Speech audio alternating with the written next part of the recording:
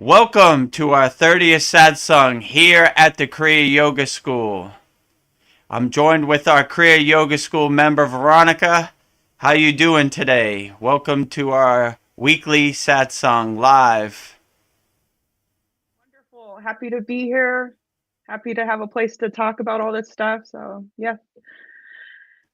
So happy. Welcome to our Kriya Yoga School sanctuary here Yes.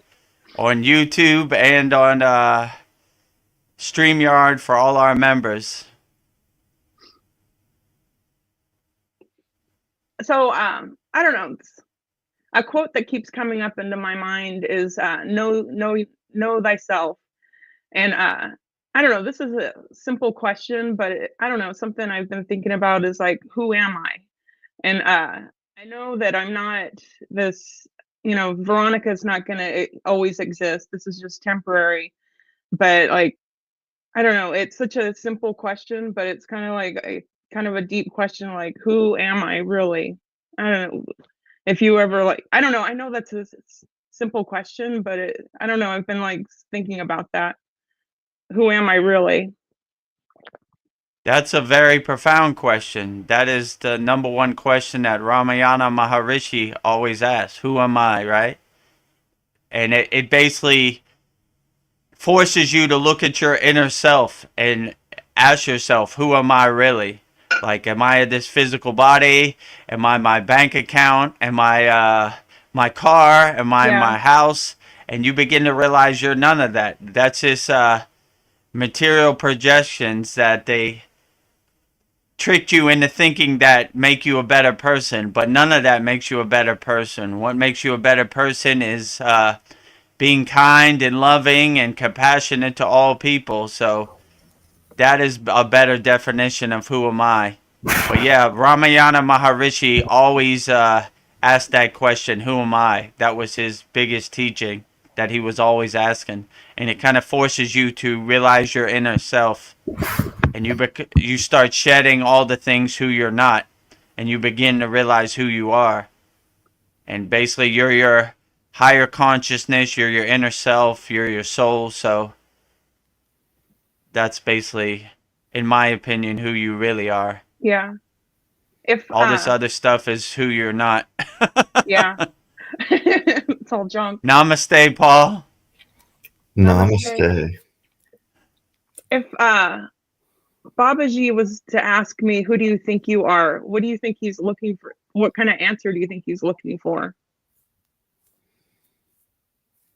That's a good question. You would just say, I am one with everything. I am everything and everything is me. So I am Babaji, I am you, you are me. Everything. We are all reflections of each other. You know. And if he asks you who you're not, say all this Maya delusion in this world, I'm not. I'm this, but I'm not that. I am my soul, I am my higher consciousness, I am oneness with the universe. Well, that brings to mind something that I was thinking of while I was meditating. Well, before I get to the meditating, I do the Sudi, and like during the Sudi part, I kind of I'm going off on spiritual tangents and just like contemplating self-real, just analyzing myself and thinking different thoughts. But I was thinking about the different Hindu gods, also Babaji and the one God, Jesus, ascended masters, so many different things. It's very kind of confusing, but I'm realizing that the Hindu gods are aspects of God. So what I wanted to ask you was concerning Babaji, like what is he an ascended master? Is he one of the Hindu gods?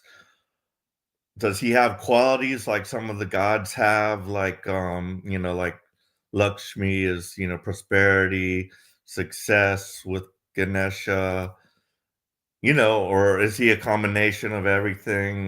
Yeah, I was just kind of wondering about the various gods and precisely like what Babaji at the fountainhead of Kriya Yoga, what his role is like, and like compared to Jesus's role, like what's Jesus's role? He's the savior of humanity, I guess. But yeah, just curious about your thoughts on Babaji and what he represents and everything like that as compared to other gods and saints or whatever whatever we've heard of. I mean, I would say Babaji is more like a fountainhead, a pointer, like a North Star for Kriya yogis, right? He's kind of a great example, like Jesus is to Christians, how if you have unconditional love in your heart and you can ascend to a higher level. So, I mean, in my opinion, I wouldn't say he's reached the levels of a supreme deity, but like he's pretty much up there. Like, I guess, like equal to like an archangel for like Christians. I would say he was. I mean, this is just my opinion. I can't say for sure. They don't really even talk about it. Like, this probably is a question they wouldn't even answer because it's more a question that I don't know. They don't want to answer. But I would say like he is more like a fountainhead, a pointer, like a North Star for Kriya yogis. So like, if you resonate with the tradition of Kriya Yoga, you would more be drawn to Babaji because that's the lineage, that's the parampara, that's the tradition. But like people who are more in the Christian tradition would be more resonate with Jesus. So I would say he's probably on the same level as Jesus, but just different for different people. Great. Namaste, Vedmuni. Namaste. So we are joined by my Himalayan brother Vedmuni right now. For all those people out there watching our Satsang on YouTube and on the Kriya Yoga School. Excellent. That's great. Nice. Very nice to meet you. Nice to meet you as well. Good, good. Um, I'm sorry, you guys had started already, right? Yeah, we are already started. We're like 8 minutes in now. Okay, pretty fresh.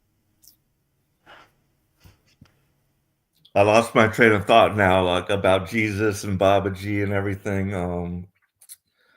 Because I had a question, I had thought of a question, but now it's kind of like past. But I'll tell you an interesting experience that I had like just now on my way home from work. And I would say it was some type of a synchronicity. I don't know what happened, but so I stop at a 7-Eleven just like a couple blocks from my house to get a drink. And I go in and I come back out. I'm in my car. I'm getting ready to go. And a little Asian girl, no more than 7 to 9 years old, walks up to my window of my car. And I roll the window down and she's like, "I'm lost. Can you help me?" I'm like, I'm kind of freaking out. I'm like, wow. In this day and age, it's not really safe to walk up to somebody in a car as a little kid because I could have easily abducted her. And she's like, "I'm lost." And so I asked her, did she know her address and everything? And she did. So I told her I'd give her a ride home. And so she tells me her address. It's on my same street. Like, that's where I'm going, It's like 5 houses down from me, and I'm like, wow, that's like a really big coincidence. So anyway, I drove her home and just chatted with her. I'm trying to make her feel comfortable, and yeah. So I let her off, and I told her I would wait there till she got in, and she just like walked right in the house. There was one car in the front. She just walked right in. It didn't look like it was locked. so then I just went to the house, but then I started thinking about it, and I'm like, oh, like, what about, like, how did she get out? And, like, maybe her parents ought to know about this, and, and I also told her it might have been best for her to it's not safe to just walk up to a stranger. Maybe she should go into the 7-Eleven and tell them she's lost and they can call the police or something. Just gave her that advice. But so I went back to the house. I couldn't it was still on my mind. And when my daughter got home, I went back, her and I together. That way it was more, comfortable, a man and a girl. And the mom got home because there was another car out there. And anyway, she couldn't. She was Asian as well, and she couldn't speak good English, but I think she understood. But I felt comfortable. Like, I saw that it didn't seem like there was any kind of conflict or anything, because I was thinking maybe she ran away.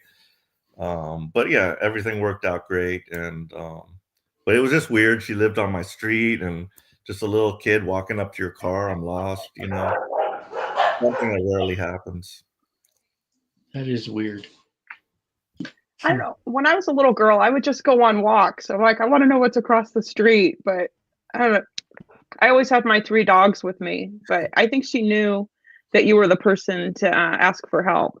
She must have felt something from you to know Yeah. to ask you. That's what I'm thinking. I'm like, yeah, she happened upon just the right person that lives like right. I'm actually just going there, it's no problem. Oh man, that's weird. But Namaste, Crystal Ball. Stay. Hello, Guru. Hello. Hi, everybody.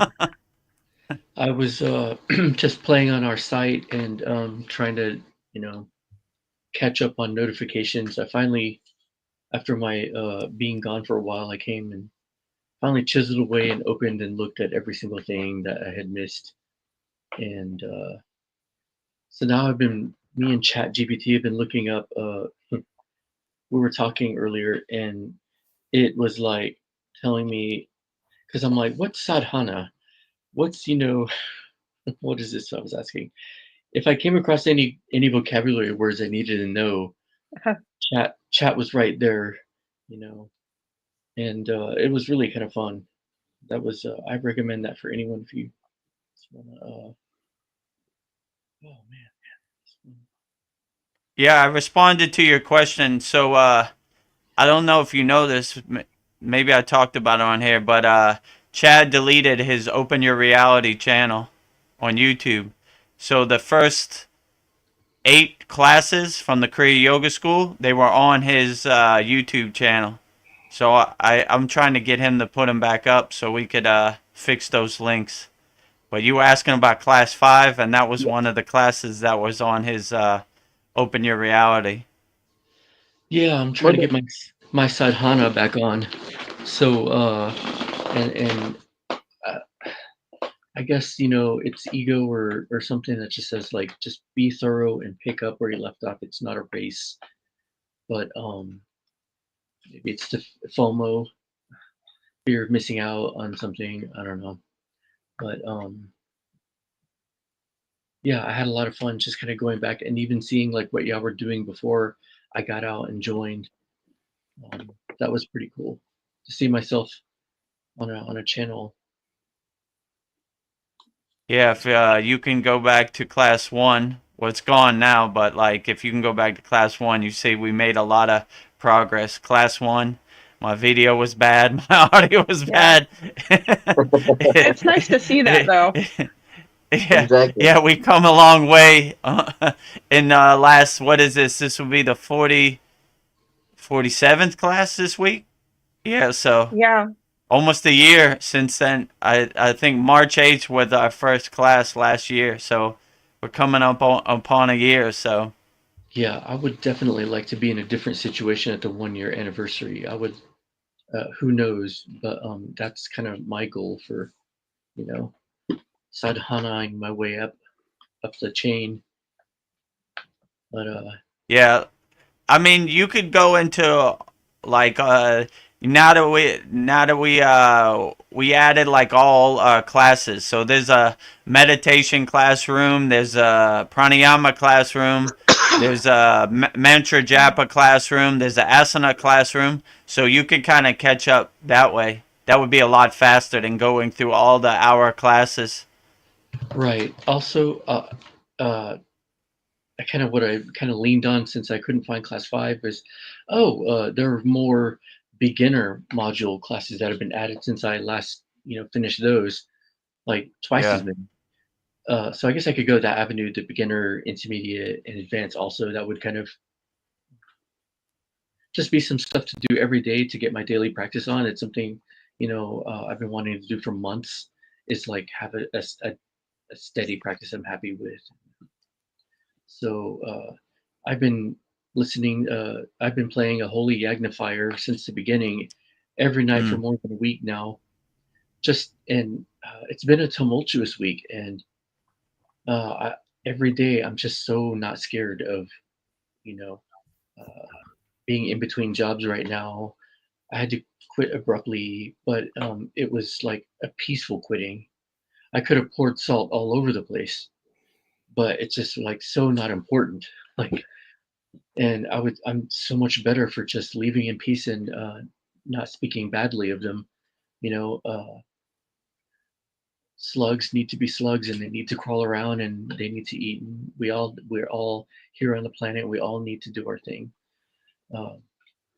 And if it gets too rough or it's a negative atmosphere, I can just move. I can just crawl somewhere else, walk somewhere else. It's no big deal. It's no big deal. So yeah, that was one of the best, like, cleanest breakups with work I've ever had. Usually it's been a hostile, angry kind of thing, and this time I was just happy to say peace. So that is new. Talk about something new. I change jobs, once or twice a year. So I definitely think that I definitely feel some extra from being in the school. So I just wanted to say something about that. So as far Right. as your sadhana, you're wanting to like increase it or make it better, like what is your practice? Do you have a daily practice? Like for myself, I like to just set a certain hour, like first thing in the morning if I have to get up early because of obligations, and then just do it at that same time every day. So are you doing that, or what are you doing? So I've been kind of, I guess doing something that I could do that like tuning into, some of the mantra channels. That one channel I post quite a bit on, they'll change the thumbnail, and I think the mantras are mostly the same, but they're very pretty, very pretty female singing those mantras, and it gets me through a lot of days. And then I kind of switched gears to playing a yagnifier before bed to kind of get myself to fall asleep, every day with the right mindset. So that's kind of the best I'm doing with my sadhana, is just something every day. And it's been going for more than 2 weeks now, between the mantra playlists and my yagnifiers at night. I feel like this daily thing is now ready to blossom back into actual practice, which is what chat says I have to do, or I'm a bad sadhu. There's no such a thing. Oh, dude. I like this guy. I like you, man. I don't know if ChatGPT knows what a sadhu should really do, but okay. Are you doing some kind of pranayama or breathing exercise? Good. Was that a question to me? I'm sorry. Yeah. Actually, it was.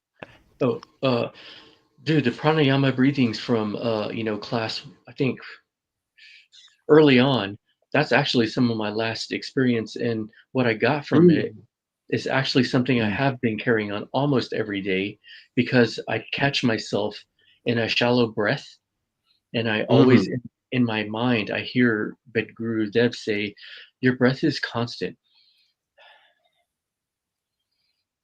Like there's never a pause or forgetting to breathe, and that's really what I have a problem with, is literally forgetting to like breathe and keep it up and down, up and down all day. It's so lively to have an inhale and an exhale that's mindful and tied together, and that's what he taught in one of the last classes, I swear, that I've taken. And uh, that just doesn't leave you. When someone teaches you something, you recognize it.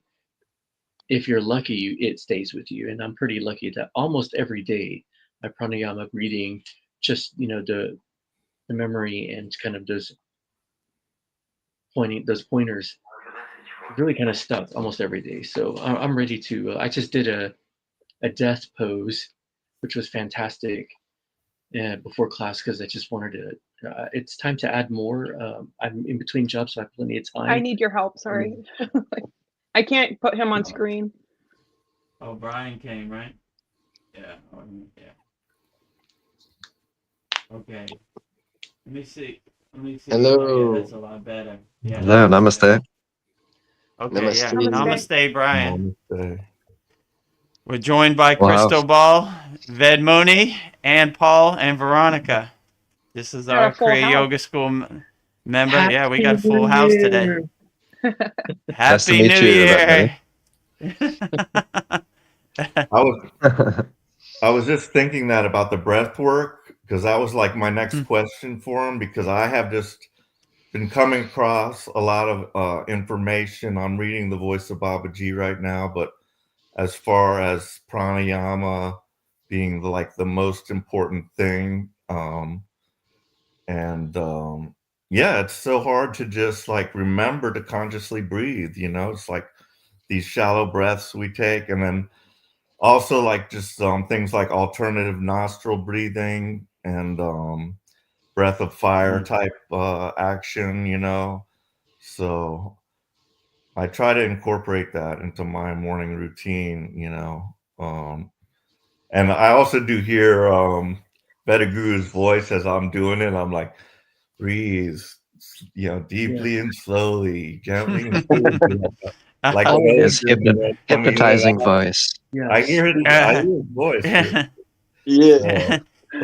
You know how we start every class, Purna Sudhi, inhale like a wave coming into the shore, exhale like a wave going out to the ocean in one continuous motion, right? Exactly. Inhale the new fresh air, exhale the old stale air through both nostrils. So Be aware of your breath, be aware of your body. So yeah, Purna Sudhi is a excellent way to start your day. Just inhale deeply through both nostrils, exhale deeply through both nostrils. And it's an excellent way to end your day every day. Like I say in every class, that's it calms your body and it calms your mind when you be aware of your breath. So you become one with the breath. So yeah, that's an easy way to start your day. Complete yogic breath, Purna Sudhi. Definitely. So I'm glad you hear my voice guiding you while you're trying to breathe. Like a sweet angel. No breath retention. Inhale through both nostrils, exhale through both nostrils in one continuous motion. Yeah.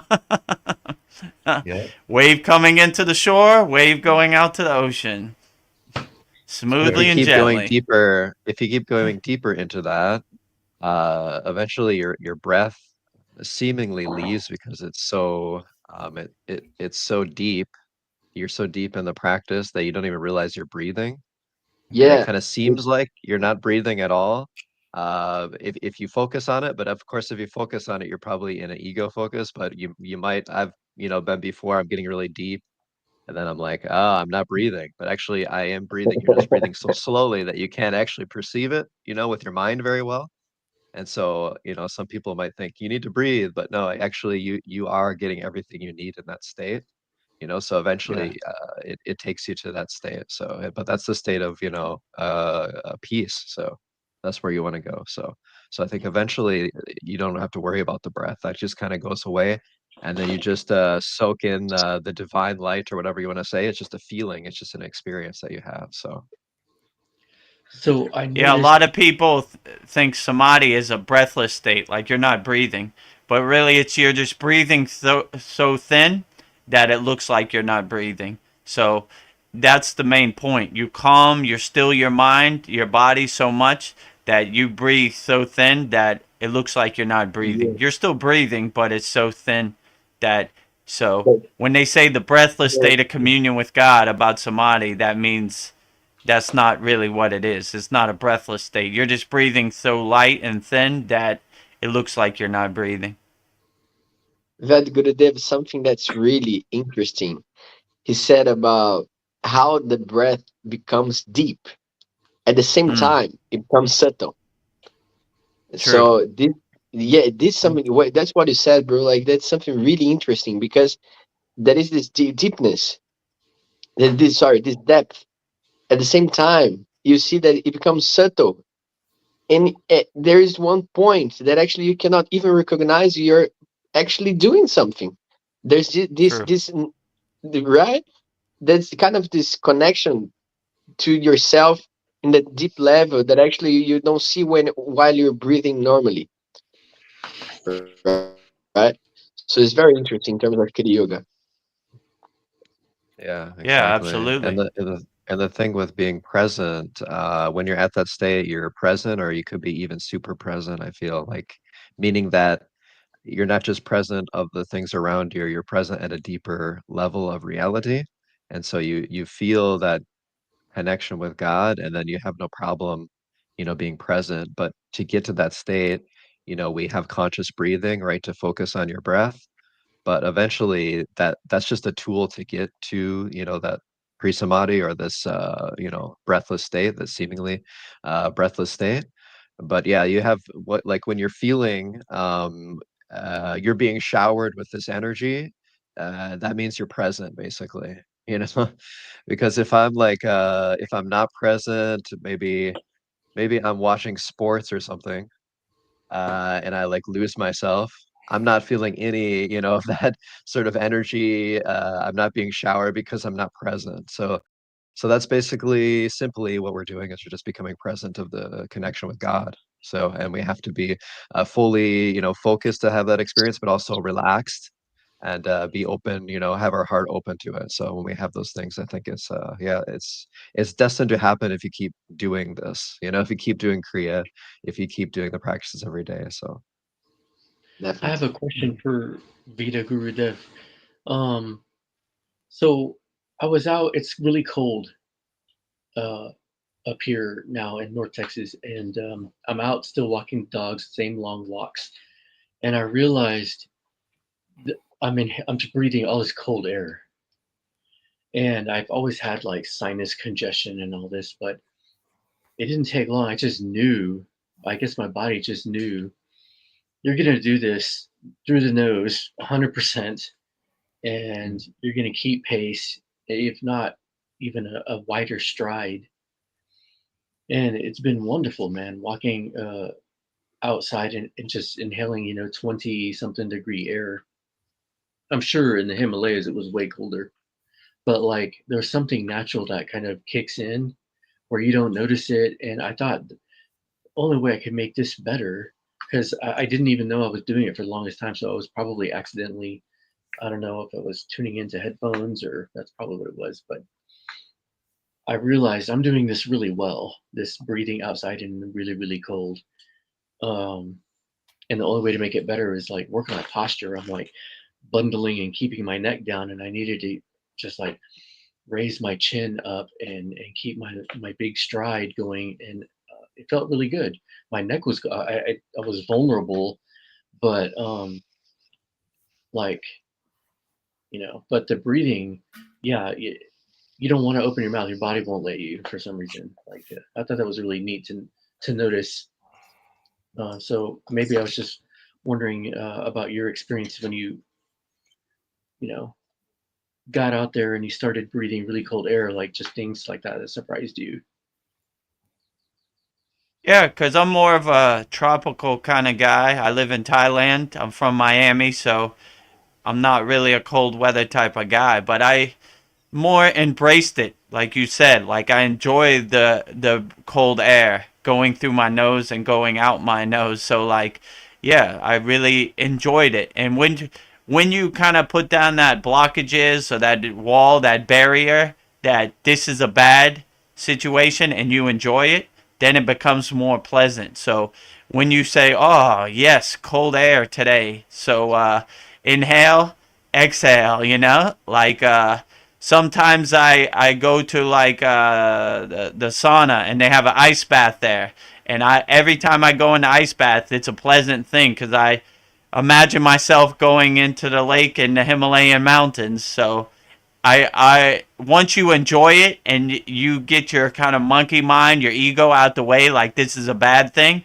and you say no, this is a good thing.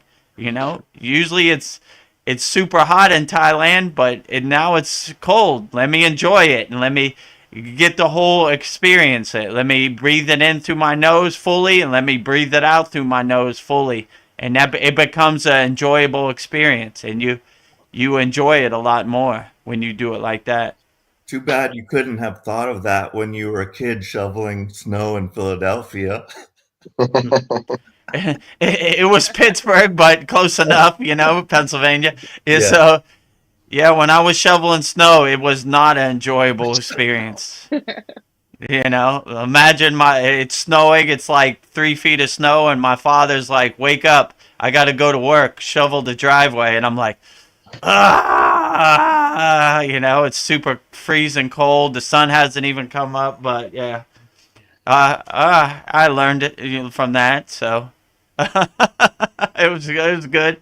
That was pre-Kriya yoga days, so I was not a enjoyer during that time. I wanted to ask Ved Mooney about his experiences with you in the Himalayas. Your exploits are legendary Oh yeah. here. Oh my god. Yeah, we had so many stories, right? Yeah, what Huh? to share. We had so many stories. What to share. Whatever Yeah, you want. yeah. Actually, like I met Ved Gurudev by the time it was Chris or DJ Domination, right? Yeah. And first sight, I knew that it was someone that would become a very good friend. Some energy, right? We just feel it. And then actually, he met my guru. I lived in India for 1 year and a half in total. And then he met my guru. We were about to do this yatra. You guys know what yatra means, right? Yatra is a pilgrimage in India, in Hindi, sorry, in Sanskrit. So they call yatra when you go for a sacred spot, sacred place, and you just walk by. And then that was me, Ved Gurudev, some friends, and our guru. And then my guru gave me this name of the Diksha name, right? At the Satopan Lake was super freezing, and we didn't know what to do because actually there was how many days it took us to do that? Like 3 days or 4 days? Yeah, 3 days to go up the Three the the, three Ma- days before Himalaya. night. Yeah, right. That was very funny because every single day I was recording everything. And every single day I was doing my sadhana, he was doing his sadhana. We are going together, we are recording everything, taking pictures because we didn't want to miss it, anything. And by the time that we were enjoying, we are doing our practice at the same time. So walking and doing the mantras, chanting the mantras, and just Mm. walking by with our guru was connecting us in a very deep level. So we became good friends in the Himalayas, and I can say the Himalayan mountains. They, how can I say that? It shares. There is something there about energy. Yeah, Maybe because so many beings go there for the same purpose. That I believe somehow we connect to this, right? We connect to our true selves and to God itself. And so it's a very nice spot to go if you guys are on the path to Kriya Yoga, of Kriya Yoga. It's a very nice spot to go. But yeah, so many stories, and I don't know what you would like to share with Gurudev, but yeah, I have so many stories in that crazy Himalayan Share, cave and everything. share whatever you want. Yeah, I Feel free to share whatever you want. yeah, that's pretty much the thing. I spent probably 7, 8, 9. Yeah, from the 1 year and a half, let's say I stayed 8 months in the Himalayas, and people believe that if they need to really understand Kriya Yoga, they need to go to the Himalayas. It can be one way to do it, but actually, if you learn through Kriya Yoga, you're gonna be in your Himalayas by your house. Mm. In your own house, you're gonna find your own Himalaya mountains. So that's what I believe. That's the most beautiful thing about the Himalayas. You go there to learn that actually don't need to be there, right? Especially in terms of Kriya Yoga, there is this lineage that not naturally comes from there. But at the same time, you realize that actually, if you're heartfully doing Kriya Yoga, then you're gonna receive what you need. I think that's it. My ego was I saying in my like. head, easy for you to say, you've already been to the Himalayan mountains. I haven't thought about it. I haven't thought about it that way.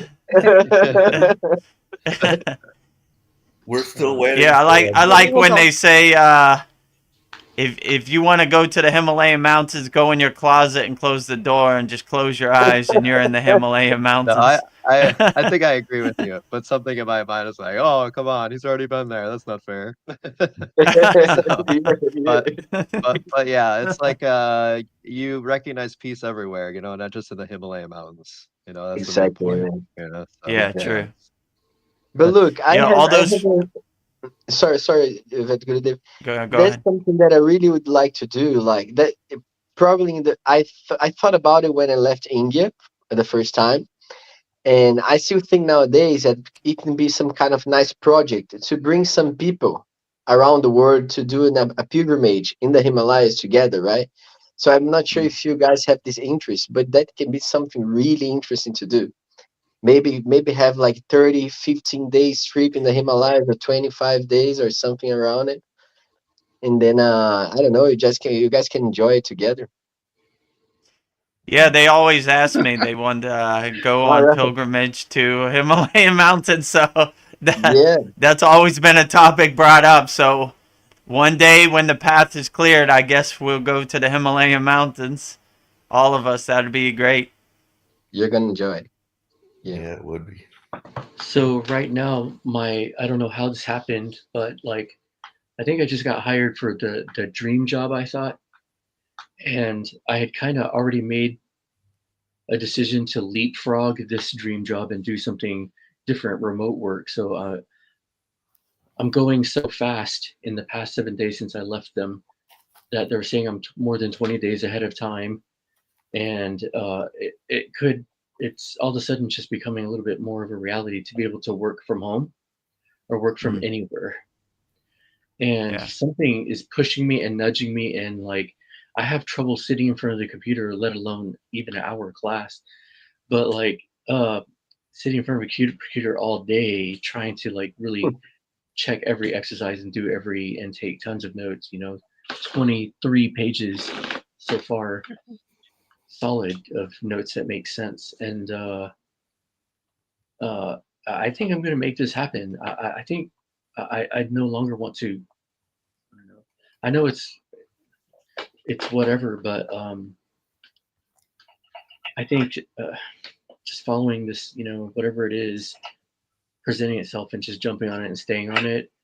I think these two belong together, and I think deep down inside, I never really want to like mess with a North Texas bullshit customer service job ever again. I'm sorry I had to say it, but Mm. I don't care Mm. about ice cream cones or tacos. I'll make my own if I have to, but like I really feel like you could do if you, as long as you don't have to come in anywhere. And like I'm looking at this map here, and I don't see the Himalayas anywhere. Where are they? Like I don't even see India. For some reason it's not pulling up on my, is that by Russia? Or like I just found Thailand, but like you're south of China, but where's India? South from Russia, South like of south. Yeah, Russia. like west of Thailand. Yeah, West. or It's west of over Thailand. more. Oh yeah, duh. Okay, right there. The next. Okay, it's like the next little peninsula land mass. Okay, coming down. Okay. Okay. Are you Yeah. charting your path already? I was charting a path to Buenos Aires, but Looking at the terrain and the expat I follow said something about going to Thailand, and I'm like, so uh, So I've got a question for Ved Mooney about psychedelics. Because I Sure. heard something about the ayahuasca and everything, and Hmm. as someone myself, like in my youth, I experimented with LSD, and like I once had a bad trip. So ever since then, I've like been scared of it. Although I did like one time take mescaline, and that was like a experience that I kind of liked and enjoyed, but because I think it was a more of a natural, but I've always been scared of it. But a lot of people do want to like seek that to experience something that they like maybe it cannot feel that they can't achieve through just the means of Kriya yoga itself, seeking some type of spiritual experience that they perceive maybe that they're not having or whatnot. So there's many people interested in that. So I'd like to know what you think about that. Nice. I don't know if you guys know, but I let's say I worked with ayahuasca actually. How can I say this? Because in Brazil they have the shamans from the forest, from the Amazon forest. Well, actually, they're the native people who really started to work with the ayahuasca, right? Ayahuasca is a combination of two plants, right? And then I tried once. Then I felt a really deep connection after my experience. That was after my experience in the Himalayas, right? After India, when I came back to Brazil. Then I felt a really deep connection, and I felt that I really want to learn what about this ayahuasca path, right? Like what these guys do as a self discovery way of dealing with spirituality, right? And then I tried a second time, then third time, then finally I started a path of working with the ayahuasca itself. So I was serving. You guys, can you guys hear me? Sorry. Yeah, yeah, you just cut we off Okay. for can a hear So you. second, can but you you're guys hear? good Oh now. yeah. Okay. Cool. Yeah, my internet connection is not that good, so sorry for that. So yeah, so I started working with ayahuasca. When I say work, means that actually I was serving ayahuasca in the ceremonies, right? And I believe ayahuasca can put you somewhere that you can experience, that you can have some deep experience, especially with your subconscious, right? And then by the time that you come back, you need to make sure that you have a path to go. And yoga for me is this way of grounding me every single time. So even though at the time that I was dealing with ayahuasca, yoga was on the background, sustain, like giving me the proper, I don't know, the proper route that I need for the experience to go higher, to go down, or to go high and low. So I believe that ayahuasca is not a way of properly of self-understanding, self-investigation, self-knowledge itself, but it can be a tool. That's how I used to say, how I would like to put this. It can be a tool for you to access some dimensions that actually you cannot access normally by yourself. But if I can share something very honest with you guys, and what Kriya Yoga and yoga, more than only Kriya Yoga, the yoga in general gave me is a permanent feeling that I know who I am. This deep connection, this deep resolution that ayahuasca or LSD or mescaline, none of them could give me. But if you're planning to do so, and you have the Kriya Yoga background, for sure it's gonna be a good experience. A good experience. Very very hardly you're gonna be a bad trip again. So yeah, that's why ayahuasca for me. I believe is interesting, but it depends. Really, really depends where you do it. You know, set and setting Right. for this psychedelic. Yeah, that setting is very important. So who is the conductor? Who is the guy in front of you who is really giving you ayahuasca? What's his job? How does he work? And where, you know, like where exactly you're doing it. So yeah, many little things to think about before doing it. So do you think if the shaman has like maybe not as deep of intentions as you, or not as genuine intentions, that maybe there's some groups that they just primarily want to get money and that's their focus, and say Yeah, like they are acting as the shamans, would that not connect them with lower entities while you're doing that these ceremonies? definitely. That you know, very weird things can happen in these ceremonies, and a lot of the people that I met, I already talked about this with Ved Gurudev once. And something that I really need to take care of my way is because I met so many people that were doing like a very, very dirty job, a very, very dirty work. They use ayahuasca just to have a ceremony because look, when you have like a beautiful ceremony, somehow you want to pay for this, especially when you know it's supposed to be some kind of a spiritual lifting, uh, Mm. uh, you know, uplifting ceremony. So as you said, so people really, really, really like to do these things, like the dirty people. They do this dirty work and they use ayahuasca as a tool, as a way. And yeah, in terms of in terms of spirituality, in the middle of during the ceremony itself, very weird things can happen when you don't have a good purpose, you know, because you open up your channels, right? And then you're very, yeah, you're very open for the energies, and so you if you don't know how to handle it, then you can have some kind of bad trips or bad energies. Yeah, it can happen, it can happen. There's so many fake shamans, so many fake shamans. It's crazy. You see the feathers on the head, you know, the shamans, they use the feathers on the head like a Mhm. helmet. You seen this, the Brazilian people, the native people, they use this kind of, I Uh-huh. think that North American people, they use this kind of feather thing, right? Yes. So Yeah. they put this big thing, and you see, oh my gosh, this guy is a true shaman, right? Has the he, he has the whole thing all well dressed and everything, and then when you see the work, it's just, I'm sorry for saying that, but it's a very shitty job. It's so so yeah, that's the truth. So you need to really, really be careful where you're going with this ayahuasca thing. Yeah, very, very much careful. Yeah.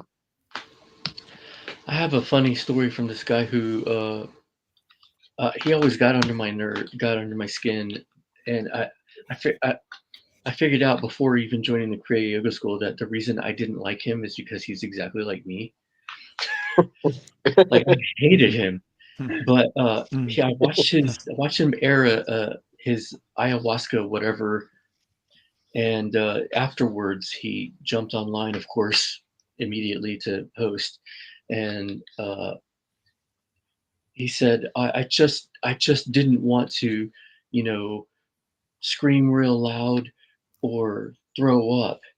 And all he did was scream really loud, almost like a demon, and throw up all over the place. Oh, And I thought it was funny because, you know, I'm like, thanks. I'm so glad you did that for me because I'm, but, you know, yeah. I also like to remember what like some other gurus said before joining the channel, you know, like Baba Ram Dass. Baba Ram Dass has some good points on uh, uh, extra substances, and I think Terrence McKenna too, a legend. But yeah, I mean, yeah, definitely, it's just a tool. Kriya Yoga will keep you there all the time. These Mhm. these other things will just kind of let you in, pull the veil back for a little bit, and then you're kicked out. Yeah, One what you thing I said, Ben will Mooney, about grounding, I think was the key word. You know, when you are working with Kriya Yoga, you're working with all the chakras, you know, together in harmony, and that's when they're the most powerful. That's when you feel the most you, because that's the real you, right?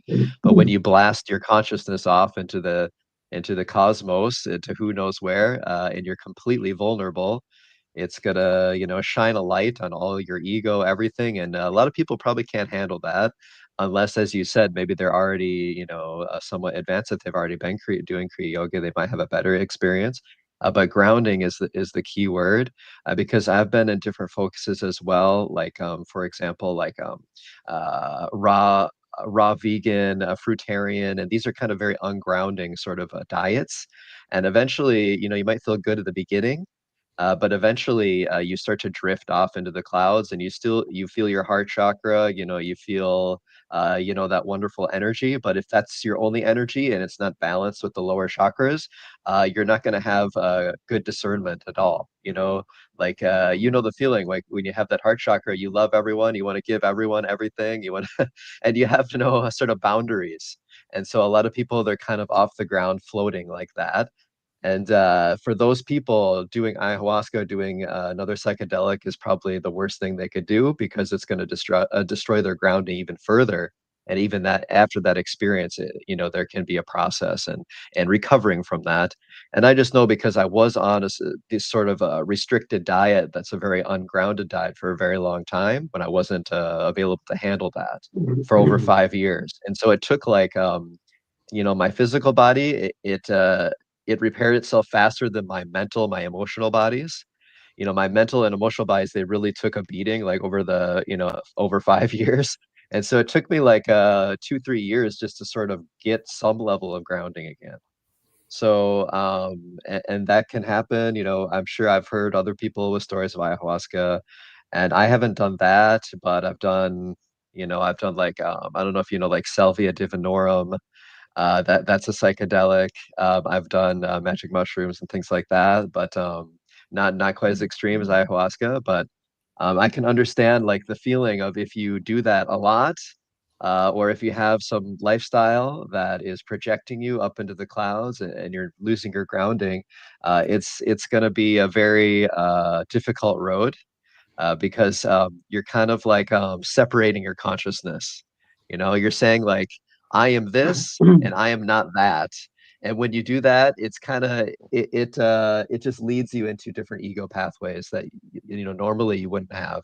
You know, a lot of people in the like fruitarian vegan community, they're very judgmental of other people who don't do their particular path, you know, because that's the sort of thing that's happening, is they're floating up to these energy levels, and now they don't accept the lower energy levels of what maybe other people are resonating at. But with Kriya Yoga, you accept everything, you love everything. Like you start to love things you hated before. So, Cristobal, when you said like you hated that guy because he's exactly like you, yeah, I totally resonate with that too. You know, it's like, why did I hate him before? He's like, I mean, Yeah, that reminds me of me. You know, yeah, so you start to see God in everything, and because it's all like a harmonious experience of accepting all peace, all energies, all chakras, all everything when you do Kriya Yoga. Yeah. Yeah, something that is really funny, you know, about the, for me, it's funny because um not everyone sees that or thinks that in this ayahuasca environment, a lot of people say that actually ayahuasca, you cannot get any addiction from ayahuasca, right? At certain level, that's true, but people are so attached to actually the experience they're having using ayahuasca itself, that actually they're becoming very much addicted without even understanding they're becoming addicted, and then become more addicted because they don't think they are, and it All becomes right. like a vicious circle, Denial. Yeah. right? And they're using ayahuasca for everything, right? Ayahuasca to resolve the problems, ayahuasca to make sure they revisit some traumas, or ayahuasca to make sure they have a good connection to the new relationship or new partner. So everything becomes a reason to do ayahuasca, you know. and but they would tell you that actually they are not addicted at all. That's a dangerous thing for me. Anything like Right. magical. Yeah. I tried magical mushrooms also. Like it's the same, right? You start doing as something natural, and when you see, you just attach it to it. You know what I mean, right? Yeah. Yeah, Yeah, I'll there's see different forms of people. addiction. Like there's a biological addiction, and so their mind is saying, "Oh, there's no biological connection to that being an addictive substance." It's the same thing you see with Exactly. marijuana and, like you said, magic mushrooms. It's like their ego mind is making an excuse for them to continue a different type of addiction, which is a mental and emotional addiction, and it doesn't necessarily have to be biological. And you see that all the time because when something becomes a part of your lifestyle, like as marijuana is for a lot of people, they make excuses for it. Like, no, it's Mhm. it's my best friend. It uplifts me, it makes me feel better. They don't admit that this is actually my crutch, and without it, I'm dead inside. I can't I can't balance my life without a substance. It Yeah. kind of comes down to that, but that's the level that they can't sort of admit, right? So they sort of give excuses for it. And it's the same with everything, even alcohol. Alcohol is my friend. I just need some time on the weekend to release everything, to relax, I need that. And there's some level of truth to that, right? That's usually how people release their energy, release their frustrations, their stress. But there's a deeper level where they're kind of looking past, and they're kind of suppressing, focusing on that deeper realization that they shouldn't need a crutch to feel good. They shouldn't need a sort of addictive substance to feel like that. But ultimately, we're all. I mean, life is just a big mental, emotional addiction to different things, and so I think Mhm. that's what Kriya Yoga, what we're doing, and that's basically the karma we're releasing. And when you enter in substances into your life, I feel like you're entering karma into your life because as long as you hold to a crutch, you hold the karma. So if you want to get rid of everything, don't have any crutches, and that might be like a step-by-step process. You can't do it immediately, but like I think that should be the goal, is to have no substances, no crutches, and be completely in peace. And that's where you're releasing those karmic attachments.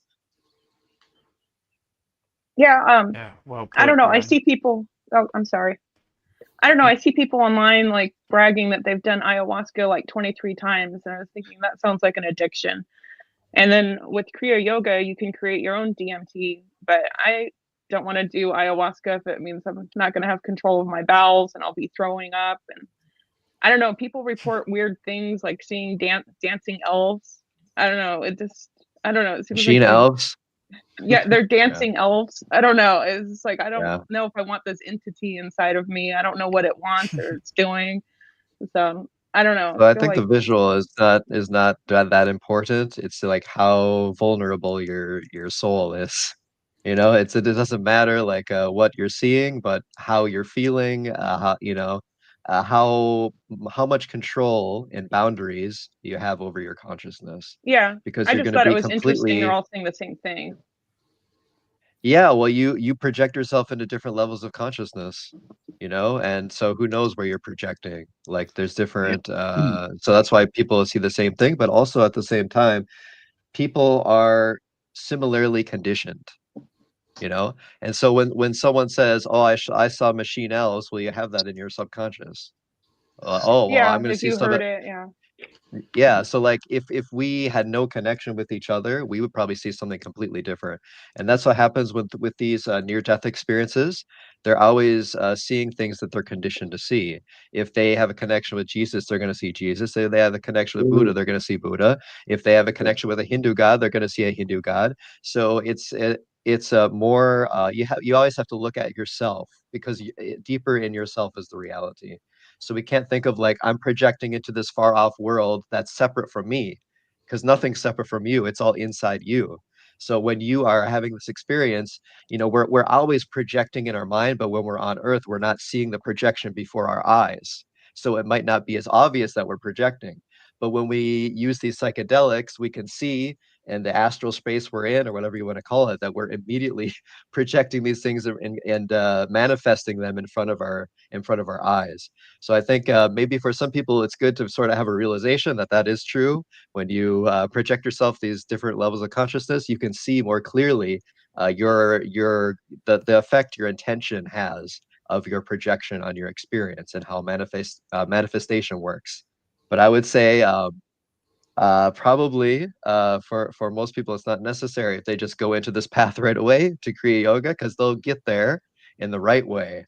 Yeah, I You agree. know, like Sri M, he has this deep experience of the Naga or whatever, and like connecting with his guru and Babaji and stuff, and you can get to these mystic levels and and have the grounding at the same time, I think. And I've just sort of had a hint of that, you know but I can feel that reality, just being in deep meditation and feeling like I'm going there, but also being secure about the experience. And I think that's the difference. You're completely secure about your experience the deeper you go in meditation, but you're completely more insecure when you're being blasted off outside of your own will and outside of your own projection, with a sort of substance. So that can be like that can be your downfall, when you're getting ahead of yourself and you can't control the experience. So yeah, I would say I wouldn't do it. I wouldn't do anything like that unless I was completely enlightened and at the top of my path and nothing would affect me. Then maybe I would do it. But I don't want to go somewhere. I don't want to feel like I'm going somewhere, because if I feel like I go somewhere, I'm telling myself I'm not already there.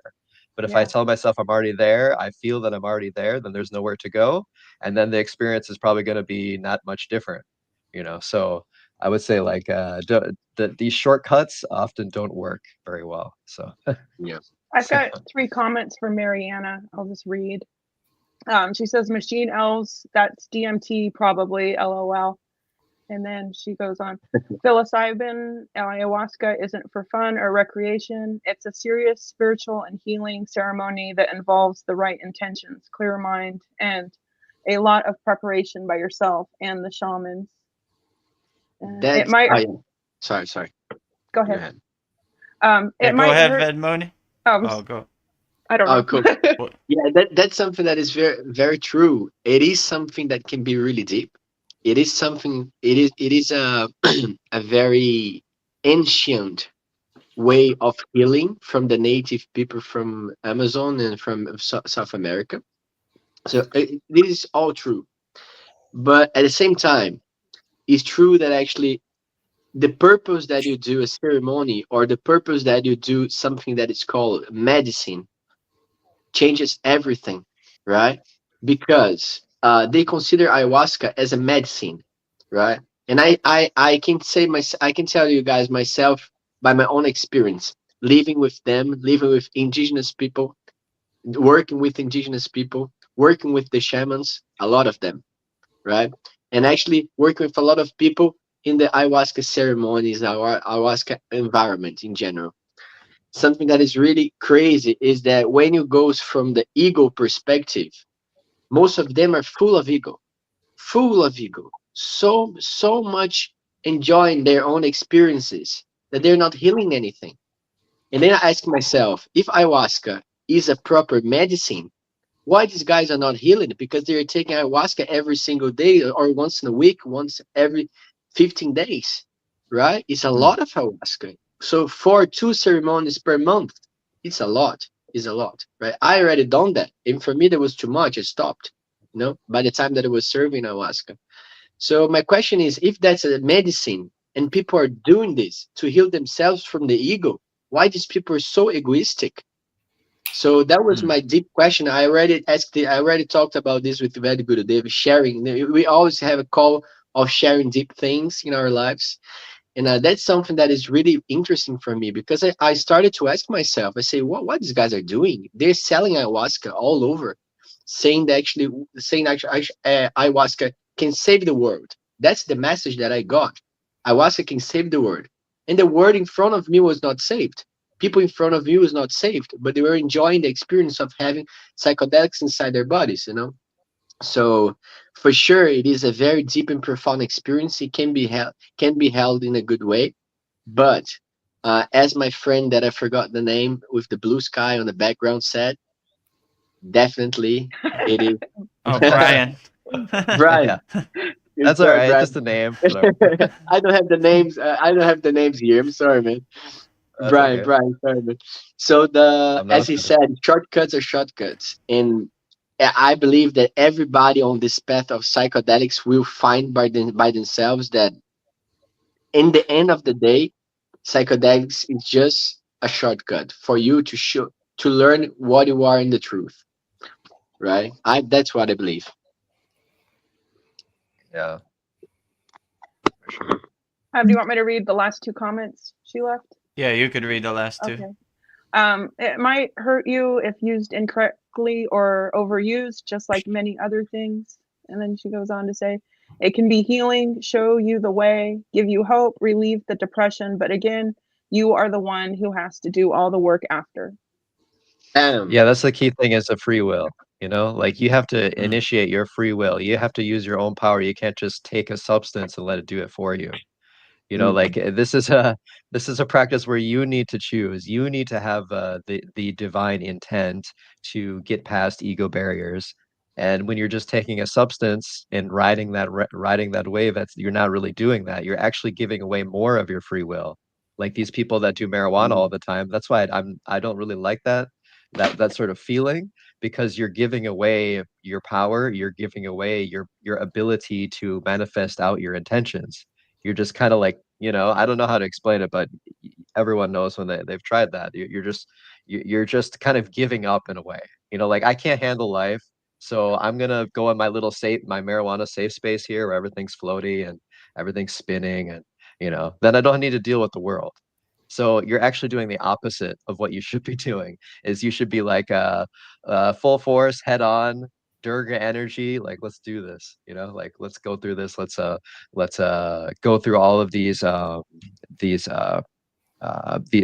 ego perspectives and shed this. But when you're doing that, you're doing the opposite. And this is what I saw with the sort of fruitarian vegan community, spiritual community as well. Is it's basically emotional bypassing. It's like I this makes me feel really good, therefore it's good. And true spirituality is not just a feeling. I mean, you could say in a certain perspective it is, but if you're just doing something to get like this sort of feeling only, and that's all you're focused on, that's really the definition of an addiction. Like I do this, I feel good. I do this, I feel good. But usually when you feel good, it's a short-term feel good. Like when it's a true spiritual experience, it doesn't leave you. It's not fleeting. It's always in the background, as you said. It's always kind of there, like supporting you and guiding you, and that's like the true connection with God. But when you have these these fleeting experiences, it's not real. And that's what I found too. Is I sort of had like what I would say is like a false awakening when I was in the vegan community, because I was sort of uplifted and stuff. And I did have some experiences, but at the same time, it wasn't a true experience. Like when I stopped eating that way, then I felt horrible. My body couldn't handle it. So I'm like, this is kind of weird. Like, how come everyone else can eat this stuff and I can't? Like, my body became weak and unbalanced. And so then you start to realize the illusions in your life and you start to see through it. Like, oh, maybe I wasn't thinking too clearly. Like, this doesn't really make sense. Why am I so weak? And normal people that are going to eat McDonald's are stronger than me. What's going on here? So you start to like ask deeper questions, and that's really what it is. Like the only way you can get through this is you have to really see yourself and be honest with yourself and ask deep questions, because if you don't, the ego is just going to be guiding your entire life and you're going to be going in circles. So I don't know. That makes me, if I'm like angry and irritated, should I do my Satna, my Kriya practice, or should I wait until I feel better? Or is that like the perfect thing to like, when I'm angry, to just, maybe that would make me look at myself doing it? I would say that's the perfect opportunity to see if you could overcome. Like, break out your Kriya Yoga toolbox and whatever technique that we learned, try it out. Like, this is a perfect opportunity. If you're angry, Like, let's say Patanjali's 9 emotional release techniques. Can I let this go? If you say no, then keep asking yourself why not. And do I know how to let this go? Am I able to let this go? Do I want to let this go? Can I let this go now? Am I ready to let this go? So you kind of go down those questions and just you begin to see and you begin to step back from the anger and see like this doesn't serve me in the present moment. Like why am I angry about this? I'm never going to be able to change people the way I want them to be. So getting angry about something that you're not in control of is almost a waste of time. So you begin to see, like, when you step back from the TV, you begin to see that this doesn't serve me. I'm a more detached witness in the present moment. Like, what am I angry about this? This is going to happen the way it's going to happen. It doesn't make no sense. Like,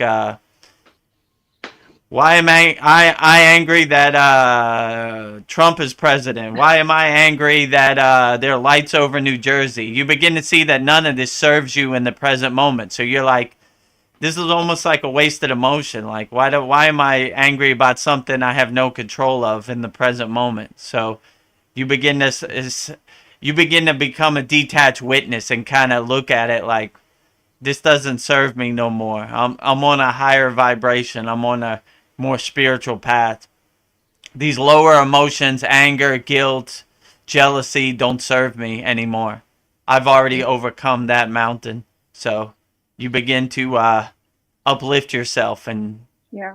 see it, step back from the TV. But yeah, why So would you simply get these angry are that Trump's president, or I don't know what's Yeah. going on in the world? Like you have no control over it. It's Yeah. like watching a movie. You're like a detached witness of the movie. Like when you watch the movie, you kind of what they call it, suspension of disbelief, where you trick your mind into believing that Iron Man really flies through the sky or Superman or whatever. So you kind of have to have that about so-called reality or Maya, like like these are just a funny comedy show, Yeah. These monkeys throwing poop on each other. I don't want no part of it, So you kind of step back from the TV and, don't get attached to any outcome or any narrative. You have no expectations. Like, this movie's going to end the way it's going to end. That's the way it ends. So getting angry about how the movie ended is a waste of time. It ends the way it ends. It's So I, Yeah, I simply was thinking. simply states of unconsciousness, that you can just boil it down to that. And what Veda Guru Dev said too, like if you are thinking that this whole show of politics, whatever, is real at a deep level, then you're getting more and more unconscious. So if you're justifying your anger and you're getting focused on that, you're being more unconscious. So the perfect thing to Mm, do is to go into Kriya Yoga and do those and do meditation because you're getting more conscious. And once you bring the light of consciousness on things, that anger is going to naturally dissipate, or that sadness is naturally going to dissipate, or whatever unconscious emotion you have, you just blast it with consciousness and it's going to go away at some point. It might not be immediately, but if you have the intent to break through it and bring consciousness, conscious light to it, that is the best way to deal with it. What you wouldn't want to do is like wallow it and justify it and identify with, I am the anger, I am, weak, or I am sad, I'm mm, a sad person, I'm depressed, or, because that's what a lot of people yeah, do. They're like, I'm sad, and now you want to be sad. Can you talk about how we're sad and Yeah, let's you're start also the sad? sad party. Let's all yeah, have a big group about how we're all horrible. Our lives are horrible. This is a great party. Okay. So misery loves the- company, but you don't need to join that party. You can just create your own your own intent and break through all of that illusion. So, and by the way, yeah. I need to go, guys. I have a dentist appointment, so enjoy the rest of the satsang. It was nice to meet you, Ben Good. Mooney.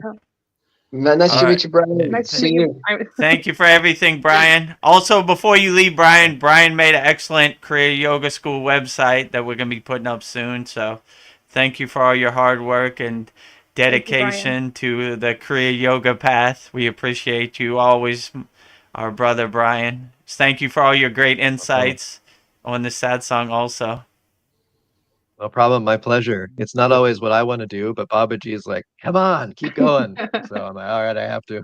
So, all right. Yeah, sometimes So, I'm like, Babaji, leave Brian alone. He's done too much already. Brian, help this guy, this crazy Ved Guru Dev guy. Help him. He needs help. all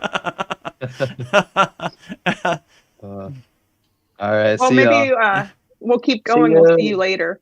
Yeah. Maybe- Sounds good. Yeah, we might be on here for a while, so if you're finished your dentist appointment and we're still on, come back and see us. All right. Sounds good. All right. See you guys. Bye-bye. Bye, All Brian. right, take care, Brian. You know, that's a very deep thing. You said about feeling anger, right? Or feeling anything you would not like to feel. And there is this guy called Ramana Maharishi, right? He's an Indian guru, an Indian saint. He's considered as such. Yeah. And he used to say that actually the deepest meditation and the deepest sadhana one can do is self-inquiry, self-investigation, right? And Vedgurudev, please tell me if you agree with that. But in my path in yoga, I truly believe that's true. You know, it is self-investigation all the time, every single second of your life, especially in the times that you're feeling bad. You know, oh my gosh, I'm feeling anger. Who is feeling anger? Me? Who's me? Yeah. Me? Anger? Anger? Me? What is right? But you can use, of course, to create techniques as well, or anything that you can imagine. But self-investigation is kind of the background of the techniques. You're right, bro. You understand what I'm trying to say, right? Yeah, and I understand. Like, Ramayana Maharishi, like I was telling Veronica in the beginning, I think before you came on, his most famous thing is "Who am I?" Right? Who am I? Observing himself always, right? Who is anger? Who is angry? You know, like you're always self-observing yourself, self-discovery, and everything. Yeah, I agree with you. That is very profound. Right? And Imagine every single know- time that anger arises, you say, but this is coming from where? Where where? this anger comes from, right? And if you try to search for this, probably you're gonna not find anything. Then you see, okay, so why is that here then? Maybe it's already vanished. But yeah, it's a way to explore that. Yeah, absolutely. I don't know. Mariana's on fire. Do you want me to read her comments? Yeah, go ahead. You can read her comments. Most of my friends are troubled souls, sad, depressed, due to the state of our world right now. I can't completely detach or ignore them. They are my friends, but to be honest, without realizing it, okay, they are sucking all of my energy out of me. It affects me too, on top of my own mental health problems. So how would I deal with that? I can't just leave my loved ones, but I feel emotionally broken and exhausted. It's like, LOL, Veronica. Yeah. So you have to protect your energy. You have to realize you're the king of your castle. So like, regardless of your external environment, it shouldn't hurt your own energy, because you should, like, you know, in our school we have a great meditation, Ananda Bliss meditation, which is basically going to your happy place. And you begin to realize no matter what kind of lower emotions they have around you, it doesn't affect you, because you kind of have your Kavacham shield up, where your energy is always protected. So you kind of watch it on like the stage of life as like a comedy show. Like, oh, these people are sad out here. Why? Life is so beautiful. Nature is so vibrant. Everything is everything is great. Well, what are they sad about? So you almost kind of, when you raise your vibration, you almost can't relate to lower vibrations. It's hard to say. And when they say you have pure energy, that, like they say in yoga, they become energy vampires. They want to suck your energy. They want to lower you, like misery enjoys company. They want to lower you to their vibration, but you always have to, you know, look at them from a higher perspective. Like I always say, I wear all white, so I don't want to roll in the mud with the pigs. Like I can't relate. Like you know, when people tell me what's happened in America, I can't relate because I don't even know. Like I'm in my own little bubble, and in my world, my environment is great. So you kind of you kind of get to a point where you, anytime you close your eyes, that you see, you go to your happy place, and no matter how sad or miserable they are, it doesn't affect you where you're at. So you kind of what I always say, they say in the Bible, yea, though I walk through the valley of death, I shall fear no evil, right? So as long as you're always carrying the light, you know, you're holding up the white flag, these lower emotions that are trying to attack you don't really affect you. You kind of laugh at them like the joke they are, like, ah, oh, look at this, you know? So no matter how sad and depressed people are around you, you just protect your energy and stay happy as possible, and open your eyes to the beauty of the world. Nature is beautiful, the sun is beautiful, the stars are beautiful, animals are beautiful, and there's many beautiful things to attach to. There's already too much darkness and junk out there. Just take the trash out. Yeah. Throw away the trash. You don't need it. It doesn't serve you in the present moment. This trash. So no matter how sad or attached other people are to anything, don't let it affect you. You just close your eyes, and you could go to your happy place anytime. And you are the creator of your happy place, so you can make your happy place as happy as you want. Don't go to their sad place. That's the inner city of Chicago. You don't want to go there. It's dangerous, right? So stay on your mountain and put a big smile on your face and be as happy as you want. I'd like to ask Ved Mooney like what his dietary habits are, and if he thinks it matters. Are you a vegetarian, or like, you know, as far as what you've learned, what do you think about diet? Not sure. By the time that I was in India, I experienced 2.5, 2 years being, sorry, almost 3 years being vegan, right? Mm-hmm. And 5 years being vegetarian. In terms of yoga, it helped me being vegetarian, vegan as well, but vegetarian, especially in India, helped me to find my balance in terms of being subtle, right? I was, let's say, the digestion was not heavy, so the body was more light actually to work with properly. Like in yoga, we use the body to work with the body, right? Like it becomes a tool as well. So yeah, so I believe that a vegetarian diet can be very helpful Mm-hmm. for most of the people. Nowadays, I'm not anymore. I have to be honest with you guys. I don't eat a lot of meat, but I let's say I don't eat a lot. I eat probably, I have 1.5 meal per day. And let's say I have one meal in the midday. I have regular lunch, but not a lot. Sometimes we have meat, sometimes not. And in the end of the day, like some kind of little bread or something, right? Some fruits or something. So like I got used to it, not a lot, and I believe that's the one of the biggest thing. Eat as you need, right? Like we are really used to eat much more than is enough for us. It's crazy, but the whole industry is about that, right? Food, food, food, food, food, food, and then, especially United States, you have like a very nice food industry, right? Like it's the fast food is everywhere, the junky food, and when I was there, it was hard to resist. So yeah, so I believe that the vegetarian diet can be helpful. You guys, if you guys have never been vegetarian or vegan, you can try twice a week. You know, you just become vegetarian twice a week or 3 times a week. It can be something really cool, so you can see the difference. But I believe it can be helpful for yoga, but it's not a need. Definitely, it's not a need. I would like to share that actually one of probably the nicest people that I've learned in my on my path, they were not vegetarian at all, and they're just Mm.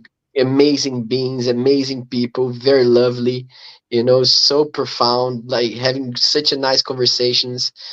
And they used to have meat every day, very much, a lot. And so what can I say, right?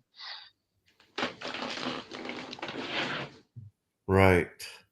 Yeah. Um, it's for myself, like I kind of struggled with the ethics of like eating like Mm. a higher, like a higher animal, like a pig or a cow. Like I think they're very intelligent and loving, like a chicken and fish. I don't really have a problem with, but I was like, but I still do it. I eat it occasionally. But yeah, mainly I try to just chicken and fish. But every once in a while, I will have some steak or something. But yeah, I mean, I just sometimes I struggle with that, and I think to myself, could I kill that animal? And do I want it that bad that I could actually kill that animal? Mm. Myself, and like I don't think Mm. I could kill like a pig or a cow. I would feel really bad about it. Maybe a chicken, but and a fish, yeah, probably. But anyhow, Look, I catch myself thinking the same. It's not easy at all. When you think like that, it's a heartbreaking thing.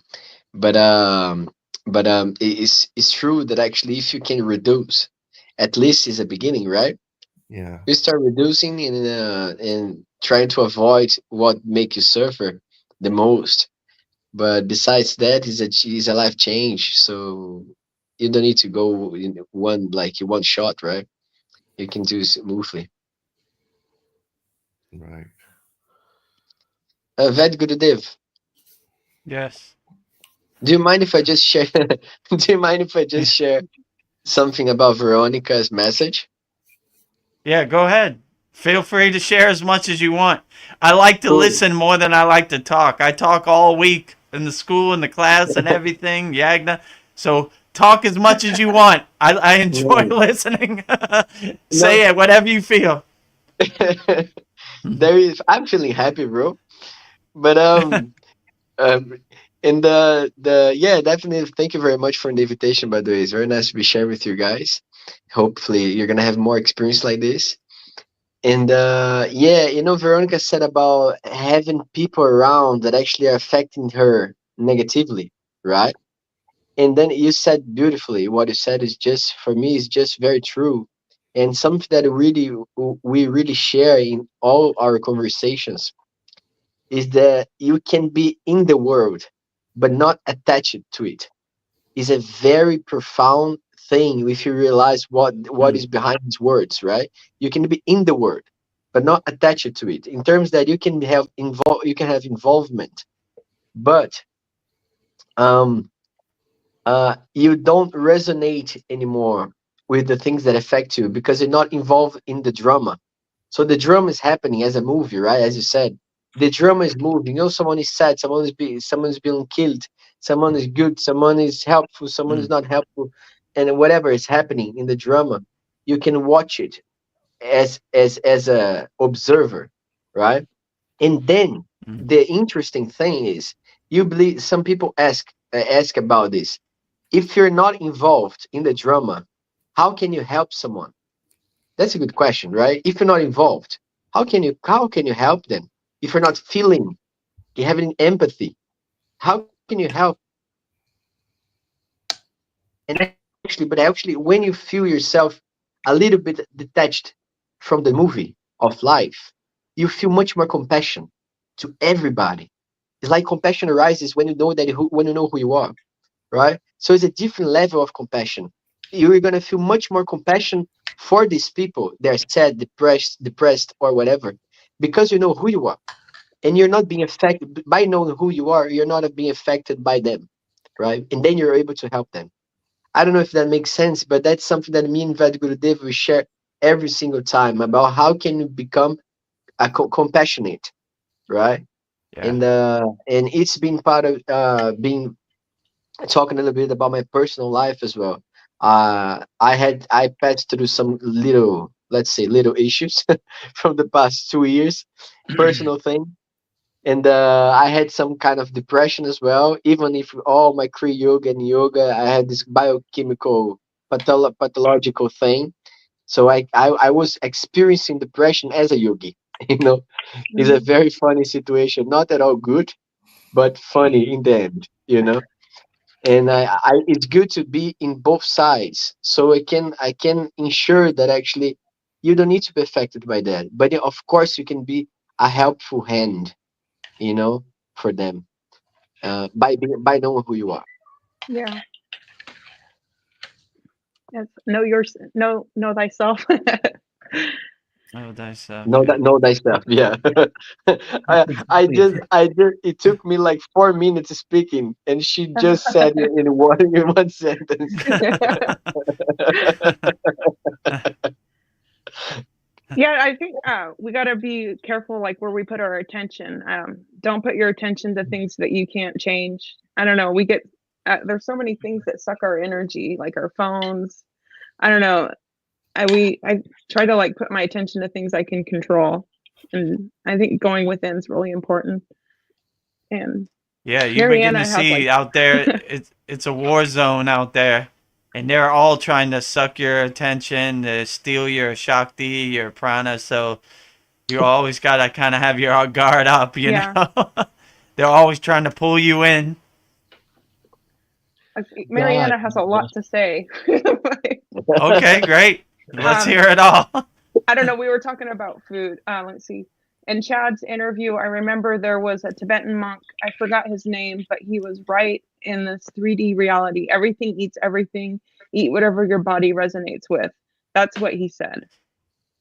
Um, Yeah, like yeah. you know, in our school, I always say, just do what resonates with you. Like, no one knows how you feel in your body or what level you're on. So if eating meat helps uplift you, then why not do it? You know, a Vedmuni, you know, like in the Himalayan mountains, some sadhus smoke marijuana. They do all kinds of stuff. They're not affected by it. Even the story about Ram Dass, where he gave the LSD, he had the LSD in his hand, and Neem Karoli Baba took it and ate it all, and he just walked away, and he wasn't affected. He thought, I just killed my Baba, but it wasn't affected because he was on a higher vibration, a higher level, so he could do whatever. He could eat all the LSD pills. He could eat a birthday cake. He wasn't affected by it because he's on a higher level. These things don't affect me anymore. True. Um, What you just said earlier, friend down here. Uh, Vadmuni. yes, sir. You. Uh, I read that. Sorry if my this instant coffee is changing my teeth and making my smile look weird, but like God loves us. The cosmic motor loves us. Like it can't. How did you describe it exactly? Like it loves us so much to let us do what we want that he has to love and care for us while we like kill ourselves. Like or choose the wrong path. He loved us so much that he let us do this, and so that's like what you described a real love, and what Veronica said. Um, Whatever however you call God, whether it's the cosmic motor or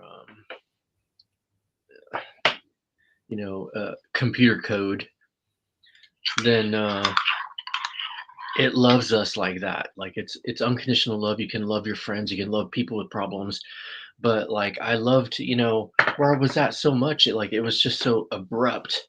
I just knew I had to leave, and I didn't have to like point fingers. I did shed a tear quietly, no one saw me, but I knew it was going to be my last day. And I just like quietly finished the day and decided like happily, I'm gone. And like, oh, it was like the way people describe dying. It felt so good to just let it go. Like I just like molted, and like it's a whole nother world for the better if you know where those lines are and where you can put yourself to protect your vibration. Because when you're doing that, like the answers just come to you like faster than hell because you're in the zone. Uh, they're kind of where you should be, which is, going with the flow. When you're in a Yeah. controlled thing, like that was the discomfort I was having. Oh, you want me to be like this because you think I'm like this. Bye. I don't have to. This doesn't. This no longer fits me anymore. It's like being in one of those an Iron Maiden, right? You've seen the steel Hmm. torture Yeah. suit. That when it feels like that, like you have perfect permission to get the hell out. Like you have perfect permission to leave. You're expected to. Like who would want to stay in one of those things? Come on, it's a no-brainer. So Yeah. Yeah, definitely, man. You see, like for me, something that really changed my way of living is this sentence, this expression. This, I don't know even how to call it. It's something that I've heard once and just got stuck in my mind. Is that nobody can take your silence from you. Nobody can take Mm, your silence, your silence from you. It's like you Mm. have your own silence, and it's easier. Your own silence is a shield. mm, It's profound. It's deep there. Like nobody can just make you speak, make you express yourself, make you this, make you that, and whatever. If you just keep yourself in your inner silence, you're gonna be protected. And this is so so true when you apply this in daily life. You become really something really mystical change. It's weird even. To be honest, it's weird, but the silence can really affect us in a way that we don't even understand. I'm not sure if you guys if you how you guys feel it, but yeah, that's how I feel. yeah, Also, absolutely. Yeah. When you're in a state of silence, they say silence is the highest teacher. So like when you're in Yeah. silence, you have profound thoughts. You have profound insights. That's when the best insights and wisdom comes to you. The yana comes to you in silence. That's why many people promote Mona, right? Because they say silence is the best teacher. So Mona is like staying in a state of silence, like not talking. So they recommend 1 day a week stay in Mona, which no talking, because that's when you'll find the highest insights by just being silent. Yeah. Yeah, I love being quiet in my own thoughts, but then when people are around me, they're like, "What are you thinking about?" People want to know what I'm thinking about. Like, that's none of your business. Like, Yeah, I'm in my happy place. Leave me alone. Yeah. Like, I'm okay. I'm okay. I'm just here. Please yeah. don't bother. Yeah, yeah, yeah. So true. So true. I have to be honest. Since we are in satsang, we can share everything, right, Gurudev? Yes, absolutely. So, I'm sorry for this, guys. I have all your pictures, but I don't have your names. So I need to ask you the names, right? So the guy with the glasses. Sorry, man. What's your name? Cristobal. Sorry, Chris. Cristobal. You can just call me Chris. That's fine. Chris.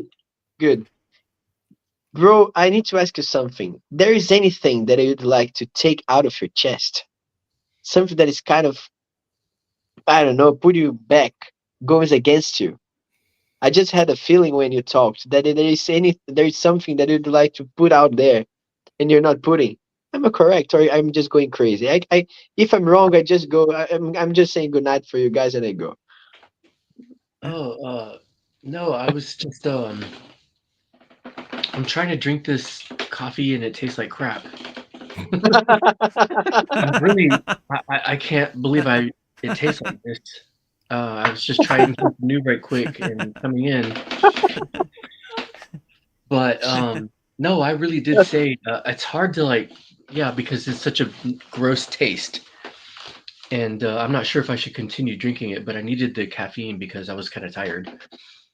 So, but I basically had homemade almond milk and I put instant coffee in there, but it wasn't a good combination. But yeah, that means, you know, something out of the chest, like I think I said it when I said that,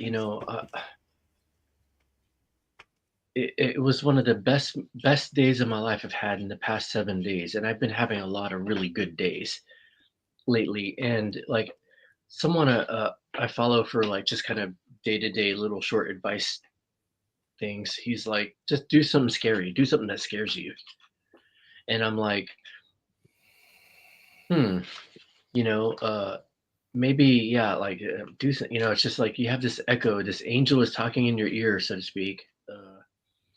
Saying some things and hints, and like so it just went with it. Like I just knew it was time to, like, normally I would stay and endure and fight and be angry and hold feelings in, but now I just realize, eh, this isn't even important enough to, like, I don't want to give it that much light, or this is just something that I'm supposed to walk away from. Like, what kind of idiot dances like this with these kind of people? Like, it's not that Yeah. important. It's not that important. Like I could be at home looking for something way better, and in the meantime, catching up on school, SKOOL, and taking notes and trying to be a remote worker, and doing really well at it. Like I wish I could be better. I wish I could focus more for like more and more hours, but I'm a little bit ADD. But it's like a muscle, like yogi practice.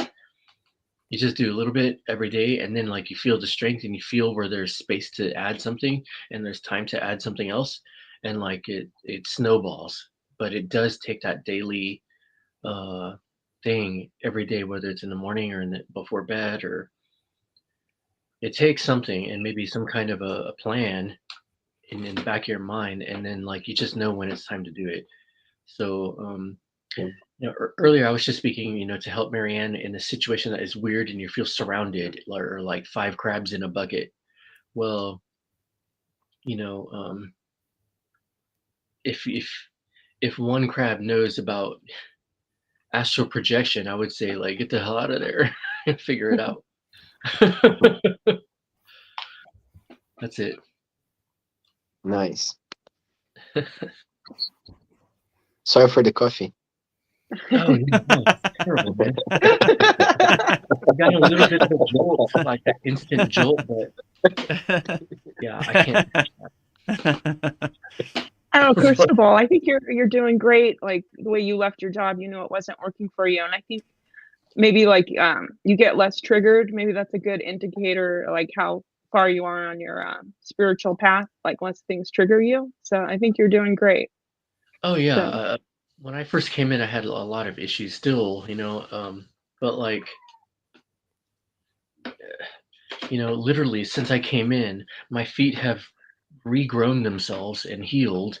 I don't have the same problems, that problem anymore. I don't have, um, you know, discourse. I think the last time I threw my laptop was months ago, and so these are things that I'm recognizing. I always like to report the little things that I'm seeing that are new. Like the first time I left the job, it felt great. No vindictiveness. I didn't. No hard feelings. It doesn't help anything. So whenever I hear someone else kind of stuck in a situation that is, it feels like they shouldn't leave or they can't. Um, the solution is there. The answer will come right to you if you stay in the zone, like, and protect your vibration. It always does. Like my job hunt, who knows? Like I think I got hired today, but they haven't called me to give me an assignment yet. So, and that was really fast. I barely, my last day officially was on Friday last week. So it went really fast, and it was like my dream job. How does it happen? I don't know how it happens. I'm personally blaming the nightly holy yagna fires. I genuinely take It's that all their energy. fault. Yeah, all their fault that Your everything's life's going so great. I'm trying not to like you know, get excited about it and instead just be like, it could be that or like there's an old story, you know, the guy who it was a Baba Ram Dass story, maybe I've heard it. Like the guy, Mm. his son, like a horse ran away, but the horse came back. And the horse ran away, and like, oh, you lost your horse, you poor man, you. And then the horse came back, but it brought a friend horse with it, and then he had two horses, and he's like, oh, you're such a lucky man. Look at you, now you have two horses. And then the his son was training a horse and then fell off the horse and broke his leg, and oh, your son broke his leg. And then the army service came by to draft him, and they're like, oh, he's got a broken leg, we'll keep him, we don't need him. Oh, you get to keep your son. Like, so it's the whole thing he kept saying, that man, was, we will see. Yeah. We will see, and we shall see, because it's like that. But so I don't want to get excited, but I do want to like love it. I want to cherish it. I want to recognize it, and I think the best way to do that is just stay doing this. And Yeah. I'm really vibing right now because I'm with you guys, and I've had days off away from the muck of like Mayas are us out there, like so much. But so yeah, I mean, yeah, I'd say, Marianne, stick to it, girls. Keep hanging tight, keep coming back.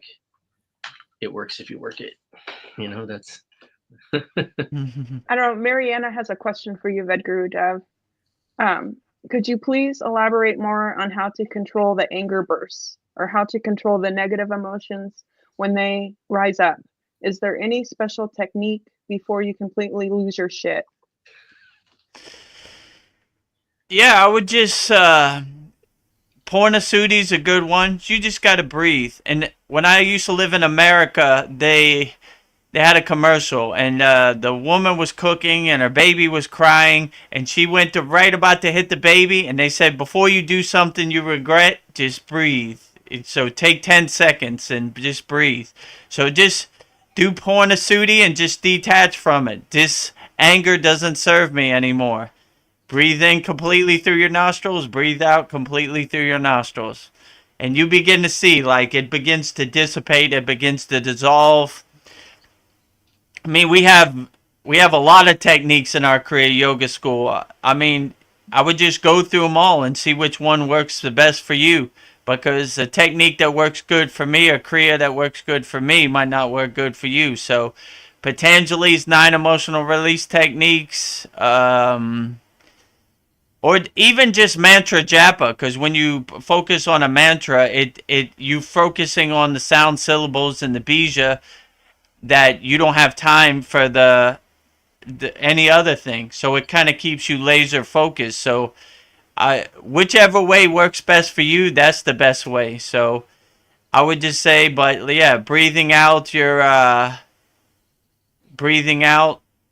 whatever anger you have, that's probably the best way. And you just focus on your breath, become one with your breath, and you begin to see you don't have any distractions from anger. So sometimes you got to take a moment and just meditate and contemplate, and just like, all right, you don't kind of attach to the anger. You kind of let it go, and you kind of put some distance as a detached witness from the anger, like, because the anger wants to pull you in and deeper, and you just want to go further. You, as a yogi or yogini, you want to go further and further away from the anger. Like, give me a second. Let me collect myself. Let me contemplate. Let me breathe, and just let it go. And you begin to realize that this anger doesn't serve you in the present moment. Like, it's almost like a wasted emotion that you can't really do anything with. So you just kind of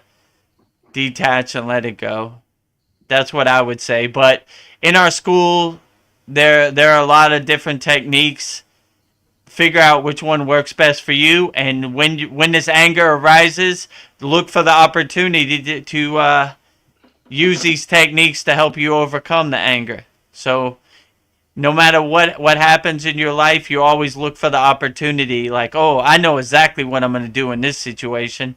That Patanjali's 9 emotional release techniques really helped me in this time, and or the shield of light meditation really helped me. So whichever one, you look for the opportunity to use it in your daily life and integrate it into your daily life. And you'll begin to see the more you practice it, the more the anger goes away and kind of dissipates. Mariana says, thank you, Vedguru Dev. Yes, I do various meditations, pranayamas, asanas, much love. And I guess Ved Mooney left. Much love to you. His phone might have died. We've been on here a while. Paul, do you have anything you want to say? You've been pretty quiet. It's hard to get a word in edgewise. Oh, well, here's your opportunity. Yeah. We've had some profound conversations. Yeah. I saw you were getting your popcorn when Trump was inaugurated. So do you want to elaborate? Oh, no, I thought you would like that post. I like to put a little humor into it, like a little commentary there. Yeah, I like it. But yeah, it's great if you can get a laugh out of it. You know what I mean? So yeah. I did enjoy watching that. But so yeah, I do have like a somewhat philosophical question related to go ahead. some videos, that I was watching. So a couple of Christian guys, talking about what they think is happening here in the world and why and what might be coming. And they were really on like a hardcore Christian theme about the coming of the Messiah and things like that, Christ is going to come back to, in a literal sense, the Christ will come back to earth. And, there's so many theories on like what's going to happen, what's happened in the past, civilizations have risen, fallen, what's going on here. But, do you think anything like that is going to happen? Like Christ will come back to the earth, or anything like this? Ascension. Some people think there's going to be an ascension event. Everybody will, as long as you're at a certain spiritual level, you'll just automatically like ascend to a higher frequency or whatnot. Or do you even contemplate such matters? Well, I don't really contemplate it too much, but in my opinion, my intuition, I would just say be as happy as you can in the present moment, and whatever happens is outside of your control. So if something happens like ascension, you just enjoy it as much as you can. Like you take the divine flight, and the main thing nobody even really knows. Like, who knows? And if you save yourself, you really don't have to depend on anybody coming to save you. Just be the best person you can. Wake up as happy as you can with a smile on your face, and whatever happens in this Maya delusional cycle on the world stage, that's what happens. And you just get your popcorn and enjoy it. Like, look at that, like I said before, Chad's videos, I used to watch them like, oh, look, 2 suns, one sun over there, one sun over there, who knows, interesting. Look at this movie, Iron Man's flying through the sky in a metal suit.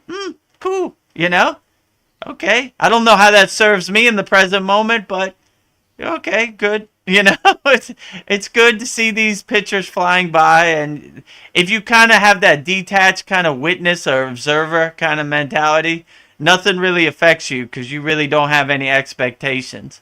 It's like trying to change a movie. You're like, oh, look how that ended. We'll see. Look at there's Trump. He's the new president. All right, I guess that's where we're going today. Okay.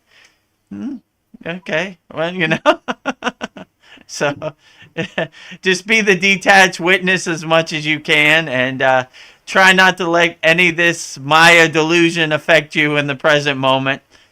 Put up your shield and kind of laugh at it like the joke it is.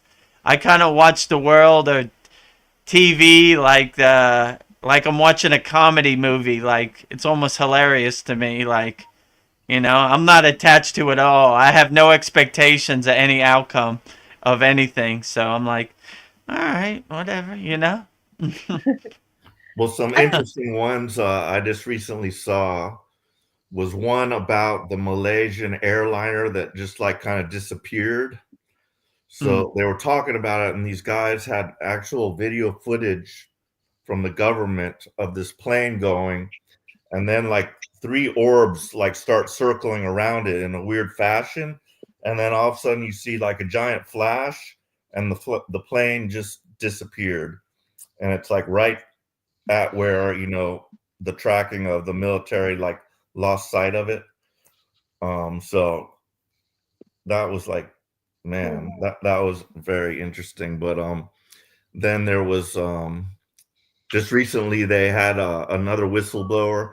He was a helicopter pilot, and in a sling he had like this egg looking UFO, and they were transporting it. They had captured it, or it had malfunctioned or whatever, and they had it in a sling, and they set it down, and you could just like see it roll. It looked just like an egg. You hear about those Tic Tac shaped ones, but this one really looked exactly like an egg. But just interesting stuff, to eat your popcorn with. Yeah, pretty much. Like I always say, like, if an alien shows up on my doorstep and he's carrying God energy, he's still my brother. So if you're not scared of it, they kind of use this fear narrative to scare you in a state of doing something you don't want to do. Like, so just stay fearless, and you can't be affected. Like, okay, aliens today, nice, today's a good day.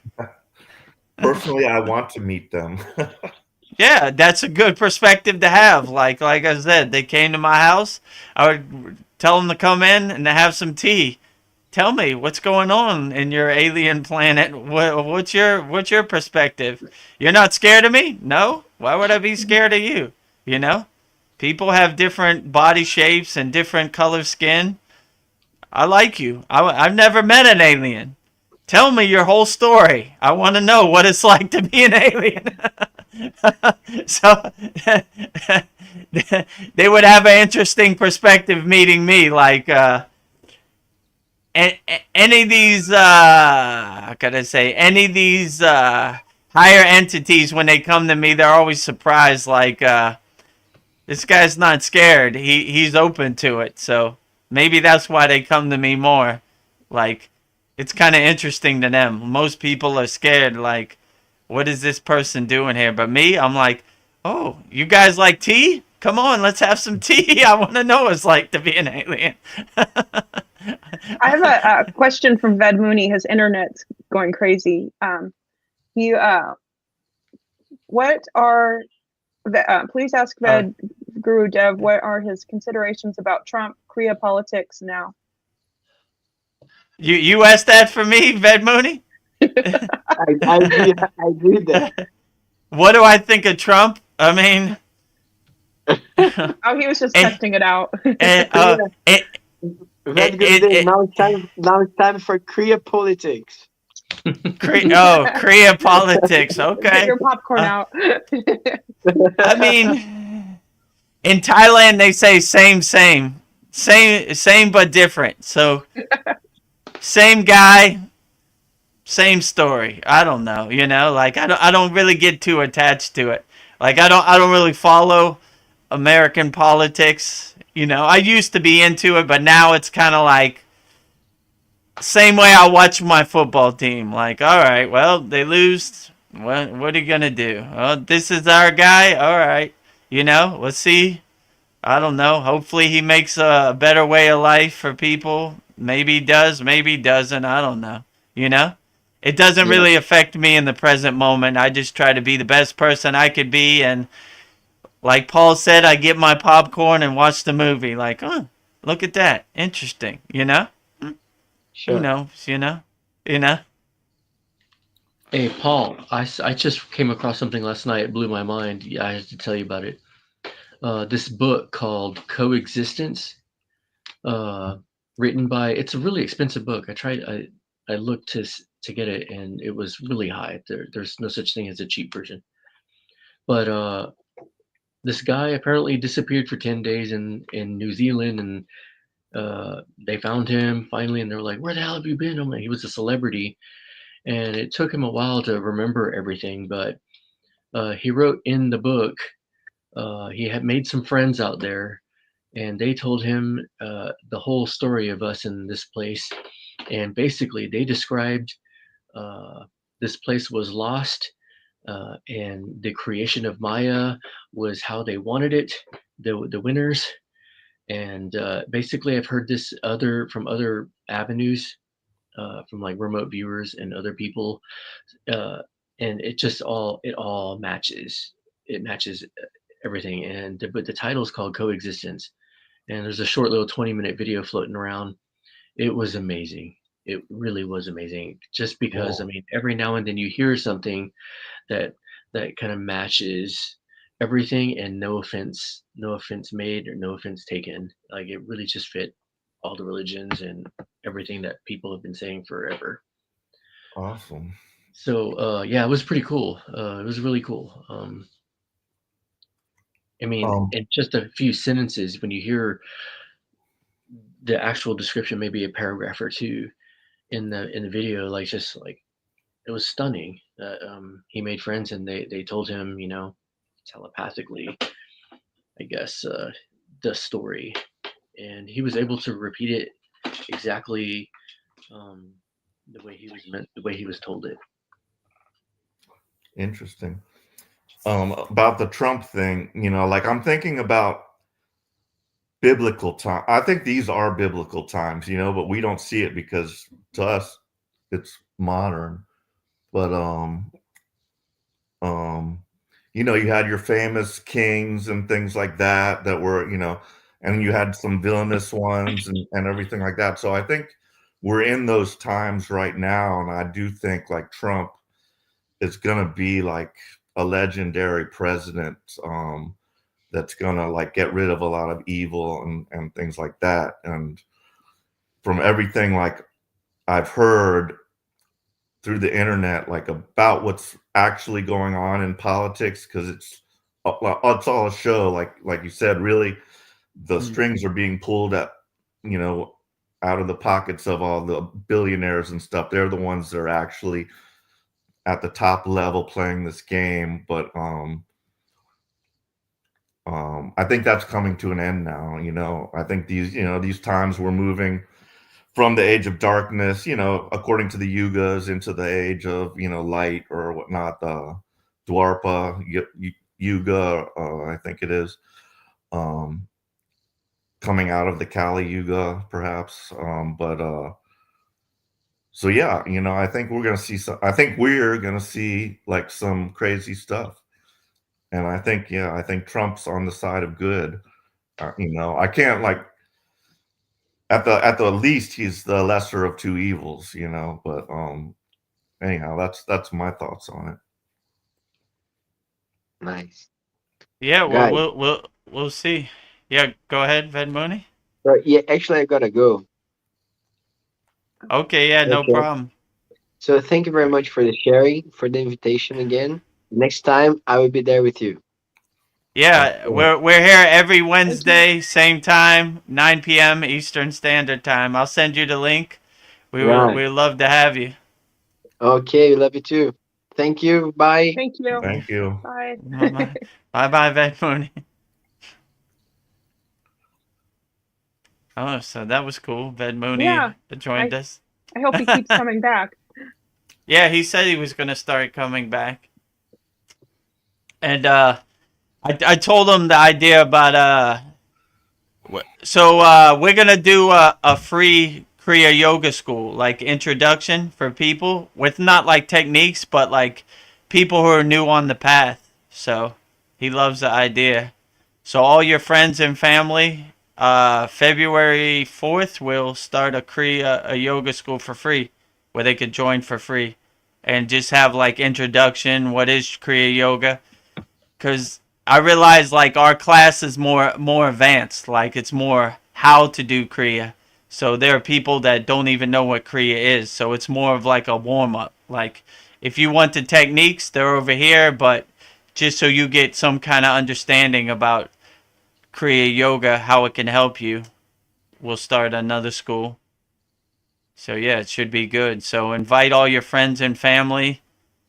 If you think they could be healed by Kriya Yoga, that would be outstanding. Yeah. So we Will they started this. Well, go ahead. will those people have access to the Satsang or not? Yeah, we're gonna stream the satsang on there free too. Okay. Also had a question. So when you get to the last class, or I'll call it the last class, the last asana or whatever, what are we gonna do from there? Like, are we ever gonna run out of material, or will we start back I've had that at the question. beginning and do like reviewing over, starting back at one, or what? Oh no, that's a good question because like I guess after we get to a year, which will be in March, maybe we'll take a poll and see what the members want to do. Do you want to review some asanas? Do you want to review some of the techniques, or do you want to keep going on with new techniques? Or I guess maybe I could do an old technique and we'll go over it again, or I could do a new technique, or I guess we'll take a poll and see what's the best. But yeah, I don't think I'd ever run out of material. But Yeah. the problem is we're going too far down the line. So somebody like Crystal Ball is on class 5, right? So we sometimes, I don't know. I was beginning to think maybe we need to reel it back, because I was looking at all the classes. I was like, man, this is too overwhelming. Like there's too much hit on our school now. So I don't want to leave anybody, no yogi left behind, or yogini left behind. So that's why I always ask in the class, like, anybody have any questions about classes 1 through 46? Let me know.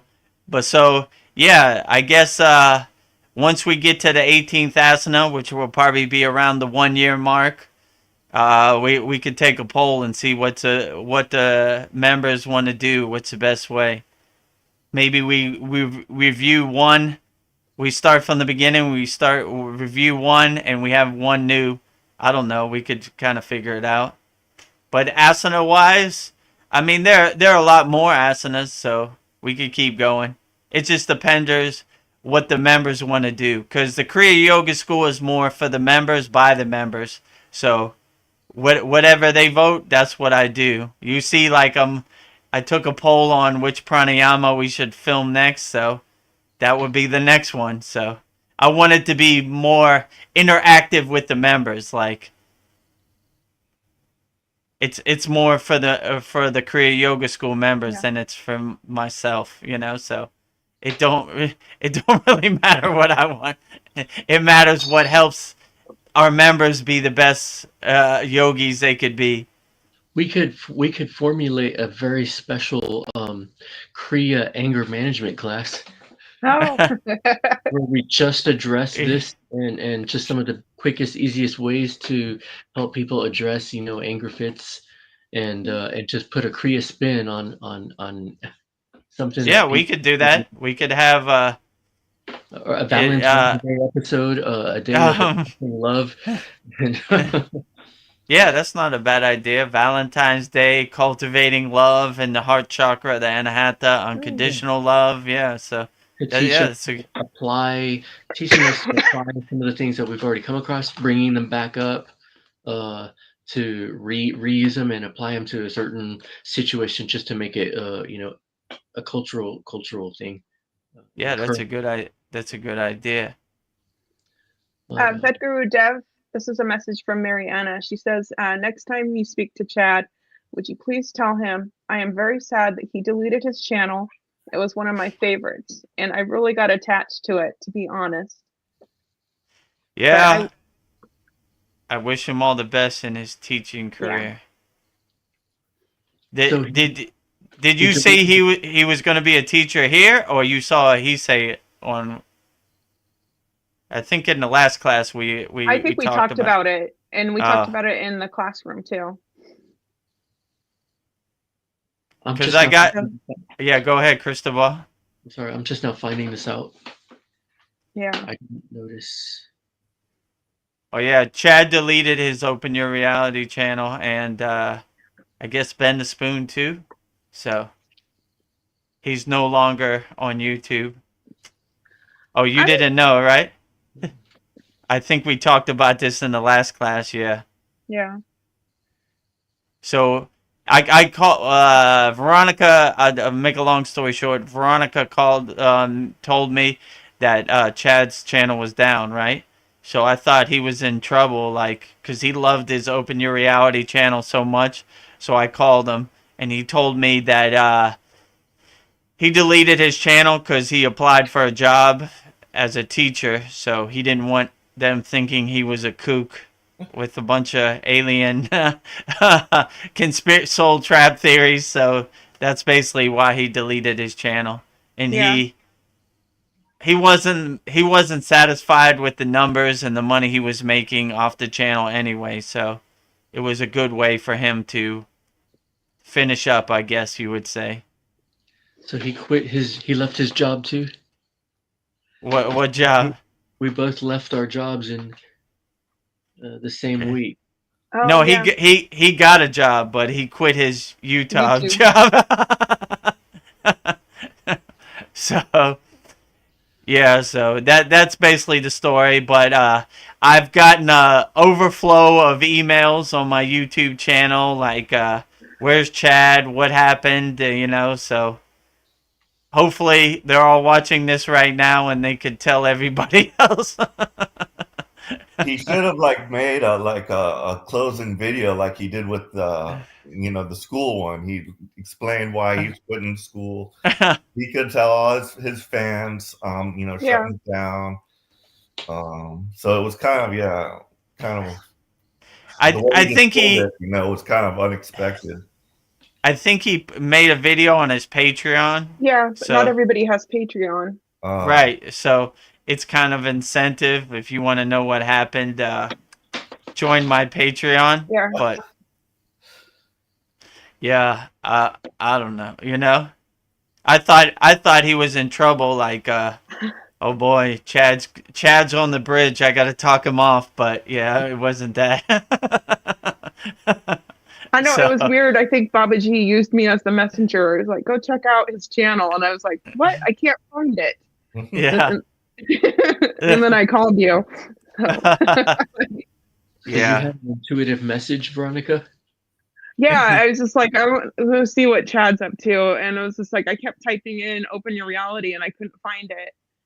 And then I went to Ben the Spoon and it said no content available. I'm like, oh, something's up. So then I messaged Vedguru Dev. And then I went to Patreon and then I saw why I left my YouTube channel, but to find out I have to pay $10. I'm like, I don't want to pay $10 to find out. I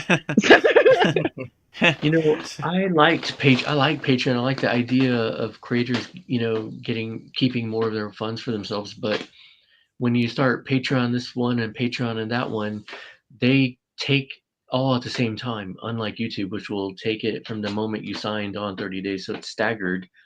But with Patreon, it's like you get hit with this bill and you're like, wham, bam, what the hell just happened? Like, yeah, what was that? How come I can't buy groceries this week? Oh, all those little things I clicked, hit at once, like that's funny. Yeah. I mean, I have to remind them that Patreon does that, and not everybody can just get wiped out. Yeah. After they all put them all together, I really like how YouTube just kind of staggers everything the moment you join it, but they take a lot. They take like 45%. Yeah. Yeah, it's Wow. almost half. Yeah, I was thinking maybe we should start over again, since I don't know if Chad's ever gonna put those 8 videos back, the 8 classrooms back. Maybe we should start over again. I don't know. Yeah, it'd probably be helpful, or maybe we could take a poll like which class should we do again, or yeah, maybe we just start at 1. I mean, 1 was kind of rough because we're just feeling our way out in the dark. You saw Yeah. 1, Crystal Ball, right? Yeah. Like my camera was all blurry and Yeah. audio was bad, so yeah. It was cool, but it still worked well. I also saw you almost catch your clothes on fire with one of the Yagnas earlier on. Oh, I did think I? the wind blew and almost burned the rug or something. I was like, whoa, oh my God. It almost burned what? It almost burned your rug or your clothes or something. Oh yeah, yeah. There was a couple. I sat too close to the Yagna, and it like burned my knee. Like I actually had like burn marks on my knee. The wind changed, so Yeah. and yeah, there was a couple of times the grass caught on fire, and I had to put it out. So yeah, it's been a learning experience. Now, and I don't know how many Yagnas we've done. I guess over 20, but like yeah, so now I kind of got it down to its science, but I don't know. One day the wind could shift and I would be on fire again. Be exciting. Yeah, well, Ah, interesting. You know? Mhm. sometimes the fire doesn't light. I'm like, the wood's And too wet. and now in our classroom too, we also, because the 2024 classes were too much, I put it into all 2024, and I put all the 2025s in. So you don't have to go through all the 2024 classes to get to the. You could just, and now it's, instead of, it used to start 1 to like 40 whatever. Now it starts 40. It starts the latest to the lastest. So it's more Well, easy to navigate. we still have the PDFs from class 1 through, I have 1 through 5. I didn't print the PDFs yet for 6, 7, and 8. But Oh, yeah, I still have them. Like I have in a folder in my computer. Like, are the PDFs there up there now? No, they're not up there, right? yeah, No, just, the oh PDF. yeah, that's Just what for I the thought. video. Yes, because the video is a link from YouTube, and those early ones were before I had the Kriya Yoga School YouTube channel. So we hosted them as unlisted on Chad's channel. That's why they're not there, because he deleted his channel. But maybe I could find them again. Cristobal, what kind of remote work do you do, if I may ask, and if they are hiring outside of USA? Now, I've had I've started looking and training myself for one particular job at a company my mom used to work for, and my brother and his wife or girlfriend lady work at. So um, I don't want to talk about it and like get excited about it because I just want to work towards it, strive, and kind of feel the path. But if you can basically just secure a few things, you can almost do anything remote work, especially with the Microsoft 365 fundamental certificate. Um, and then uh, let's see here. I'm doing a tax course on payroll tax and payroll tax, a certification from what used to be called the American, Tax Association or something like that. Now it's called, I forget what they're called now, but that's the next class I'll do when I finish this one. I'm almost halfway done, and I've been really, really going fast. The only thing that will slow me down is getting employed, and I'll have to like add this to working out and trying to into working, keeping a Kriya yoga habit going strong. So the goal is to basically start something. And there are plenty of jobs that need you to know how to do documents, play with them, do spreadsheets, play with them. Data is data. If sometimes they'll even ask, hey, before we pay you, we need your, for this job, we need you to have this certification. So you'll have to take a quick class, which could be, 7 days to 2 weeks out. And you can get hired working, and it pays, like 50 to 150. The one I'm looking at, I think it always has a posting open. So as long as I am fresh, I feel like I will be a great candidate for this. I'm really excited about the topic, and that's kind of what I would really like to do from inside. And so I could go. I'm ready to travel somewhere. I'm ready to move around, live in a van, whatever it takes. I think that's kind of what I would really like to do. Work and just, I don't know, something else. So, but yeah, a temp agency.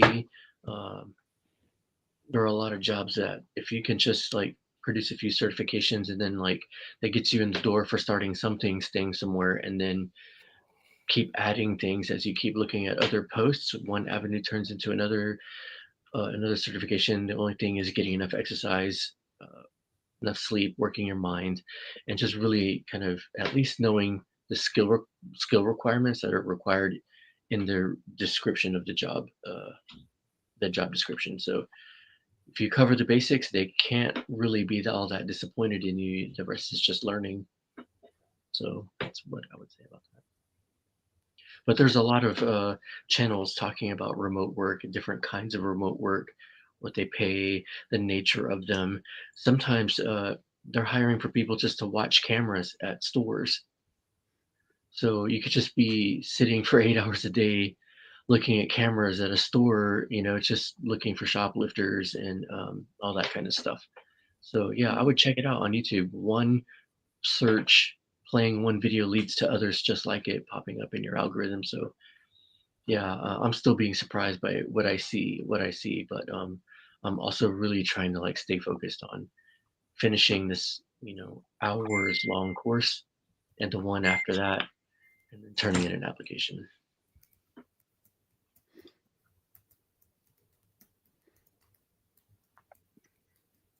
Did I lose volume? No, I think we were just lost in thought. No, I'm done.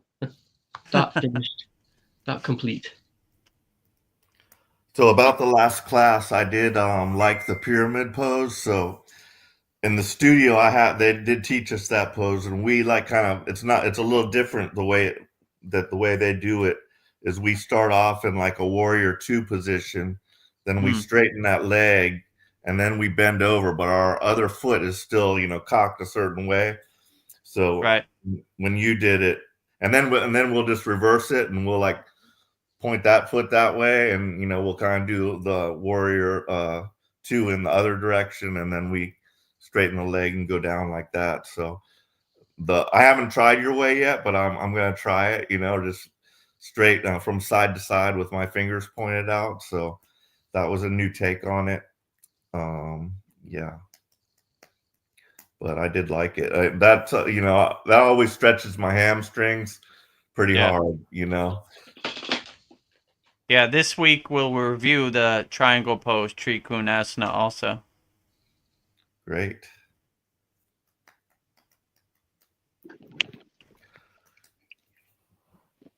I don't know. It's something I've been thinking of, like with Trump and everything. I think people are addicted to predictions, and I'm guilty of that. Like we want to know what's going to happen, or like what our psychic reading said, or our dreams. But maybe giving too much power to like these predictions. Maybe not focus on it would be a good thing, and we create our own reality. But I think everybody they want to know the answers, but I was thinking maybe we're giving our power away to like, oh, the Simpsons said that this is going to happen, so it's going to happen.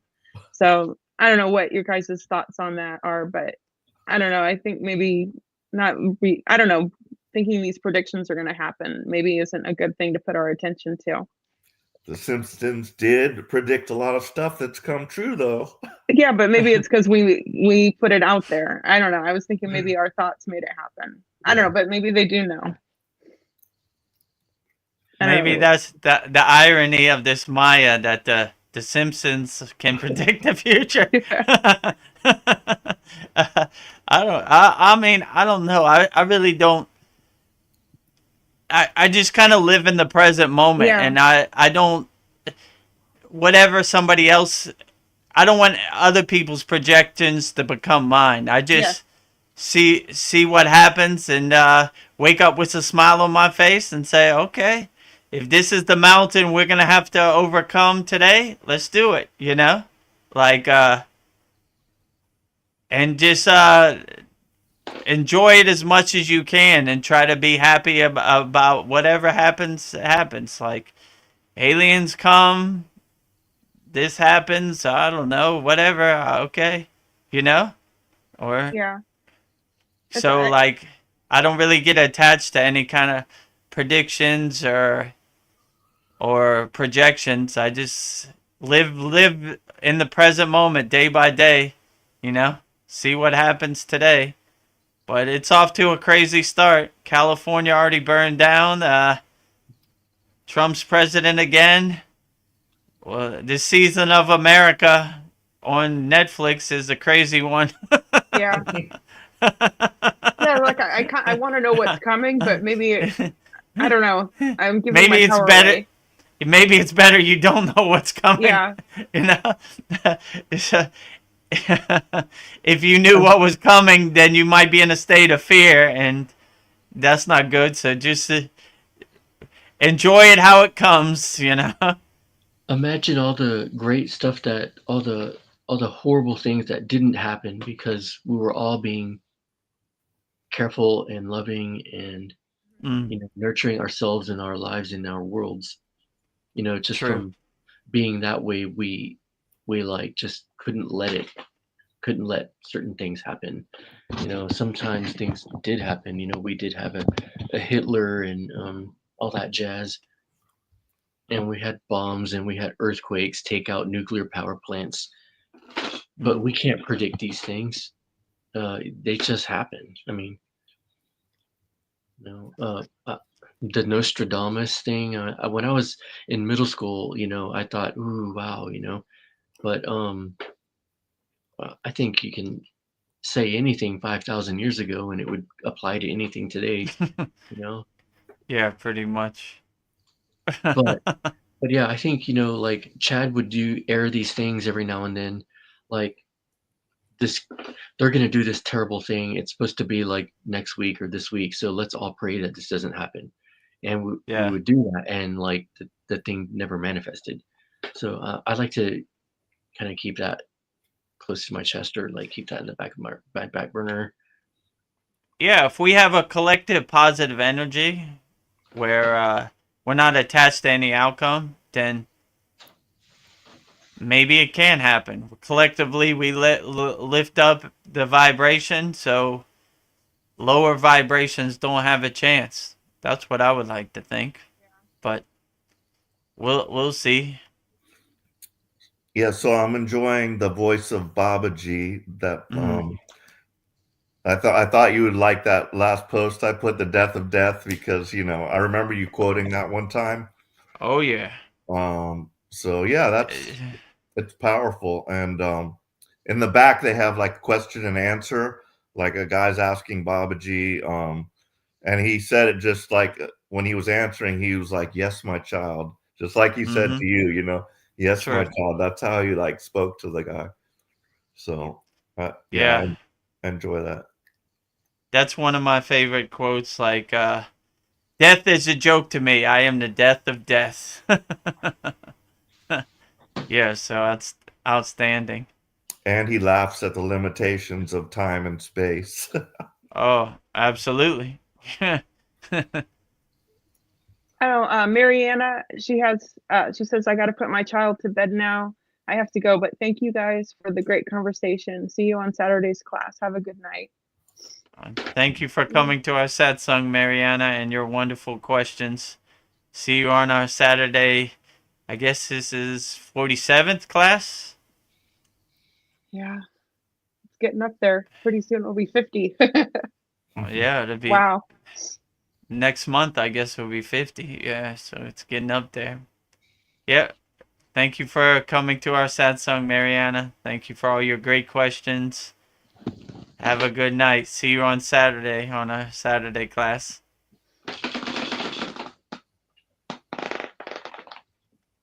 Yeah, I think we all want to be happy. I don't know, and just finding a way to be happy. Like maybe some of us are in a crappy job, a crappy relationship, but maybe just like, I don't know, finding like happiness within yourself. I don't know. The Kriya Yoga School is a great place to like find that happiness. But I don't know. Yeah, I like to think of our school as a walled garden, like a spiritual sanctuary where we could just speak openly with like-minded people, and yeah, just we're protected from the outside delusional Maya external world, negative energy. Much love, Vedguru Dev. Namaste. Much love to you too, Mariana. Namaste. Yeah, so I enjoy these sad songs in our classes and our Kriya Yoga community, uplifting each other, you know, sharing with like-minded people. It really helps get it off your chest, because when you're on the spiritual path, you don't really have anybody to talk to or anybody to ask questions to. So this is really helpful and uplifting, our weekly class and our weekly satsang. Yeah. Yeah. So Veronica, are you going to meet Tony Vu? I think I might be meeting Tony Paul. who? Tony Vu, is that his name? Oh, he lives in. Yeah, we've talked. I guess he lives pretty close to me, but I don't know. I don't know. I want to find out where he works, so maybe I could see him that way. But I don't know. We haven't really discussed anything. Oh yeah, Tony. I might go to Paul's computer shop, so I'm getting ready, kind of bracing for. I need some computer work probably. Yeah. So, outstanding. I know you got to meet Brian True. Yeah, I met Brian twice. He came to my city in Thailand. Nice. Yeah. Yeah, so it's good. We're all making connections and helping each other on the spiritual path. So outstanding, you know? Yeah. And it's good to see. Did you give Brian Shakti Pat when you were there or not? Good question. Indirectly, I mean, he said he felt my energy, but I wasn't trying to. I was just normal conversation, you know? Maybe all the sadness I've done, it just comes natural when I meet somebody. You know, my energy is uplifting. But yeah, I wasn't trying to. And we were in a public place like Sizzler, so it wasn't like, hey, all you people, bear witness to Shakti Path. Bing, you know. I was wearing normal clothes. I wasn't wearing my yogic uniform, so I was in normal person mode. But yeah, I did it indirectly. Maybe I transmuted some energy, person to person, but I wasn't trying. I didn't make a conscious effort to do Shakti Path on it. Is it more powerful if you touch the third eye, or you can just do it by looking at somebody's third eye? I more prefer to look at somebody, but like I don't know, maybe. Yeah. Maybe my fingers transmuting energy better. I don't know. It depends on the person, I guess. I never really thought about it, you know? Yeah. This is a weird question, but you can never tell like somebody's dimensions by just looking at them. Like I have an idea thinking that you're like about 6 feet tall. Like how tall are you and like what do you weigh? 6 foot tall, you're right, correct. And I don't know, because in Thailand they go by kilograms, which is 75 kilograms. So I'm about like 165 pounds or something like that. That's kind of what I figured, because you're almost like exactly my specifications. So I was just wondering if you were going to be like a midget, or if I'm going to be like reaching up. Yeah. Imagine you met me and I was like 4'8" or something. The camera added height. I think Chad once on his channel revealed himself to be 5'8". I think that's what 5'8" Yeah, I or think 5'9". that's what he told me too. He's Yeah. 5'8" and he's like 160 pounds or something like that. Yeah. I just noticed that we have one watcher. Before it was two with Mariana, so there's a watcher out there. I Somebody's invited watching. someone. I told him to come check me out because I would be on live, whatever, you know.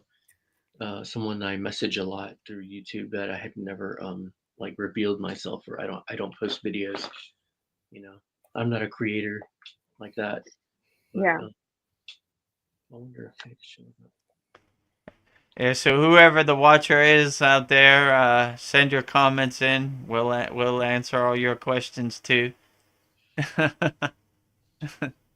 So I have this space. I posted a picture. I want to frame it for this big space behind the wall, guys. I have to take a poll for that giant space here. I posted a picture of something in the school. So I think it's going to be amazing. I can't wait to get it done. Cool. Yeah. I just wanted to point that out, why I posted that picture.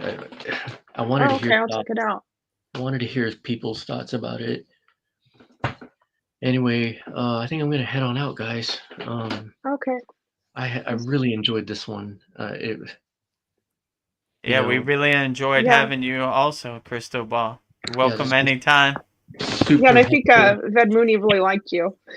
Yeah, I was funny. He was like, something's up. Like, I'm like, you're right, man. I'm trying not to like puke. This is so gross, man. I can't believe that. I think the almond milk was rotten. I don't know. He was all, do you have something you want to get off your chest? I want it out of my stomach. All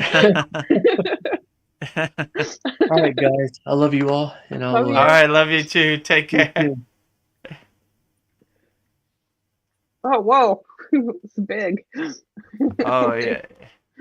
Yeah, do you want it that big? That's too I big. don't know. However you want it. Yeah.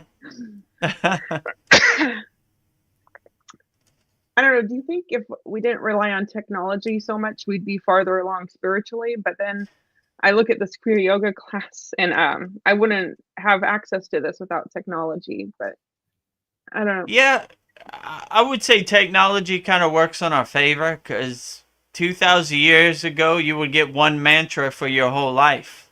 In our school, we have like 10 mantras. So, you know, like, I think technology is helping us evolve better spiritually, because, yeah, you'd be lucky to meet one guru, one yogi your whole life if you lived in a city in India.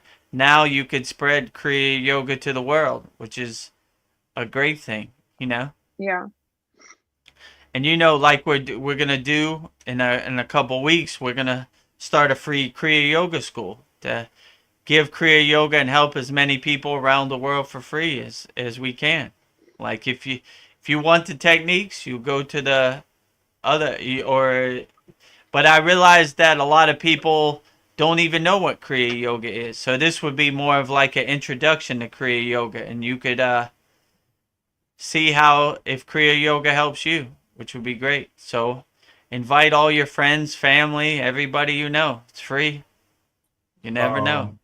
So the last free school I did, they did theirs online, you know, it wasn't like a live thing. So like, what happens if you just don't get many takers for it, you know? I don't know. We'll just keep it there, just so you never know who will come and who will benefit from it. So like, I mean, it's free, so it's no you you don't have nothing to lose. Like it's more to see like if you resonate with Kriya Yoga, but you don't know where to start. So it'll give you some kind of starting, like some beginner techniques and some what is Kriya Yoga, kind of building trust. Who am I? Like most people come like, why should I learn Kriya Yoga from Vedguru Dev? And just to give you some basic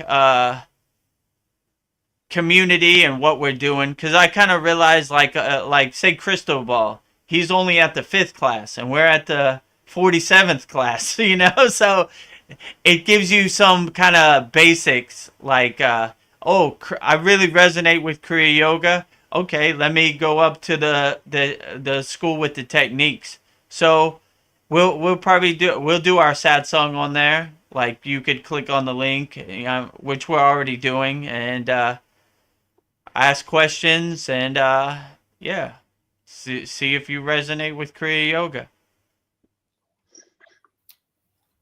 What do you like? What do you think? A bunch of the people from the paid class will come over there too? Yeah, I would encourage other people to post on both. Like whatever you post on the paid community right now, post it over there too. So I'm saying like they're going to be live classes, right? no, the class is only for the paid community. It's only going to be like satsang and it's like maybe some basic techniques. Yeah. I get it now. Yeah. Yeah. I didn't understand. I thought you were going to like teach asanas and stuff as well.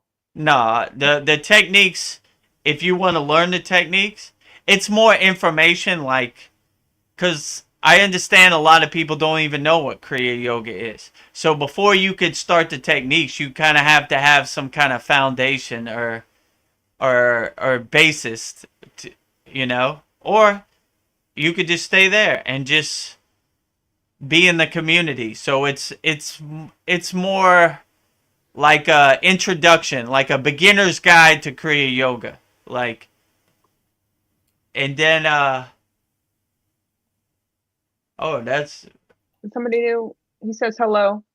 hello, Poland. How do you say it? Polslansnik. Polslanik. I'm sorry, I'm saying your name wrong.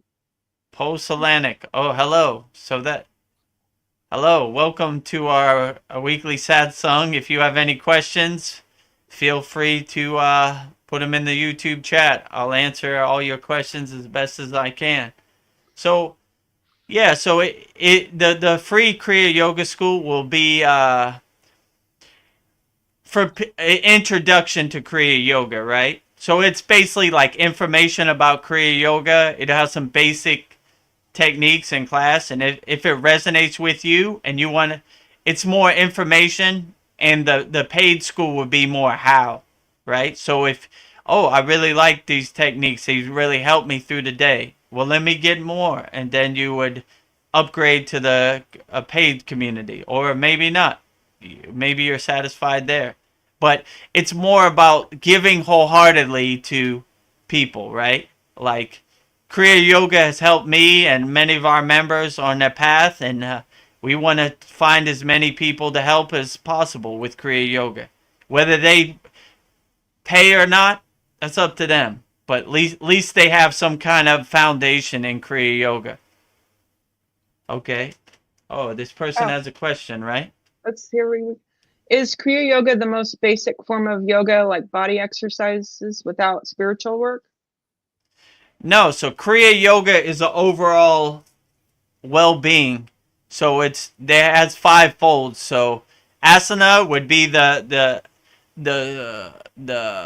physical body work, which you're talking about. So most people think Kriya Yoga is this asanas, but it's really only 10% of real Kriya Yoga. And the more spiritual side is more the 80% of the Kriya Yoga. So I would say then you have pranayama, which is secret yogic breath, controlling the prana in your body. And the other one is dhyana, meditation, which is spiritual, how to master the mind.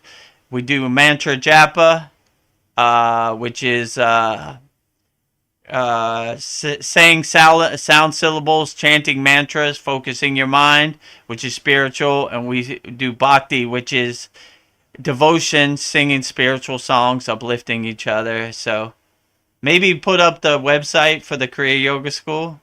So we have a lot of information and a lot of videos you can see on the About Us page, kriyayogashop.com. Okay, I'd need to find the link for that. I think it's in banners. Okay. Oh, okay. And yeah, so we were just talking, and yeah, we have a free 7-day trial right now, so you could go in our school and look around and see what all we have to offer. We have beginner, intermediate, and advanced classes, and then we have all spiritual techniques. We have an asana classroom, we have a meditation classroom, we have a pranayama classroom, we have a mantra japa classroom, we have a mudra classroom. So it's all overall spiritual well-being, because even the asanas for the physical body and done in a kriya yogic sense is a spiritual process also. So everything we do in the Kriya Yoga School is a spiritual process. So we do everything spiritually. So everything is spiritual work in our Kriya Yoga. Yeah. So it's the I understand, because most American people think like yoga is this postures like asanas, but it's really way more than that. That's probably, in our school, I don't know. We do asanas, but I would probably say it's 20% of the overall what we do. And yeah. And we were also talking, and in a couple weeks, we're going to start a free Kriya Yoga School. So any questions you have, I'll answer all questions, how to start. And thanks. I will take a look because... Oh, thanks. I'll take a look because I was looking for meditation practices. Yeah, so in our Kriya Yoga School, it's only $25 a month. We have a whole meditation library, like a class. So there's over 10 different meditations, and these are very profound meditations. Oh, maybe send him the link. It's www.kriyayogashop.com. It's right here. Yeah, and you could there's a free 7-day trial, so you don't have to pay. You could just look around and see if you resonate with it, and see if the meditations work for you, and if they do. Every Saturday we do a live class where you could talk to me, ask questions. We demonstrate 2 new techniques, and yeah, every Wednesday we have a live satsang, which you're always welcome to come. Ask whatever you want. I'll try to answer your questions as best as I can. So if you have any other questions, feel free. And yeah, then what do you say? Oh, he said he found it. I see. Thanks. I was just... Oh, okay. Cool. And then I was saying in 2 weeks we're gonna start a free Kriya Yoga School, and it'll give you an introduction of Kriya Yoga. We'll probably have one basic meditation on there, and give you an introduction to Kriya Yoga, what it does and everything. So should be cool. Yeah. So I thought it was a good idea to give Kriya Yoga as much as I could to people around the world. So if you think Kriya can help your friends, family, anybody, send them. Once we have the Kriya Yoga School, which will probably be like February 4th, then send them over. And hopefully Kriya can help them the way they helped our members and help myself. So that'd be great. Yeah, free healing. Free healing. Yeah, giving back, So. Well, guys, I'm going to turn in before I have to prop my eyelids open Okay. with Okay, Paul. Well, thank you for coming, and thank Yeah. you for all your profound questions. If you have any other questions, are you going to be on this Saturday's class?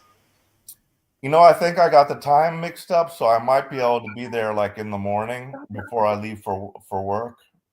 So Oh, this Saturday, right? yeah, I Yeah. will. I'm gonna check because I think it actually starts at 9. So sometimes I leave at 9:15. Sometimes it's not till 9:45. So I might be able to make the class. So I will check that out. Yeah, Okay, it was great having you. I'll send you both links, StreamYard and YouTube, so you Great. could check it out at work, or you could be there live in person like you are now. Sounds good. And yeah, it's for some reason that YouTube link you sent me didn't work last time. That's why. Well, I wanted to get on StreamYard anyway because I was home, but I clicked on the YouTube link and it just said couldn't find the page or something. But anyway, yeah, just send me both links and I will check it out. Okay, yeah, I'll try to test it before I send it. Maybe I cut off like one of the numbers or words or something last time. All right. Good night, guys. Good night. All right, good night. Wow. Just me and you now. Yeah. We start the party, we end the party. Yeah, we start the party, we end the party every week. I was thinking I wanted to ask about a new deity. We never talk about Parvati, wife of Shiva. What do you know about her? Yeah, well, not too much. Like the female deities, that's the ones I really don't resonate or know too much information about the most. But yeah, the wife of Shiva, divine mother, like pretty much the same as all the mother of Ganesha, mother of Maruga. Yeah, so pretty much. And then she reincarnated as Annapurni. Right. So Annapurna is her reincarnation too, but that's like most of these deities. Like Vishnu has like many different reincarnations, so like they all kind of branch off into different helping deities or divine mother deities. So Annapurna is like the deity of food and nourishment and feeding the people. So yeah, that's it. We could have a whole class about deities. There's a lot of information and a lot of roads to go down about all these deities. Yeah, I don't know. I'm starting to feel like I resonate with a lot of them, like Annapurni, because I'm a chef, and then true. I don't know, Saraswati, her creativity. Yeah. So yeah, and Lakshmi, I don't know. I like her abundance. I don't know. I like to give. So I don't know. I'm like you. I need to start looking at the male deities. I've just been looking at the female ones. But Oh, you got to have that masculine and feminine balance. Yeah. Sorry. I don't know. Is it dangerous to have an out of body experience to go into samadhi? Do you need to have a guide with you?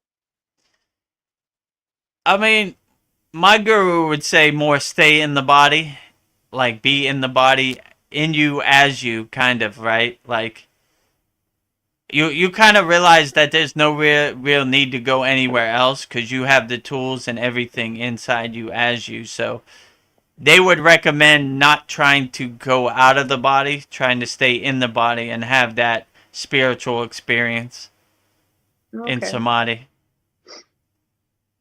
Yeah, I don't know. This is weird. Just curious, but when you're doing your practice, do you wear your white clothes or do you just wear whatever's comfortable? When I do my sadhana, sadhana. I wear this, but I don't wear the beads because you see when I do the asanas, sometimes the beads get trapped behind your neck, and it's kind of so I learned the hard way not to do my asanas with all my mala beads. So Yeah. you know, You're like, I'm and they choking. go over your face, and they they tighten up, and so yeah. Yeah, no, I've been doing mantras, and I don't know, I'll just keep doing it until I start to like feel like it's like tingling, and I figure like that's when it's supposed to stop. But I've been really liking the Mataji one, and I'll just keep doing Yeah. hers until I just feel like all this tingling all over my face and my head. So I don't know. I feel like that's how I have to keep doing that till I start to like I know when I'm done. I don't know. Yeah, my intuition was to give you the Mataji one from Yeah. who, the boss. He's my boss. Oh, and I still need to send you that Cali one, right? I already Yeah. meant. It's been a trying week this week. I had to get on Tuesday. I had to get my visa renewed for 1 Oh, year in man. Thailand. And yeah, that's a madhouse of the Thai government immigration. Like, it's like going into Mad Max. They're yelling. There was like thousands of people. So Yeah, so But it's quite a that's- drive there, and then are you waiting around for hours too?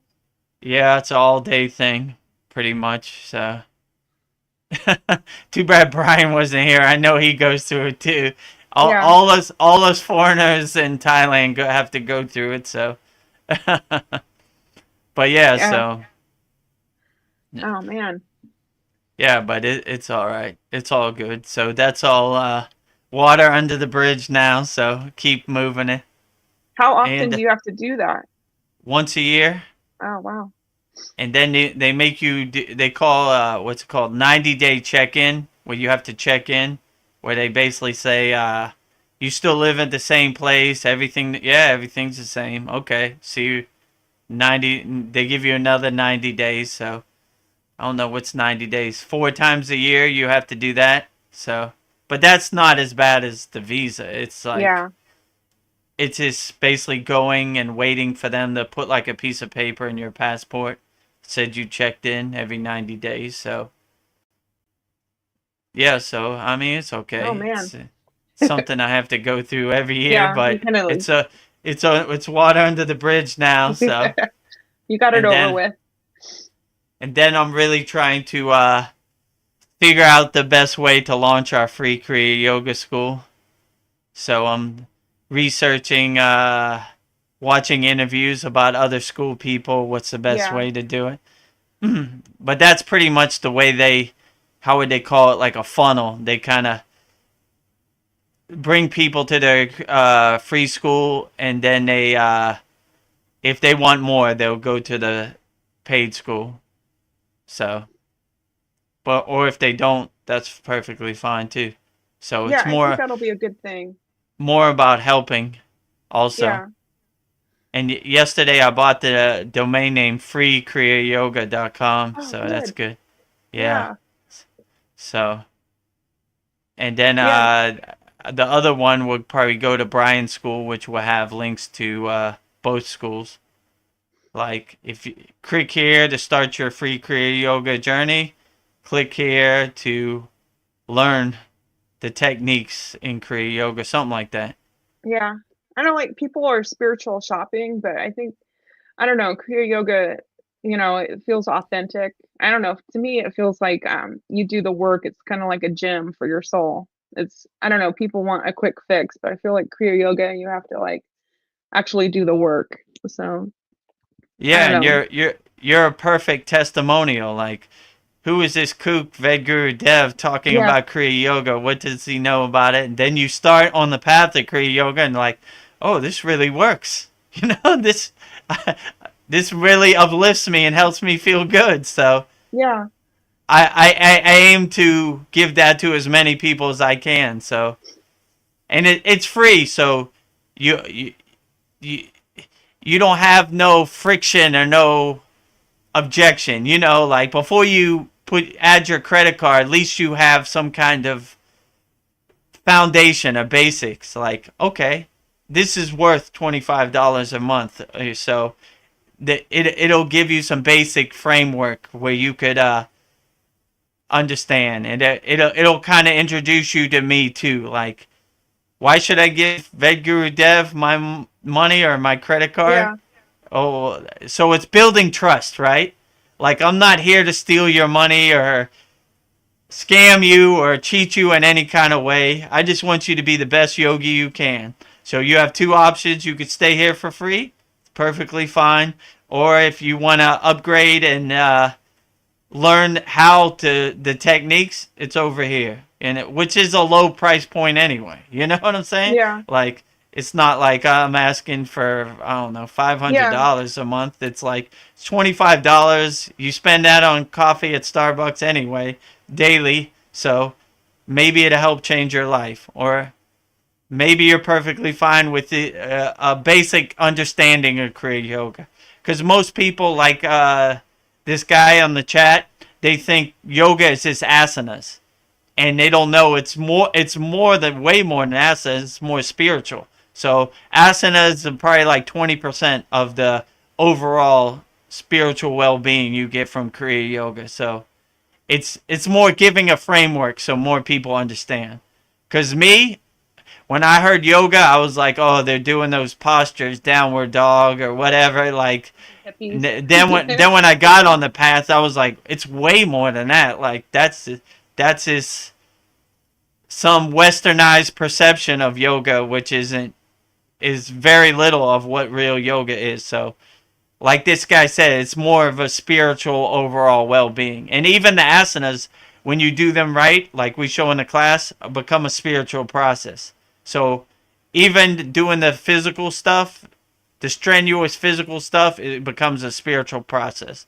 Like, you start to breathe into your spine, you start to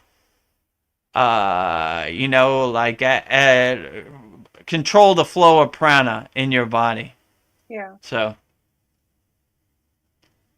yeah, so should be good. So I look for those spiritual people out there looking for their empty Kriya Yoga cup to become full. Yeah. Whether you pay or it's free, it makes no difference. Long as you get uplifted. That's what I say. So if you want to come to the class, it's over here in the paid, or if you just enjoy watching the satsangs and doing the basic practices, that's fine too. So long as you have some kind of framework of Kriya Yoga in your life, that's cool. So I don't know, for me, it's like I feel like I have some control over my life, my happiness. I don't know, just like doing the meditations or, doing the chanting, or I don't know, and even like these sat songs, just like talking things out. right. I don't know if like other Kriya schools do like the sat songs every week, and then the classrooms like going over the you teach a different asana and meditation or a Right. mudra. You're showing us different things every week. So I'm not sure if other Kriya Yoga schools do that. Yeah, So, and we have a whole library of stuff, on-demand videos, classes that teach you, so you can go there and watch it a million times over and over. yeah. Like some people, they don't. How could I say? Like, when I was showing these techniques in the Himalayan mountains, they only showed me one time, and they wouldn't have. So it's good. You can go back and review it and do it over and over if you didn't get it the first time, or you could just add it to your daily practice. Like, you could have a Kriya Yoga playlist. Like, okay, I really like this meditation, I'm gonna do that every day, or I really like this pranayama, I'm gonna do that every day, or this asana was good, or this mantra I like singing. So yeah, you kind of build your spiritual playlist or toolbox in our school, Yeah, and that then we keeps evolving. have an interactive community in our school where, like you and Kyle are battling it out with videos. I know. now. I try not to be so competitive, but I'm like, I'm so close. I'll just keep going. I'm like, Yeah. maybe I'm in my ego. Well, it's good. It's good to, I want engagement from our members, so it's good. you're like leading by example. Like everybody posts, you know, like Paul posts, Cristobal, everybody. Let's all, and Yeah. you know, I want to hear from everybody. I didn't make this Kriya Yoga school just to hear myself talk all the time. I want to see engagement. So yeah, when I wake up, I'll see like 30 notifications. I was like, whoa. They went crazy when I was sleeping. You know. Yeah, there's no way you have enough time to watch all of them. No, I do watch it, like, instead of watching something that has no meaning, like, I watch all your videos. So it's better than watching, like, I don't know, Joe Rogan or whatever. That's not Yeah. going to do nothing for me in my life. There's some good spiritual nuggets in all the videos. So it's great. Yeah, I kind of feel like I have information overload, but I just need to like focus on what I want to put my attention to. But I don't know, and not put my attention towards things I have no control over. I don't know. I've been just think what I want to put my attention to is really key. So, yeah. Yeah. And the point of our school is to learn Kriya. Like, I don't want you to just sit there as an observer. I want you to ask whatever you have, you know, Yeah. whatever questions you have. And I want you to we have a wonderful community. I want you to engage in our community and everything. So, yeah, when we start the free Kriya Yoga School, post your videos in our community and their community. I guess I'll tell Cal the same, and we just build it up like that. Like, because in the beginning, we won't have too much. So Yeah. when people come, I want them to say, "Oh, okay, there's a lot of information is. here." So it'll be great. So yeah. Yeah, I remember the first class you taught us all the 7 chakra bija mantras, or was it the second one? And that's really powerful. So Yeah, exactly. yeah. Yeah, so I think it'll help a lot of people. It's just we got to get the word out there. So Yeah. all your friends, all your families, everybody you know, whoever you know on YouTube, just once the link is ready, then send it to them. And Yeah. Yeah, I want to share it with everybody, but I don't want to like shove it down their throats. But I don't know. It's there, it's free and they can check it out and see if it, yeah, no, resonates. you don't have to force, no pressure, anybody. Just this is the link. To You could Yeah. learn Kriya Yoga for free. It don't cost you anything. Just join our group and see if it helps uplift you. Cause yeah, in this year I have a feeling a lot of people are gonna need some spirituality in their life. So Yeah. if you could get it for free, cool. If you have an awakening and you want to learn more, then that's the next step. But no pressure. Just yeah. So I would just send them the link and say this has really helped me on my spiritual journey.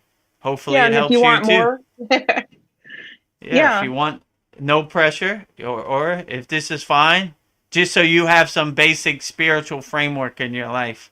Like, okay, I know what Kriya Yoga is because I'm part of the Kriya Yoga School community for free.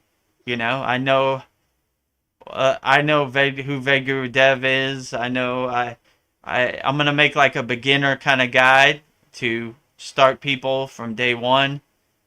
I guess I'll make another video like how to use the Kriya Yoga School. This is Yeah. how you post in the community. This is how you level up in the community. This is the calendar, which shows the events that are coming up.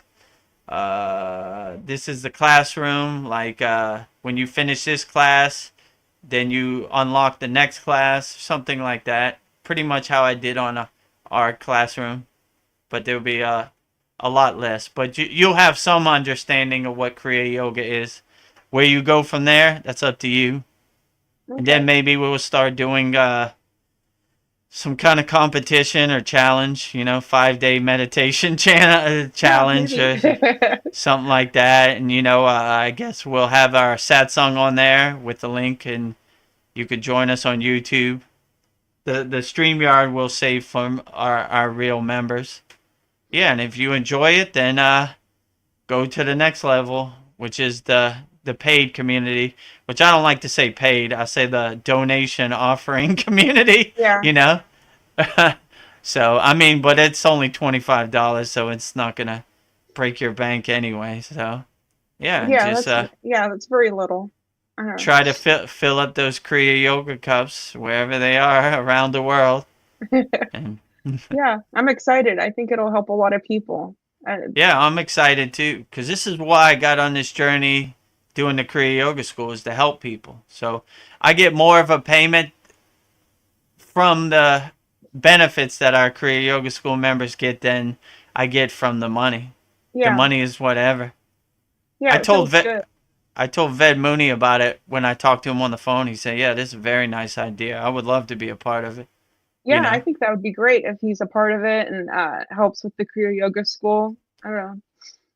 he told me if you make a bucket load of money, just throw it in the Yagna. I said, "Yeah, that's probably not a bad idea." Yeah. Or maybe I we give could back. do yeah, burn. Swaha. Yeah, swaha. Uh, yeah, I'm thinking maybe too. We might put the Yagna on there too, so they could see it. That would be That might, wonderful. Yeah. yeah, that'd be. I mean, you could see. Like, I'm not gonna burn their names because that's more of a paid Kriya Yeah, Yoga School thing. But you could at least see what happens, right? If you want yeah, your name burned, then that's where you go. Like, and I'll probably say that, but yeah, I think that would be cool too. You yeah, know, like, and it makes us unique. Like, so yeah, I think it'll be cool, and I think people will get a lot of benefits and value from it. Like, it would be like, whoa, you know, they're giving so much for free, and that's the yeah, way I feel. Like, give what you can, give what you can wholeheartedly, and if they want to donate, they can. If they don't, that's fine too. You know. yeah. So I think if your intentions are pure, it can't go yeah, wrong. yeah, that's what I want to do. Like, pure intentions. Like, I'm not out here trying to sell courses or get money. You know, if you want, that's for you. If not, you stay where you're at. You know. Yeah, So if so I don't know, if we have 1,000 members, we'd be lucky to hit. They say like 10%, so maybe. But it's not even my goal really. It's more to give back yeah. wholeheartedly. I liked Ved Mooney's idea of like eventually maybe doing a pilgrimage. Like, I don't know. That would be wonderful if that happened, if we got enough members. But Yeah, he talked about it to me. He was like, when I go back to India, I would like for you to join me like the old days. going on a field trip. I was like, yeah. They don't have internet in the Himalayan mountains, Yeah, so I don't know. We had to pre-record a class and come back and upload it, and then yeah. go back. You know, Pre- but that's a good problem you want to have. I mean, this would be a unique thing Yeah, yeah, for sure to actually see the realness of it, because there are a lot of other pilgrimage, but it's more like commercialized, you know. yeah. This would be a real yatra, spiritual pilgrimage. Yeah, when he said yatra, I thought he meant yantra, but yatra is a pilgrimage. Yeah, yatra is Yatra. a pilgrimage. Yeah, that's Okay. what he was talking about. Yeah, yantra is a geometric symbol. Yatra is a pilgrimage. That's what they call it. Like, it's not.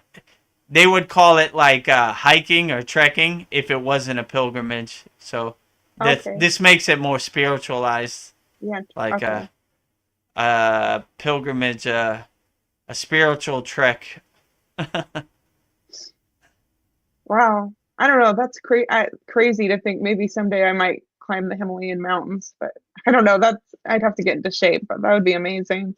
Yeah, it'd be cool. I mean, you'd be surprised. You don't really have to get in shape. I have the feeling that Babaji will carry you up there the same way he carried me.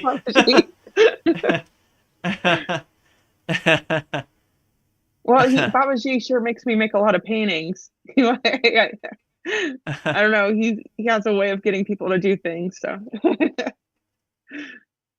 Oh yeah, Yeah. another thing, our 1 year certificate is coming up, and I think Yeah. we should do it on Maha Shivarachi, so which is a year anniversary. We started the school on Maha Shivarachi. We'll end it on Maha Shivarachi, which is February 26th.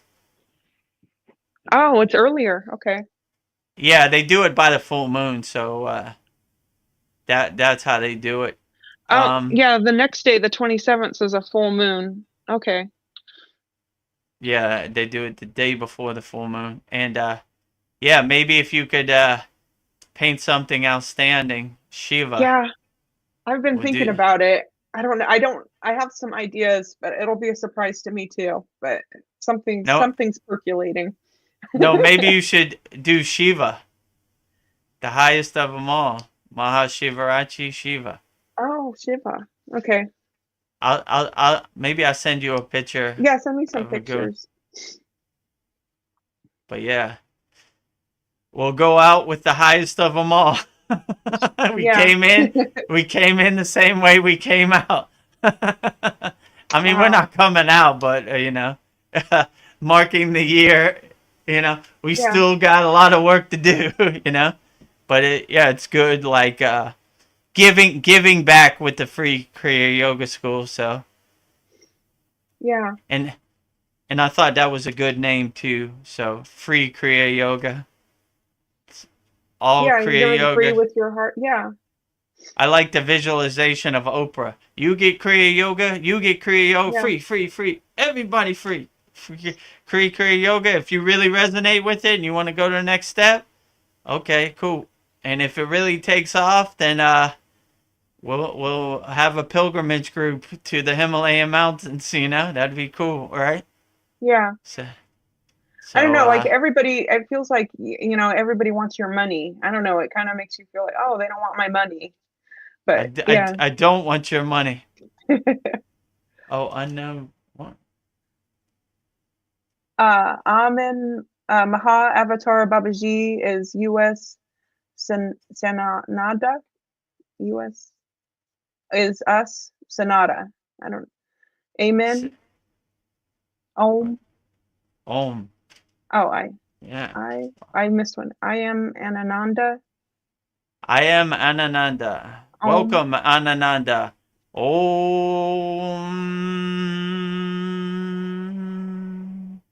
Oh.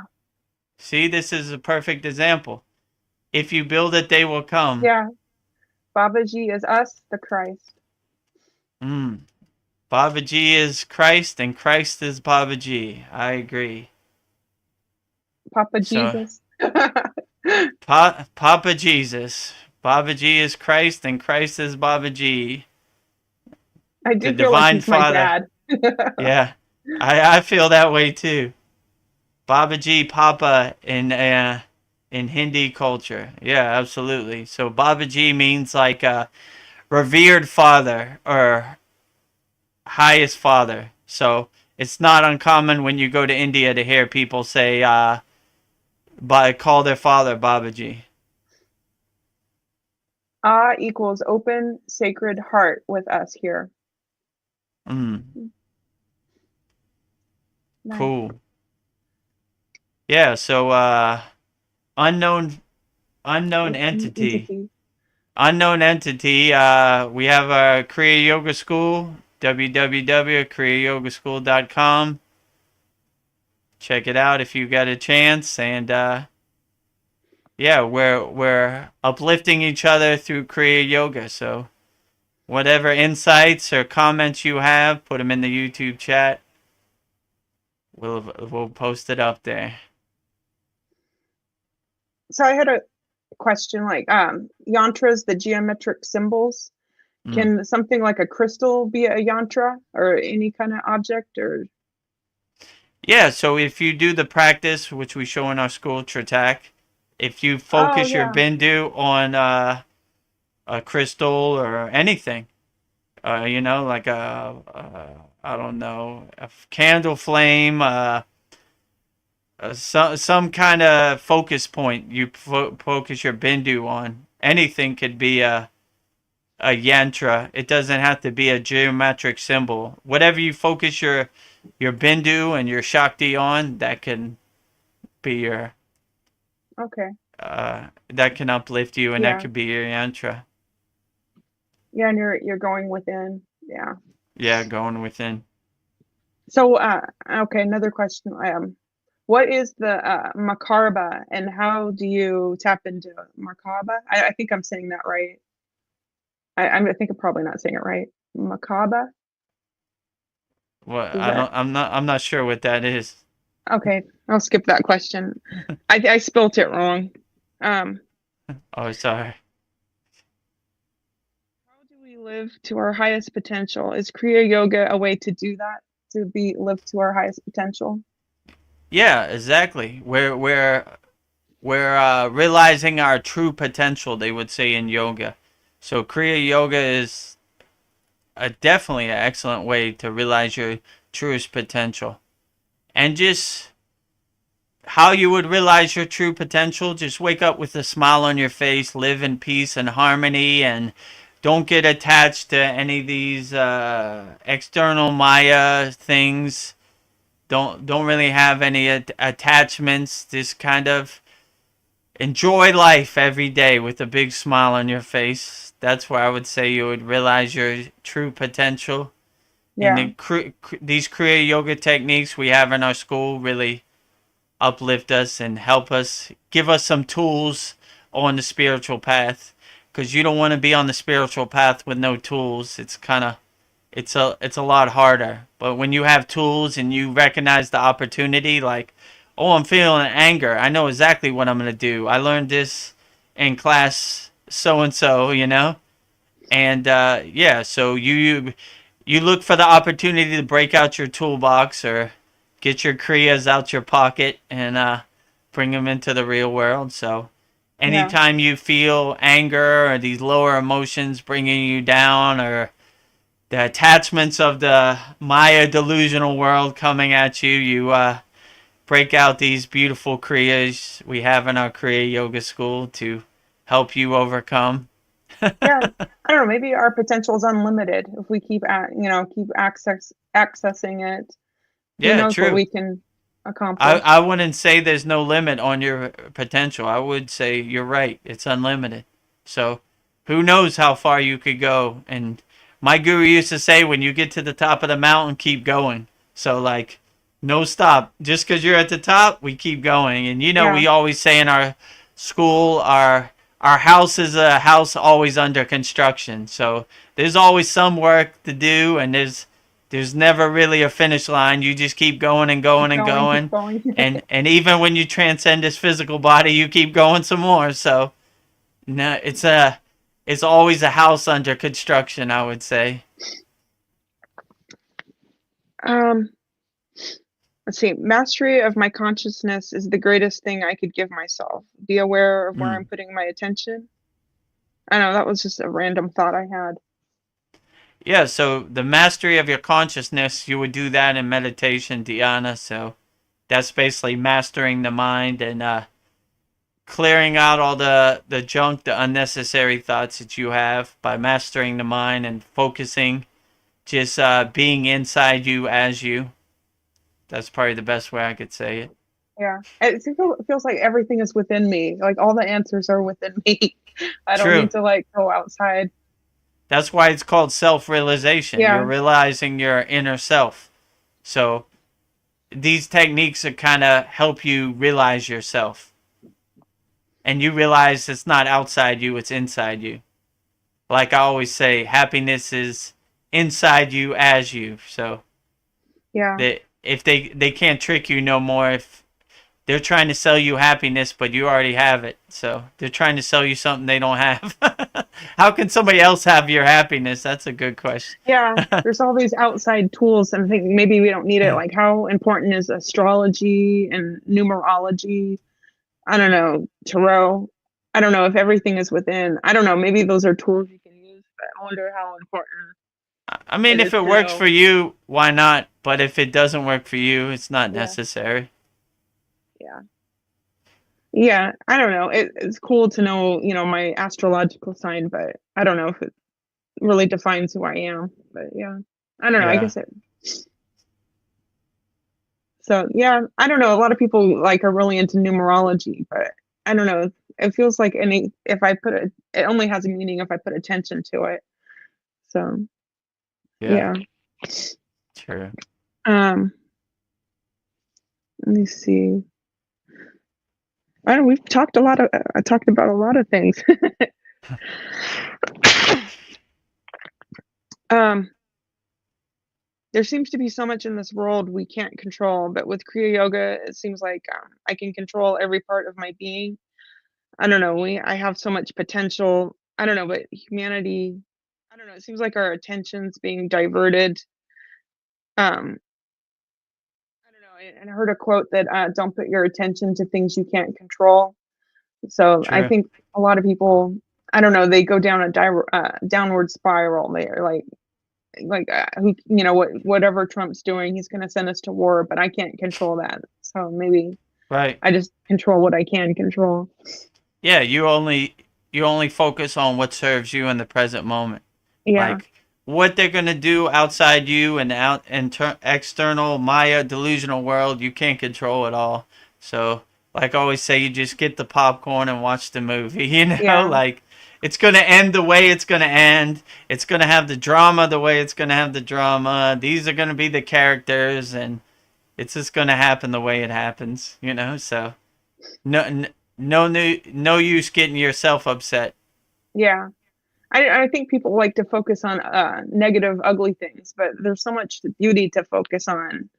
And you just Yeah, focus on all the absolutely. wonderful things. You wake up with a smile on your face and Yeah. enjoy life. There's so much beauty and vibrance out here and brilliance, so why not? Yeah. you know? Yeah, and sometimes I look around at people and I just feel like there's no spark in them too. But I don't know. Yeah, I guess I Well, see both. if you see somebody without a spark, tell them to join our free Kriya Yeah. Yoga school. We'll try to help them up.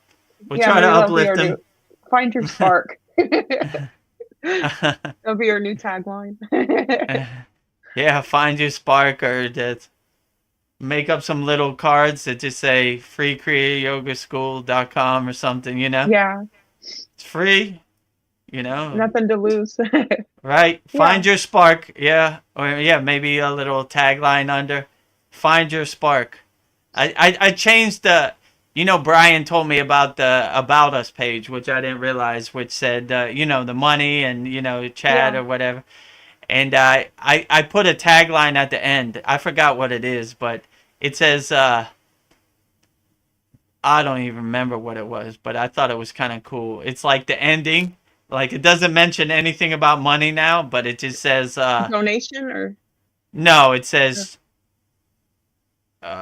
change yourself and you could change the world. I forget what it's something like that, like a little inspirational quote to help you uplift you. Like if you go to the About Us in our Kriya Yoga School, you can see it. It's all the way at the bottom. I forget what it said. It was something like that, but yeah, I thought it was cool, right? Like we're not trying to separate you from your money. We just want you to be the best person you could be and realize your inner potential. So, and it basically gives you kind of a framework now. Like it says, like this is how we help you on your transformative journey. So. I'll have to check that out. we'll put it on the free school when it's ready too. I don't know. Like this is something I'm thinking about. Like there's a lot of judgment in the world, but I don't know. I still need to have discernment, and I still need to I don't want to. I don't know. People judge in an ugly way, but I need to have discernment and know that this doesn't feel right. I don't know. It's important to have discernment, but not to go too much into judgment either. So I don't know. I feel like it's a fine line. I don't know what your thoughts are on that. Yeah, so you kind of got to protect your energy, like you you are the king of your castle. You control what happens inside you as you. So you use your discernment to figure out what you want to absorb and what you don't want to absorb, you know? So Yeah. like you you you make decisions that help uplift you the best. If it doesn't uplift you, then throw it away, you know? Like you don't need it, right? It's not important to know what Kim Kardashian wore to the Grammys or Yeah. why P. Diddy has so much baby oil. Yeah. I think people need to use more discernment. Like, Yeah, I don't need discernment. this. Like this I is don't need this. junk. It doesn't serve me in the present moment. I don't know what I'm gonna do with this. I don't need it. So Yeah. I don't like YouTube will take you down a spiral. Because you go yeah, like, no, I don't need this. that's for sure. Yeah. Yeah. Let me see. What do you think is the most powerful mantra of the world? I mean, this is a good question. The most powerful mantra is whatever you feel is the most powerful mantra. So it doesn't matter what anybody else thinks is the most powerful mantra. It only matters what works best for you. In the traditional sense, I would probably say Om is probably the highest, you know, like Om, really, the primordial sound of the universe. It really, you can never go wrong with Om. Just Om, right? Just holding the vibrating Om as long as you can. Or, you know how we do it in our class, Omkara. So, like, whichever way works best for you. But I don't think you can ever go wrong with Om. I don't know. When I wrote that question, I was thinking, I bet he's gonna say Om, and you did. So Yeah. oh my God. My cat's trying to get in the house. Get in Okay, here. no. What are you doing? I'm just trying to not make too much noise, but he goes crazy if he's not in the room with me. Let's see. So, to connect with Source, to God, I challenge my self to give thanks for every moment experience I'm having. So, is that a good way to connect with God? Is just to give thanks for everything? Yeah, you can never go wrong with gratitude to God or praising the source or however you want to frame it. Yeah, there's gratitude is probably the highest bhava or feeling you could do. So, yeah, you can never go wrong with gratitude for sure. And let's see. Letting myself be open to change, opinions, and truth, letting go of attachment. Let's see. I don't know. Praying for other people to help give them help if they need it. I don't know. Is it okay to pray for other people, or is that Yeah, something that? absolutely. Helping other people uplift them without no expectations is a beautiful thing for sure. Okay, yeah. I don't know. Something I was thinking maybe I'm overstepping, but I don't know. That can't hurt anything to pray for somebody. Yeah, it can hurt. Let me see what else. I don't know. I was thinking that I want to create more than I consume and be more of a creator. I don't know. I don't know. When we do good things from pure intentions, we are meeting our true selves, the soul that is loving and kind, that doesn't expect anything. So I don't know. I guess my thought was like, if maybe like the Kriya Yoga school, it's coming from a pure intention. You're just trying to do something from your purest state that you can't go wrong. Yeah, you can't go wrong. Yeah. When you do everything from purity, you can never go wrong also. Yeah. And then is that the best way to connect to God? Is just like you're just coming from your pure intentions, what's the best way to connect to God? The best way, in my opinion, to connect to God is this kind of be and exist in a state of, it's almost like not even trying. Because if you try, you're getting further away from God. So you just kind of exist and be, and just open yourself up to make sure all your chakras are open and aligned, and just open yourself up and experience oneness with God. That's what I would say. What am I? And what do you think God is like? I've heard that God is more childlike, just innocent. I would say that resonates with me. Yeah. Like a pure soul. I mean, in yoga they say a God defined is a God confined. So I can't even really say. Yeah, you but can't really say. Yeah. this is my perception of, just pure childlike, loving energy. Yeah. Without no attachments or no emotional baggage that people have when they get older. So more pure soul, pure energy. Yeah. I don't know, maybe that's what we need to become, more childlike, more innocent. Yeah. We've been so diluted. Yeah. Absolutely. Yeah.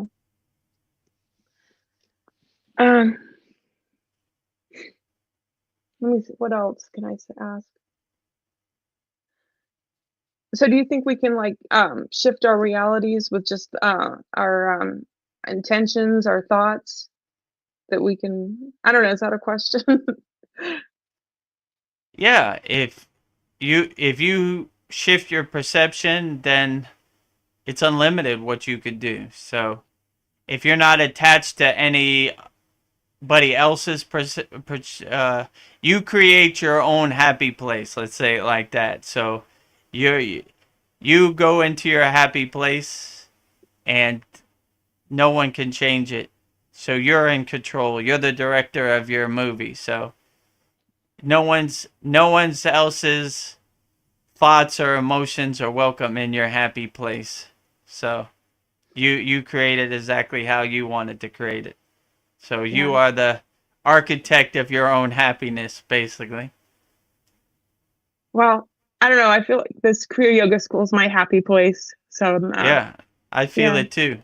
I always feel uplifted when we get off the class and the satsang. So Yeah. yeah, it is my happy place. It's like a Kriya yogic sanctuary for all like-minded Kriya yogi beings out there. And that's, even if you're not a Kriya yogi, you just need a spiritual sanctuary where you can talk to people. Everybody's welcome. Yeah. Whatever God you pray to, it doesn't matter. Yeah, I'm thankful for you for just being able to have a place to have, be able to ask these questions. Because I think other people might, probably have these questions too. So I don't know. And at work, there's nobody I could talk to about this. But Yeah, I don't know. for sure. So Yeah. yeah, we're building a free sanctuary right now. Yeah. It'll be ready soon. So Well, I think that's all my questions for tonight. I wasn't expecting to have you all to myself.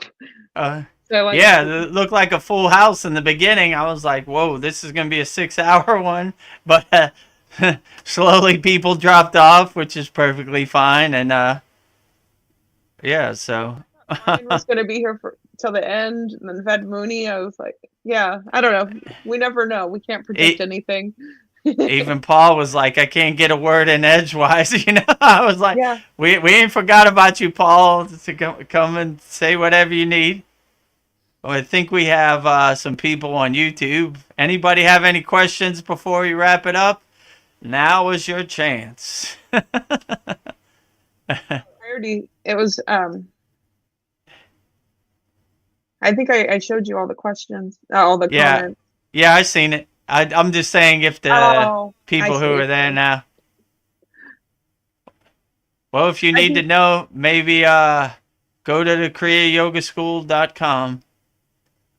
That's what it is, kriyayogashop.com. Yeah, there it is. www.kriyayogashop.com. Try it out. Maybe you're the next Kriya yogi. And then people We're- can ask you, email you questions if they want. Yeah, they can if they want. If you have any questions or you need help. vedgurudev@gmail.com. Yeah. I don't know. I'm excited about the direction of the Kriya Yoga School. I feel like it's going to reach more people, help more people. So, Yeah, yeah, absolutely. I'm just excited to be a part of it. So, yeah, I don't know. Yeah. I'm just blissed out. Yeah, hopefully February we have a overflow of potential Kriya yogis Yeah. getting on the path. That would be a beautiful thing. Yeah, and just I don't know. Just start from the beginning, and I don't know. Just doing a meditation can be really helpful just to start your day. So. Yeah, absolutely. So if you integrate these basic techniques that we'll have on our free Kriya Yoga community, then it should be beneficial and help get you through the day for sure. Yeah. Yeah, and like you said, if you have a busy schedule, you can like kind of create your own playlist and like figure out how much time you have for some, I could do a meditation. I could do, a mantra or do an asana or a breathing technique. So Yeah, absolutely. or even the mudras, the hand techniques. So Yeah, it should be pretty good. yeah, in the beginning, I didn't know what fivefold yoga was. I'm like, what is he talking about? But now it's like, oh, it's just all the different things you can do. Yeah, so like that's what we'll explain in our Kriya Yoga school too. Like, what is Kriya Yoga? Most people have a wrong perception about yoga, right? They think it's just asanas, but it's way more. Like you saw the question from that one person, they were like, I want it to be more spiritual, not physical. I was like, well, you're at the right place. We're all spiritual here. Yeah. Very little physical, all spiritual. So yeah, it's kind of clearing up the mystery of Kriya Yoga. So that's what I will aim to do, and I'll refine it. I'll see what works and what doesn't. Yeah. So Just keep refining, keep going. yeah, just keep going. So yeah, it should be good. All right. I don't know. I think that's a good place to end it, unless you had anything else you wanted to share or anything you wanted to say. No, that's about it. We launched a free Kriya Yoga school February 4th, and the website will be freekriyayogashop.com, which will link straight to the community. Join. Brian's back. Oh, we're not ending. Don't end it yet. we just were about to get off. I was just saying the closing, and then here you come. So Yeah, I was just I just thought I would open YouTube and see if we're still going. And Veronica's like, well, it's time to end it. So I was like, so you okay, already better know. Jump on quick. Yeah. So I heard my way to the computer after I heard that. So yeah, I got back a little bit and had lunch. So yeah. How was your How's dentist everything? appointment? Yeah, it's good. The good thing about, I don't know if this is the way it is in the US. I don't know, but they just like, I had an appointment a couple weeks ago and they kind of dug in there. It hurt a lot, but then I had a follow up and they just said, yeah, it's fine. You just checked it quick and I didn't have to pay anything. And yeah, so that was cool. Yeah, they're just like, yeah, Nice. we didn't do anything, so you can just go. So yeah, so it's good. Yeah, I was telling Veronica that I had a crazy day at Pattaya immigration, Thailand immigration. It's an all-day event. I don't know what it's like in Chiang Mai, but yeah, it's probably crazy. similar. Probably not as that crazy. But there was nowhere to park. I had to park like way far away, and there was like thousands of people lined up, and I was like, oh boy, you know? Yeah, I've been through that for sure. So Yeah, so don't look every forward to it. foreigner in Thailand has to go through it. Yeah. some people have to go through it every 30 days, 60 days. I don't know what they do, but like, luckily it's only a 1 year event for me, but like, still, you know, Yeah. it's and you don't, in Thailand, you don't know which way the wind is blowing. So they could be having a bad day and you'd be like, not today. That happened Yeah. to me a couple times. Like, you don't want to see the immigration officer because it's his discernment, if you know what I'm saying, or her discernment. So if they're having a bad day, I'll just come back another day. I'm curious, is like Thailand, I don't know, are they kind of annoyed with Americans? Do they kind of like try to make it painful for you guys? Not really, but it's their country, so it's Yeah. up to their discernment. They could do whatever they want, you know? We're guests in their country, so I try to show up with a smiley face, if you know what I'm saying. Yeah. Because there's it's tough being an immigration officer because people come from America and they hope Thailand's gonna be like America. So they're in there shouting, "I have rights," and not over here. It's our place, you know. So Yeah. you want to stay or go home. It don't matter to me, you know. So do what I we think they ask. lump Yeah, all don't be entitled. they lump all foreigners together pretty much, though. Like whether Yeah. American, European, or whatever. Yeah, pretty and much. it's similar.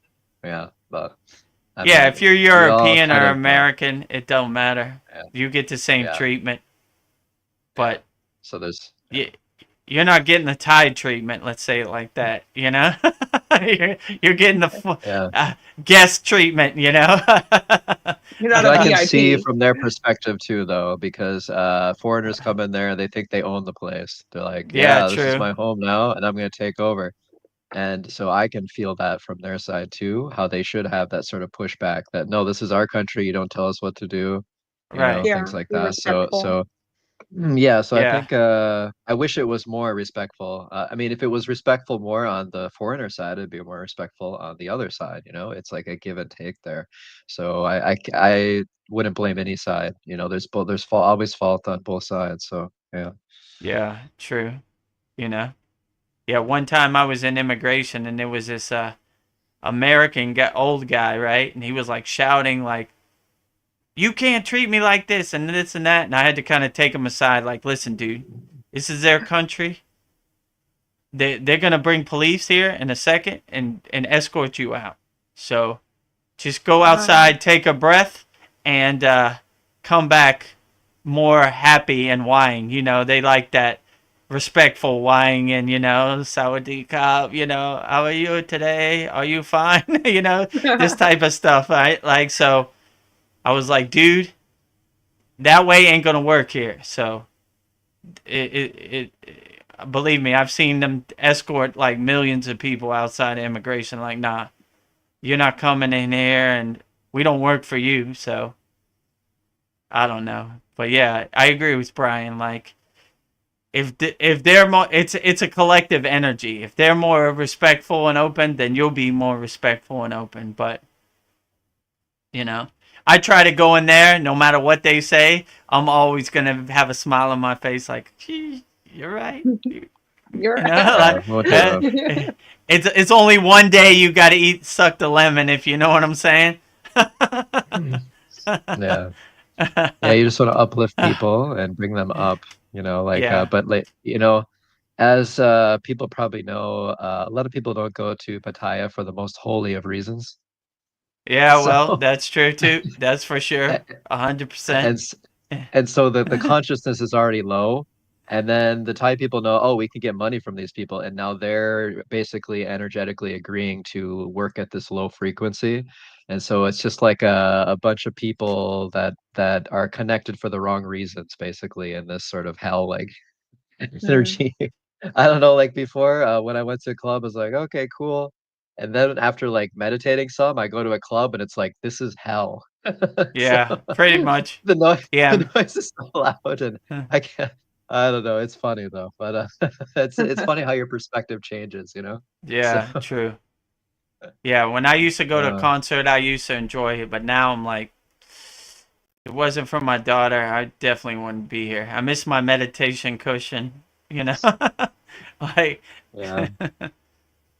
And it's just kind of all like everyone's trying to release their bad emotions in some way, and they don't have a way like meditation to do it, you know? true. So if they didn't have to release their emotions, they probably wouldn't even be interested in that. They would be happy, they would have a more simple life. They wouldn't have to do anything like that. But we try to find all these ways to get rid of it. Yeah. Yeah. There's like a meme on Facebook about like someone commenting that like how in the hell do you have a stable life if you don't how do you like release your emotion and your stress if you don't smoke or drink? Uh, Because that's how most people deal with Yeah. their issues. They have to have at least Right. one of those crutches or both, right? sure. And Yeah. so yeah, should just comment meditation. It's not Yeah. maybe easy, but it's the truth, you know. So that takes care of all things. Yeah. They're like, I've had a hard day at work. I'm going to go get a drink. I'm like, I was telling Yeah. you're good. Veronica before you came on here, once we have the website and the free community set up, it'd be a good spiritual sanctuary to show people. There's other ways, you know, to Yeah, for sure. relieve your stress. And you don't really need any kind of material ways. If you go inside you as you, you'll find the real true happiness. Right. You don't need to go to a sports game and, you know, support your team and be, you know, depressed when they lose and overjoyed when they win. It's like the meaning of duality, you know, with Right. sports. And that's another addiction that society does not see as an addiction in many cases. They see it as this is part of life. We have our sports teams and everything. But if they knew that this is actually a form of accepted addiction in our society, then maybe they would look at it a little bit different. But I mean, a lot of these things are like that, you know. And alcohol, yeah, it's okay. You just have a drink after work or whatever. But then when you have a drink after every day at work, then it's kind of Yeah. Yeah. Yeah. more than it should be. And then it can just escalate if you can't control things, you know. And then you're not using your intent anymore to control your life, and so then things can spiral out of control. But yeah, but I always felt that like with sports, I didn't quite feel comfortable because I already had, you know, I had already in a different time like awoken my kundalini and I kind of experienced that peace, you Yeah. know. So then I had like a reference point, but if you don't have a reference point, it's more difficult. Then when you don't know what real peace and real harmony really feels like. And so then you're just trying to get that stimulation, you know, you're trying to get that hit like, yeah, all right, my team won. This feels amazing, you know. Yeah. And you're like chasing the dragon, you know, as they say. Yeah. But yeah, you're never gonna be able to hold it in your hands. It's gonna always escape you if you look at life and you have motivations that are lower level. And that's kind of what Vedmuni was saying too, about Mm, like you know, like when you do Kriya yoga, it's always supporting you in the background. right. But when you do these things, it's like you feel good for a second, then it's gone, and Yeah. you try to search for it again, and you're like a seeker, but you shouldn't be a seeker if you're already aware of yourself, and then you already know I don't need to do anything. I just sit in my room, and I can have peace in my room, and I'm good. I don't need to do anything complex or Yeah. complicated, you know. So yeah. Yeah. Yeah. Definitely. We all want to feel good, but a lot of people go about it the wrong way. So Yeah, it's yeah. like an egotistical feel good, you know, like I'm gonna scratch this itch so it feels better. Ah, okay, I got Yeah. it. All right. Yeah. You know, like that. It's like it's not like a real it's not like a real holistic fulfilling feeling, you know? It's like, I don't know. It's like a dopamine hit or something. I Yeah. don't know. It's like a drug, so yeah. You gotta keep it going. Yeah. So, but yeah, people Yeah. get addicted to that and then they can call it spirituality, which is most a lot of people do, you know? This is my spiritual practice, and that it's just a word, you know, it's just a label. So your actions need to follow that, and if they don't, it's just, you know, whatever. So that's why I didn't get into yoga for a long time, because I was like, oh, these fake hippies, Yeah. they're just like into the overstimulating their sexuality, and they don't really care about God or like deeper truth. Because if you ask them something big, they're like, oh, I don't know, bro. Yeah. You know, Yeah. I was looking we're at just like I trying don't to have the chill right here. outfit. Yeah. So they're very like unserious about knowing the truth, I would say. A lot of I'm stereotyping here, but a lot of that community that was my experience before. You know, like they'll say the right things, but the action doesn't really follow it. So it's kind of like they have maybe it's like the 70s hippies or something. They have the realization that life is about peace, but they're going about it in the wrong way. That they're not going about it in a disciplined manner like we do in yoga. You know, Yeah. we're meditating every day and we're doing bhakti and basically releasing the ego. But it seems like for most people it fuels their ego, and that just becomes another ego phase for them. You know, like now I'm this person, so look at my identity. I'm so important, I'm so spiritual, and I'm so peaceful. Look at me. Hello, Yeah. hi, look at me. I'm Yeah. important, and look at Mm. these feathers on my head, or whatever Yeah. he was saying. I'm more spiritual Yeah. than you. Yeah, Yeah, pretty yeah. much. Look at I have an Om symbol on my shirt. Check it out. You know, Yeah. am I not uplifted right now? Am I not spiritual? You know? Yeah. So yeah, but it's all good. It's the ego. Yeah, it has many faces, so it can dress up as anything. So Yeah, I remember going to yoga classes years ago, and they'd say, "Namaste" at the end, and it just sounded fake. So, like, you might even say the right things, but it didn't sound right. So yeah, yeah, it's not authentic. Yeah, yeah. Namaste, and make sure you keep paying your monthly payments. yeah, Or Yeah. namaste, or welcome to our church. Make sure you give more money to the yeah, church because you're not giving enough. And oh, did you miss last Sunday? You shouldn't do that. Jesus is looking down on you now. yeah. You know, it's like there's all kind of guilt and all kinds of stuff with that. Yes. So yeah, it's good to be here and be free, basically. You know, of all the dogma. So Yeah, pretty much. it's a breath of No fresh air. Yeah. breath of fresh air, no dogma. Yeah, yeah. A God defined is a God confined. A God confined is a God, well, whatever. Yeah. A God But yeah, defined is a God confined. Yeah. yeah. You can't box God. If you try to box God, you know, Yeah, it's very, don't very limited what you can do there. So don't yeah. don't box God.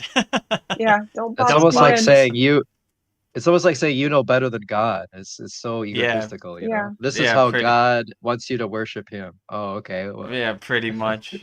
Don't how do talk you to know? me. Yeah, how do you know? No one knows. And if God actually talks to you, you wouldn't act like that because, like, for me, if he talks to me, it's not, you know, like, hey, how's it going today? It's like a divine inspiration, you know, Right. through my crown chakra, and I have no idea like how it happened or where it came from or how I Yeah. opened that connection in that moment. I have no idea. So when someone acts like they know everything and they can talk to God and they know what God wants for you, they're lying through their teeth, you know, because when you actually have that experience, you're more humble because you're like, oh, I have no idea what's going on. My mind is so limited.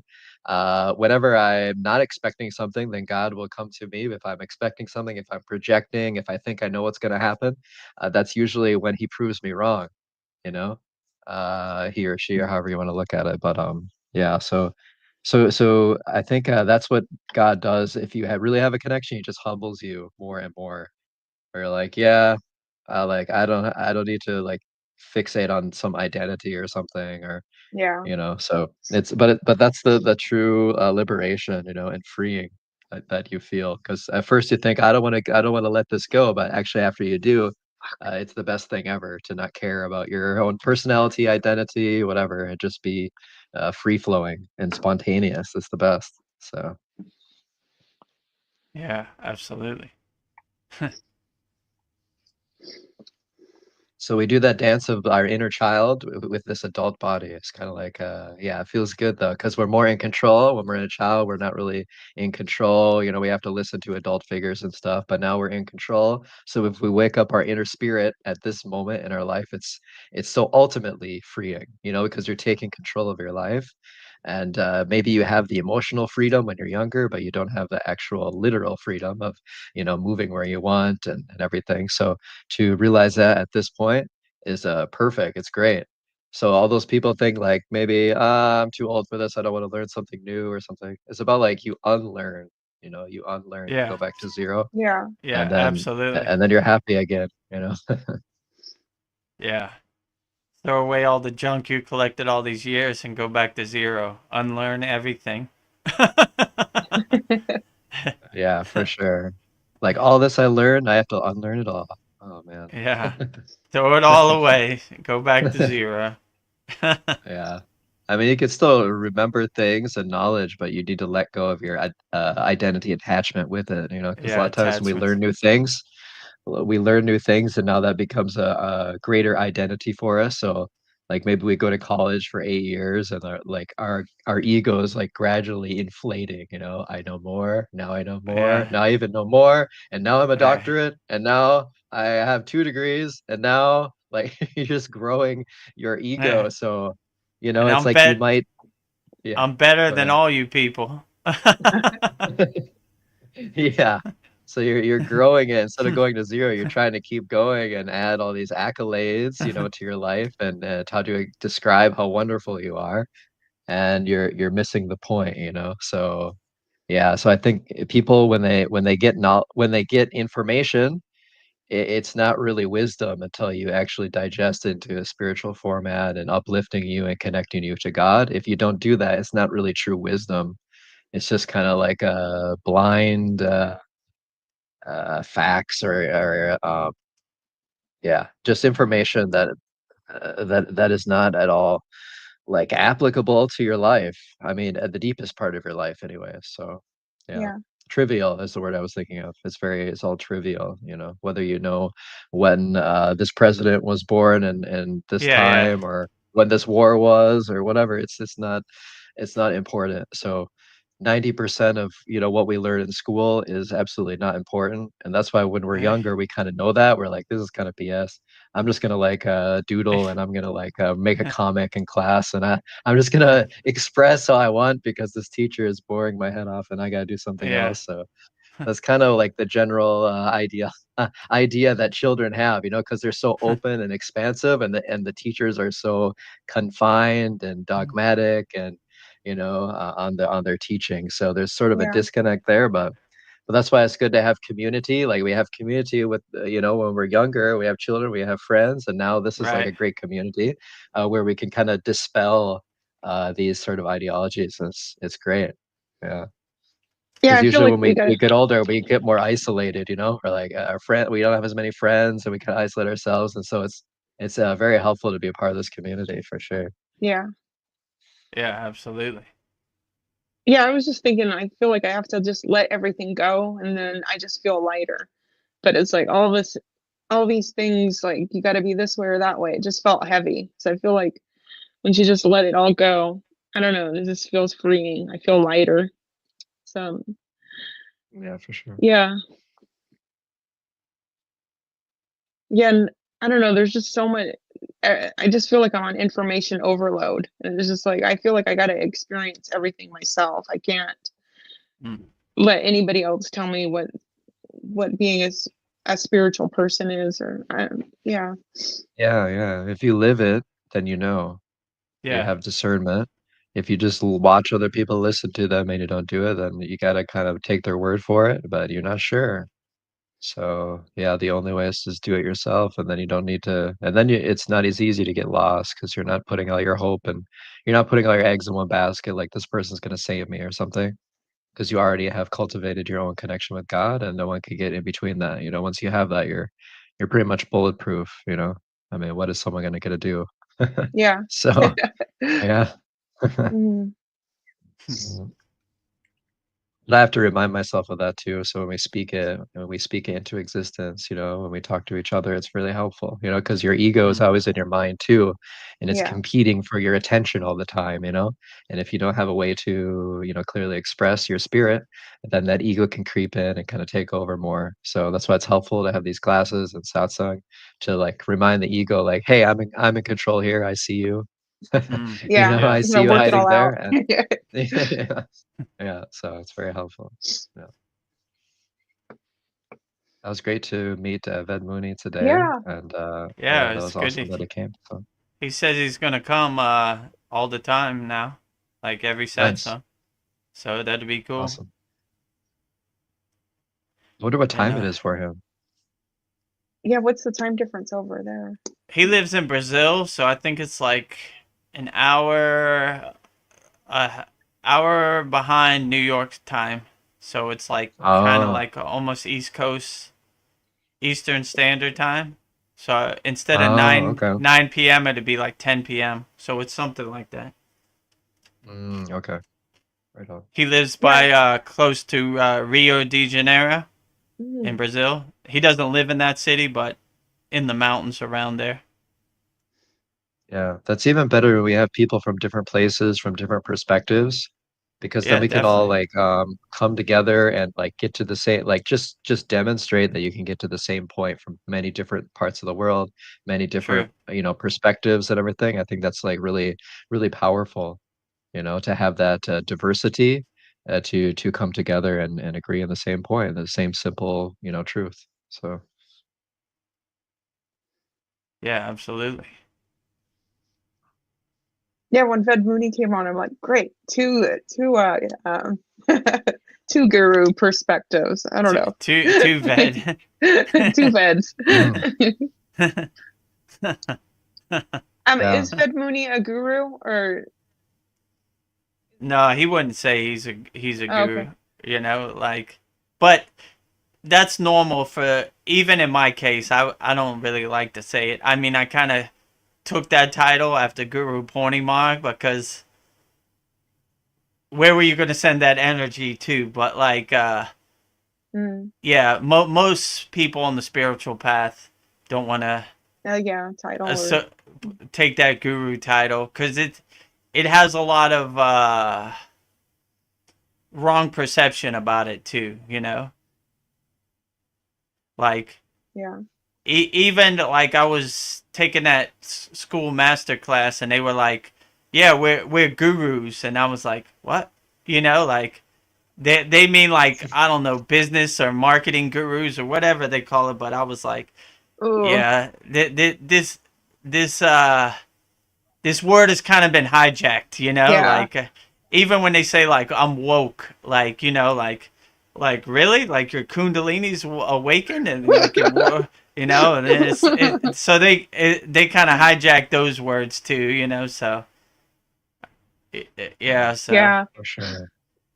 Yeah, has nothing have has no it's supposed to be completely spiritual word, and for right, them it has no spiritual relevance, and they just true, hijacked it into as a more of a Uh, buzzword compared to like expert, right, yeah, because exactly, people are using expert as sort of like a it's like a joke now. Oh, you're the expert, huh? You're the rocket scientist, right? And so now they're switching to a different buzzword that's going to trick people, Ooh, guru. Okay, ding. I have that word in my consciousness. So now I'm going to buy your product, Yeah. So yeah, it's really low consciousness, yeah. So yeah, pretty so much. So most people who are on higher vibrations don't want to associate with that, so it's yeah, for okay. sure. I understand, but in my case, it is what it is. Babaji kind of thrust me into that boat when I got the name Ved Guru Dev. Yeah. So there's no way to hide from it. He probably knew I was going to hide from it. Like, Ved Mooney told me when he was there when I got name diction, he was like, when I heard that name, I was like, damn, that's going to be a high bar to live up to. So I Yeah. got Babaji knew ahead of time, like this guy's gonna try to hide from that guru play, that guru. I'm gonna make sure he has to live it. All right, well, here I am. Yeah, if you have the power, you can by yourself redefine the word and take that real meaning back. So like we shouldn't hide in fear, like, oh, these low vibrational people, they took it away. Mm, Well, the low vibrational people, they're weak and they have no idea. They're going in circles. They're not conscious. They're right? almost all, Yeah, like if you ask them deep questions about life, in most cases, they're gonna have no idea what you're talking about. They're gonna be yeah, like yeah. looking Sure. towards the next paycheck, looking towards, picking up a girl, looking towards some mundane sort of thing. They don't have even that level that they're even ever focusing on consciously. And so they're just a bunch of unconscious people. So don't need to let the unconscious people make you unconscious. Like, you uplift them by leading by example. And I think that's what we can do and what we should do. Don't let the weak energies influence us in any way. Yeah, absolutely. Well put, Like, Brian. that's not what this means. This is what this means. I'm going to show you. I'm going to do it. I'm not going to let you like bully me into your meaning or your conditioning or whatever. I'm going to do it myself. So I think that's a really empowering sort of way to approach it. Yeah, because Yeah, yeah, I was just yeah, gonna say keep it's the story of going. my Go life. ahead. Oh, It's like the story. story of my life of other people. Like Hey, uh, try because I was always really, I don't know if I want to say like submissive, very, very overly tolerant of everyone, but they can kind of push their narrative on you, yeah, yeah, if you true. don't have your boundaries and you don't have your strength, but when you have that, you're not having any of that, you're like, no, you don't define my world, you don't define reality. So, I think we just need to stand strong for, the truth that God has given us, and that will dispel, these unconscious illusions. Yeah, absolutely. Like that's one of the main driving force of the Kriya Yoga School. There was so much disinformation out there. There was so many spiritual bankrupt people trying to hold up the spiritual banner and talk about things they have no knowledge of, that I was like, I don't really want to, but we gotta guide people in the right way. We gotta try to, like Brian said, take back our spirituality. Like bunch of lower vibrational people talking about higher vibrational concepts and Yeah. Frankensteining techniques together, which just turns them into a bunch of junk. So like, I was like, well, let's get to work and see how many people we can help. And now that it's For been sure. already 10 months, I'm like, I'm addicted to helping people. So I'm like, man, this Kriya Yoga School really helped a lot of people. Let's go find some more. Let's go fill up as many cups as we can.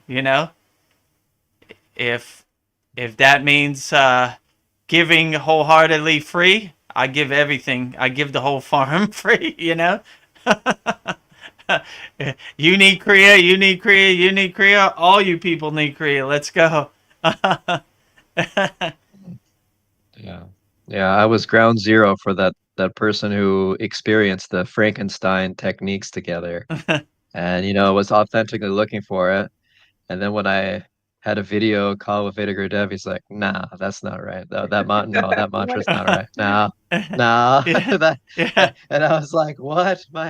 My life is a lie. All this stuff I've been practicing for 6 months now, it's all crap."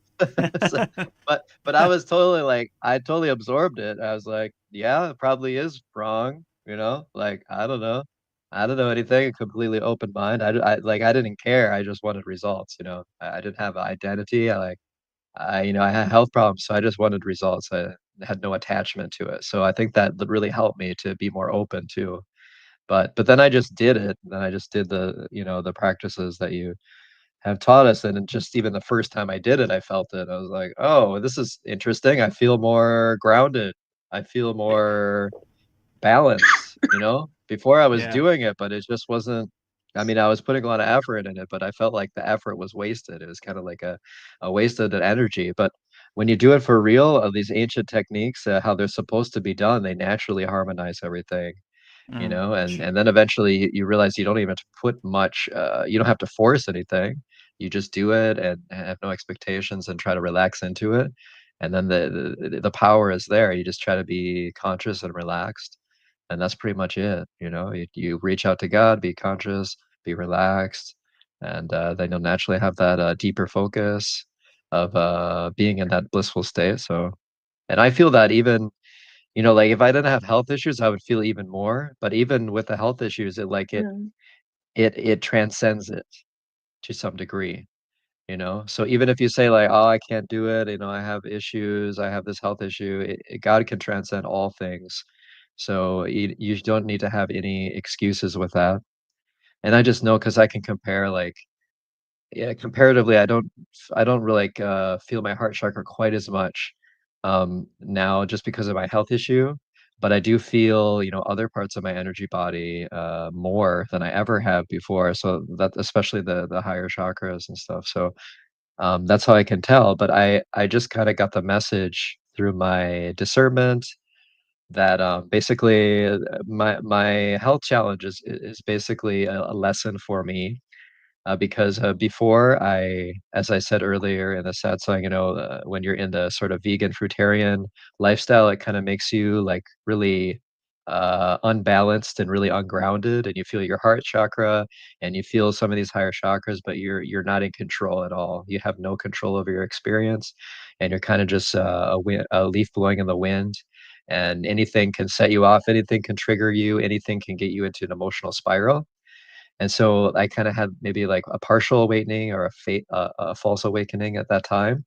And so I think my health issue is sort of like a lesson for me to also give divine focus to the lower chakras and kind of bring it all into balance again.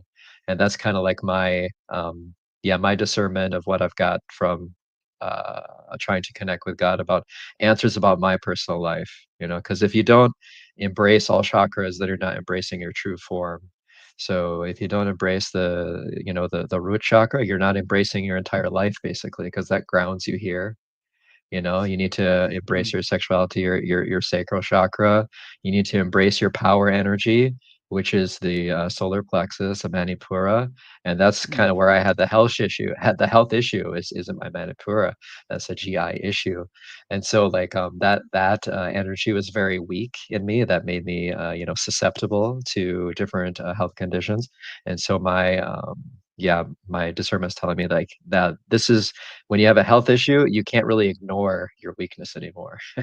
You know, you have to like, Yeah. yeah, this is my issue. I know it now. It's like front and center. And so that's kind of like how a health issue can be a blessing, you know? The lessons are blessings, right? And The these gives you lessons are great, blessing. Yeah. yeah, that stuck with me when you said that before from your from your guru. But they are Mm. truly, when you take them as a lesson and when you don't give yourself your ego excuses, they are a great divine lesson. So I have no idea, I have no way to make excuse or hide or run from, this weakness. And so the only thing I can do is embrace it and cultivate that power in it. And so, yeah, I've become, much more brave and feel my power energy strengthening. So yeah, it's like there's no excuse to not do the practices because they will shine a light on everything and they'll kind of get you to transcend it eventually. So I'm not there yet, but I'm working through it. So Yeah. Mm. Well put. Well, a lot of people are spiritual shopping, so I don't know. I think hopefully they'll come to the Kriya Yoga school. There's a lot of fake yeah, people out it's a there. good deal. For, Yeah, I for, remember learning about the when you were teaching us the bija mantras for the chakras, and then I looked mm. online and they spell it totally different. They spell it with an A, not a U. So it's kind of, Y- I Yeah, feel that's like, how they spell it, right? But Yeah, if you just cause know the spelling, you can't know the pronunciation. Yeah, because you got to get the yes, phonetic of it. that Yeah. that's how they kind of protect themselves. Like when you read it, you oh, would say like ham, but it's really hum, yeah. right? So in Sanskrit, a is pronounced as a U. So Oh, okay. that's Got why it. when I hear people like they'll say like Maya, right? And I like they don't know because they haven't heard it from a real spirit. They've read it from a book or something, Yeah, you need to hear it. So it kind of tells on themselves, when they say it, like, okay, but yeah, yeah, like the Wow. first time Chad was like Maya, and he was like Patanjali, and I was like, it's Patanjali, Yeah, but Patanjali. So when I yeah, watched some of his videos, I was like, oh, okay, whatever. yeah. You kind of give away yourself. But for names, maybe it doesn't matter as much. But for the bijas, it matters a lot because Yeah, those it are just matters a sounds. lot. True. Those are frequencies, and if you get the frequencies wrong, who knows what you're doing? I was Yeah. probably destroying my frequencies before because I don't even remember what sounds I was making. Some ungodly alien sounds coming out of my mouth that were termed as mantras. But after I met Veda Guru Dev, no, I don't know where you got that from. So I got it from some guru. See, I'm using it too. Some I think he was American, but yeah, he didn't have name diksha or anything. But I didn't know anything about that.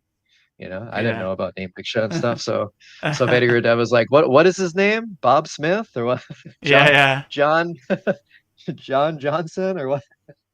I don't think this is a Vedic name, name diksha, name Yeah, given to him by a true guru in India. So, true.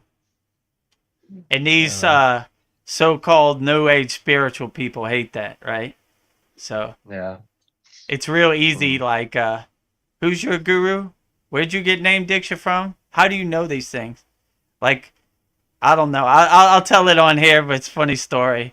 Like, so this one guy sent me a request for like a call, right? And he was like, "I'll give you self-realization." So I was like, "For free? Let me go on the call," right? And there was this Chinese guy, and he was like, "I give you self-realization, $2,500." I was like, "What?"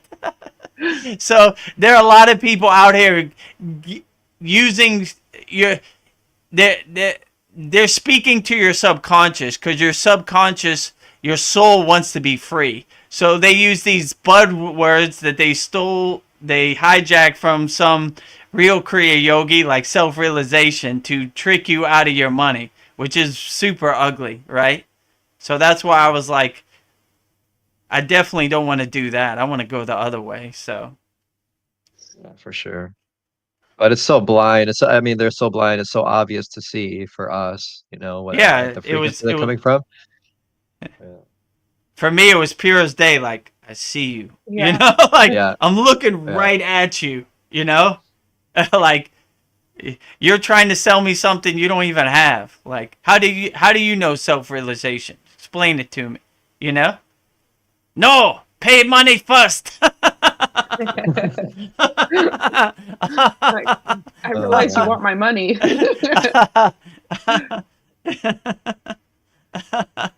Yeah. So yeah, it's the same thing. Like a guy named Bob Smith trying to tell you about the secrets of the universe. I wouldn't So you know trust it. the I'm so I didn't know at the time, but I didn't realize anything. But he his Kriya yoga, right, is connected to Babaji. He yeah. didn't even teach a Babaji mantra.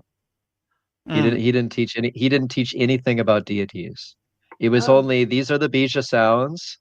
You do these, and then you do some other, techniques, some other, some asanas and kriyas and stuff.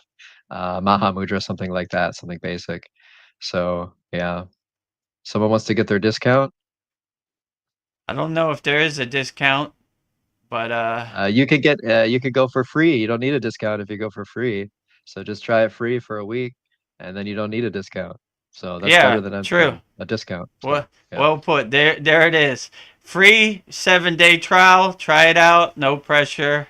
kriyayogashop.com. And then a couple weeks we'll have a website up. We'll have a free community. So however you want to do it, up to you. No pressure. Mm. Free for a week. Yeah. Got another question. Free for a week. Try it out. Look around. See what we have to offer. PMB. Yeah, maybe that's his initials. I don't know. So yeah. So no pressure. Yeah.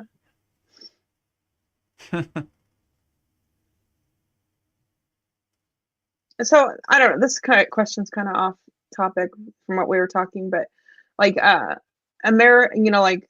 America's like I don't know, we're rich, like I don't know, like India is like spiritually rich, and like America, um we have a better higher lifestyle than India, but do you think more people reincarnate in India because they're more spiritually evolved? I know there's outliers like you, but do you find that India has more spiritual people? I mean, that's the perception that they want you to believe in America. India there has probably more billionaires than anybody. So like, there's a lot of people. There's a greater spectrum. There's really rich and there's really poor people, like that live in the slum. But yeah, they're happy. They have a smile on their face. So I don't know how you would define they're spiritually rich. Yeah. And they're still happy. They have a nice smile on their face. They're happy to see you. So I Maybe it's a mixed bag. as far as reincarnation, like I don't know. That's a good question. Could be. I mean, I don't really have the answer to that. Yeah. Could be that they have some spiritual work to do, and India is the best place for them to uplift themselves and come to resonating with deities and chanting Om and that type of stuff. So, I mean, I guess if that's what they need in their so-called soul contract, then that's where they would be. Yeah, if I wanted to reincarnate into a yogi family, probably not necessarily India, but it seems like mostly India. So yeah, you would have a better chance in India, from yogic lineage, parampara, all that. Yeah. So. I don't know, something to think about. But we're here now, and Yeah. it worked out, so Yeah. it's all good. It's all And good. I think every culture, country, they have their own conditioning. So it's the same in India. They're going to have their own conditioning as well. And a lot of children, they don't want to listen to their parents. And so if maybe their parents are, their connection with Shiva, but Yeah. they're like, my parents do this, I'm not feeling it. So maybe that'd be a negative thing. Yeah. So it just, it's all different forms of conditioning. So, but even me, I can take, when I connected with God through Christianity when I was younger, even if it didn't align, with the church or the dogma or something, I still had that connection, and that served as a form for a way for me to connect to God. So that was good. Yeah. So, and there's many spiritual people in the US and in Yeah. Europe and everywhere. It's just that I feel like a lot of them, truly spiritual people, they don't want to flaunt it, and that's why you're not going to see them out in front. Like the Yeah. people that are out in front on YouTube, they consider themselves YouTubers, right? Most of them are all about views and clicks Yeah. and True. affiliates and the bottom line, basically, that we were talking about before, and that type of consciousness. Even spiritual people, I think they get wrapped up into that. So so I think there's a stereotype out there, but if you can meet everyone and you could get a better picture of an individual and not just social media. If we didn't have social media, I think it'd be more balanced outlook about how different cultures are. I think because I think we're all pretty much the same. At the end of the day, we want to take care of our families. We want to be in peace.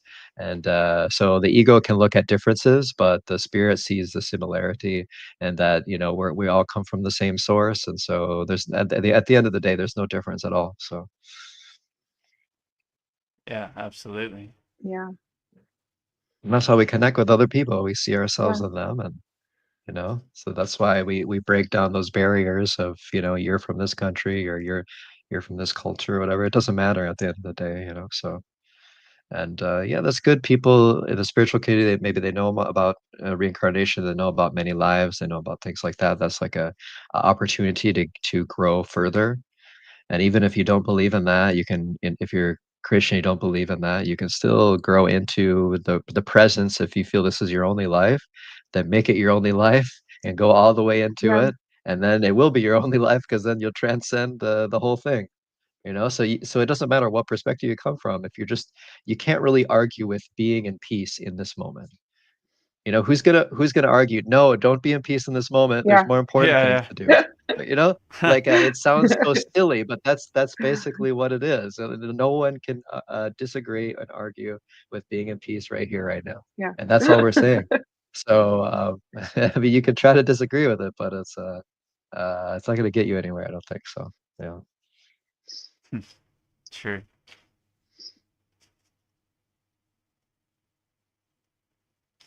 Yeah, I think the more we're all we think we're different, but we all want the same things. We all want to be happy, take care of our families.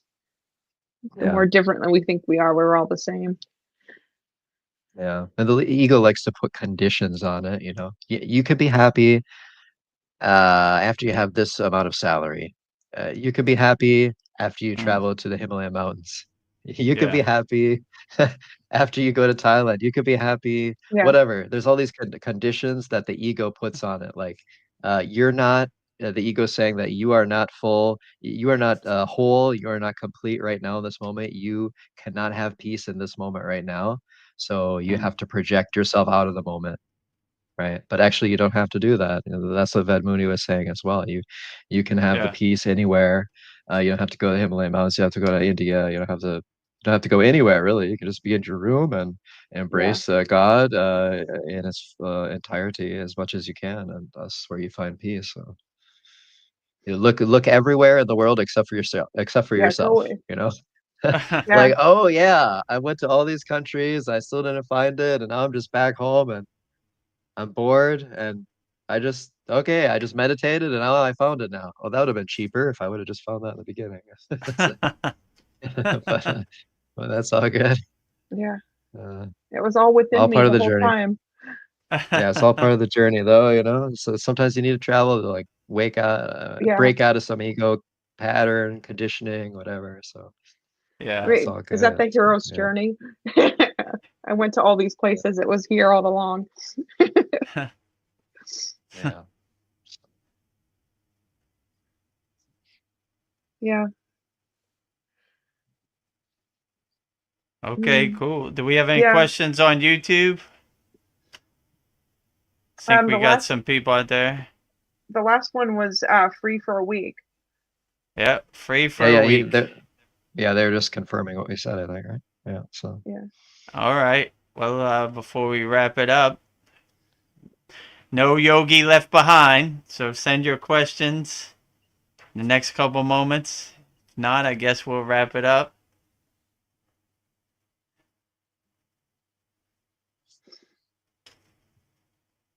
Yeah. I don't know. There's only 3 people watching. Oh, it's all right. It seems like more people watch later. I've noticed that. I don't know. I'll look at the lives and I don't know. We'll get like 30 or something. Oh, now we have And so, 4. Yeah, oh, we got so. another one. Oh, there's a just to question. prove you There wrong, we go. Veronica. I have a question in the form of a joke. Okay. All right. What's Give it your to me. PMB, give it to me. relating to what you just said? Okay.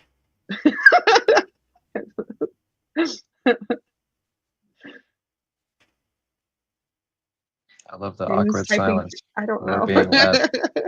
Is that the joke? I don't Or know. That's all that's. oh, Oh wait. maybe he's typing. Oh, A man was searching for inner peace and the meaning of life. Oh, we're gonna do one line at a time. Okay. Test our yogic patience. So he traveled to India to find a teacher. mm.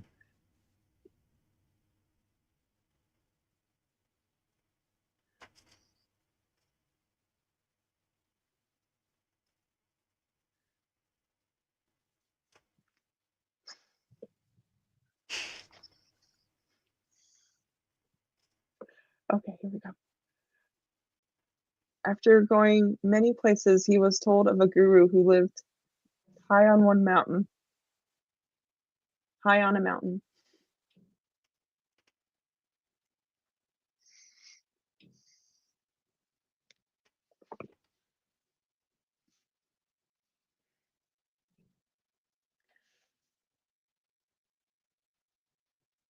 he started traveling up the mountain, and halfway up, he realized he would not survive the journey.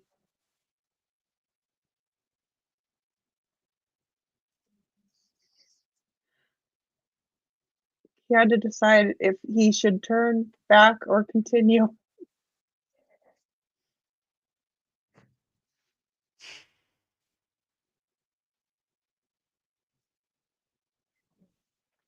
He decided to travel on and to find peace and meaning.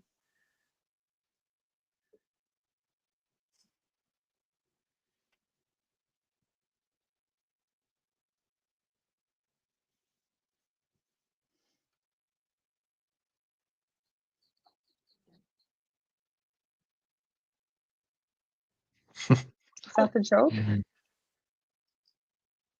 Well, the We beginning can was like a man was searching for inner peace and the meaning of life. we can Um, estimate your words per minute you can type. There. Eventually, he found a cave and went in and found the guru sitting, eyes closed, in lotus position, levitating inches off the ground with a golden aura around him.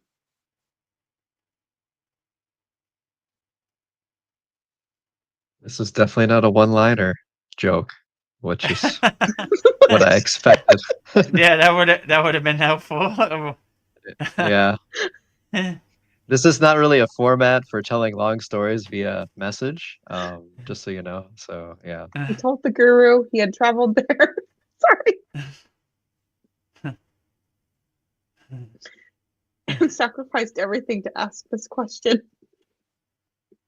Is there a limit to how much you can type in one message? I think so. I think that's what the thing is. Yeah. Yeah.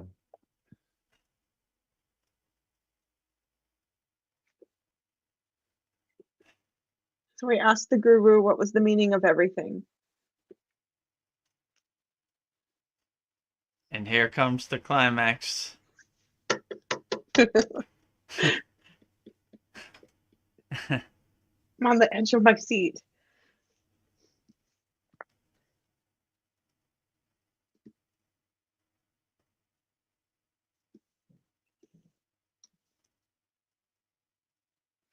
Oh, here we go. The guru, without opening his eyes, replied, "Life is a fountain." Life is a fountain. Then remains in silence. This keeps. Yeah, I can see that. That's it? Is there one more? Oh. And then remained silent. Yeah. Yeah, what that... The man was confused and irritated, asked what that We're meant. still going. Can we just guess what it meant? So we stop dragging this out here? Okay. You want to answer that, Brian, or you want me? Yeah, you can go if you have something, yeah. I would just say, like we said earlier in the Satsang, you don't need to go and ask anybody. All the tools you need are inside you as you. And then the guru crashed to the ground. And at which point the guru crashed to the ground. His aura vanished and he said, "You mean it isn't a fountain?"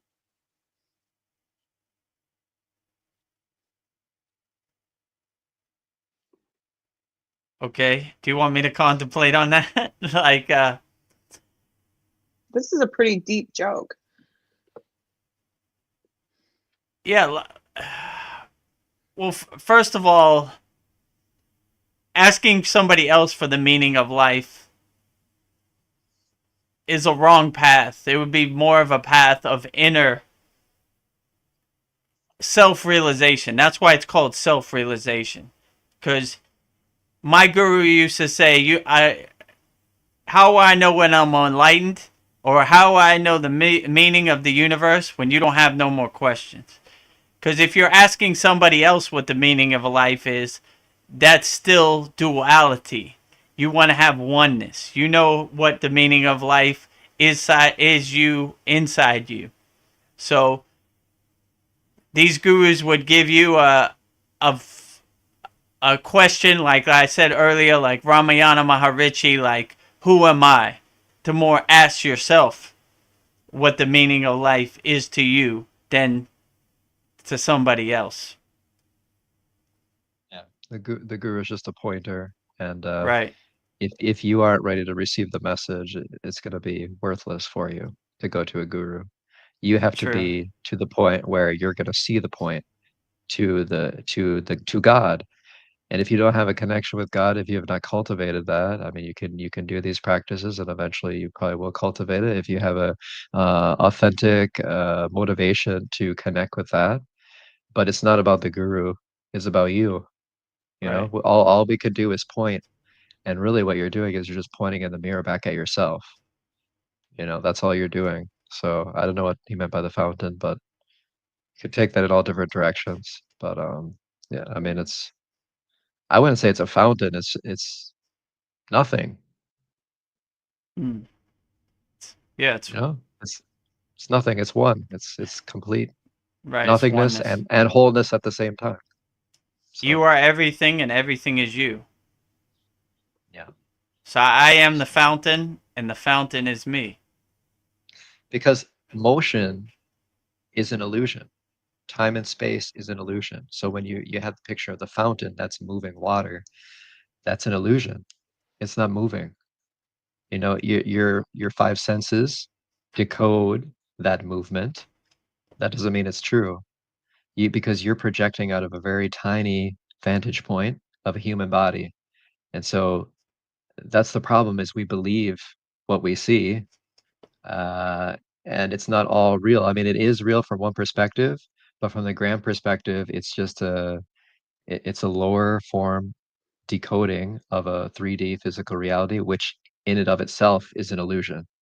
So if you can step back from all of that, then it's all one. It all comes from the one consciousness. And then when you have the vantage point of the one consciousness, there is no movement. You're seeing through to the true reality. So I would say if you yeah, it doesn't make sense about the fountain for me, but maybe you can take some perspective from that. So that's just my perspective is when you're in that place of peace, there's no movement. And it's stillness is what truth, what reality, what God is stillness. Like, and I think that's why when you can get in that state of stillness more, when you cultivate the openness to have that, that's why you can have more, revelations and spiritual divine connections and things happen in your life because you're removing the obstacles from that. But if you're just focusing on mundane 3D physical reality, it might not be clear. You're not be your consciousness may not be clear enough to connect with that. So yeah, unfortunately for people, they have to be woken up out of their shell. Maybe they have to have some tragedy happen in their life. They have to have some significant challenge to sort of question their own conditioning and inner beliefs, and then that can get them to, connect at a deeper level to this truth of oneness. So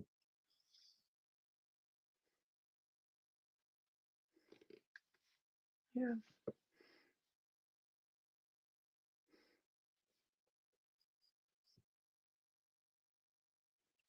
that is a good Okay. story, anyways. Yeah, that was interesting. Yeah, I yes, it isn't a Yeah. fountain. hope that answers your question, PMB. He says it's a lot to contemplate. Yeah, well, try the free 7-day trial. We got a lot of good techniques to help you on your contemplation journey and help you experience oneness. Try it out. Maybe good, maybe not. No pressure. Yeah. Maybe it's not right for you now. Maybe it's right for you later. Maybe it's never right for you. You have to figure that out yourself. Maybe there's another path for you. Right. There's another yoga path. Maybe there's not another religious path altogether. It just depends on you. So Yeah. really, it's just you need to be aware of yourself. That's all.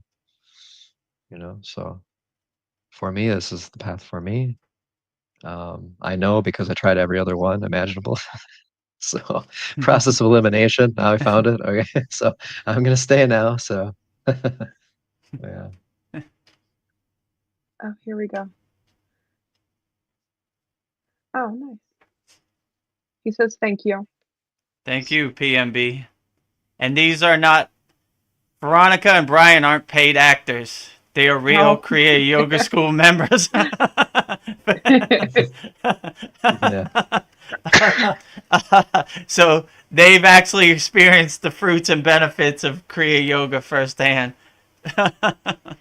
Yeah, if this is acting, you need to up my payroll. What's going on Yeah. here? I'm not getting my cut.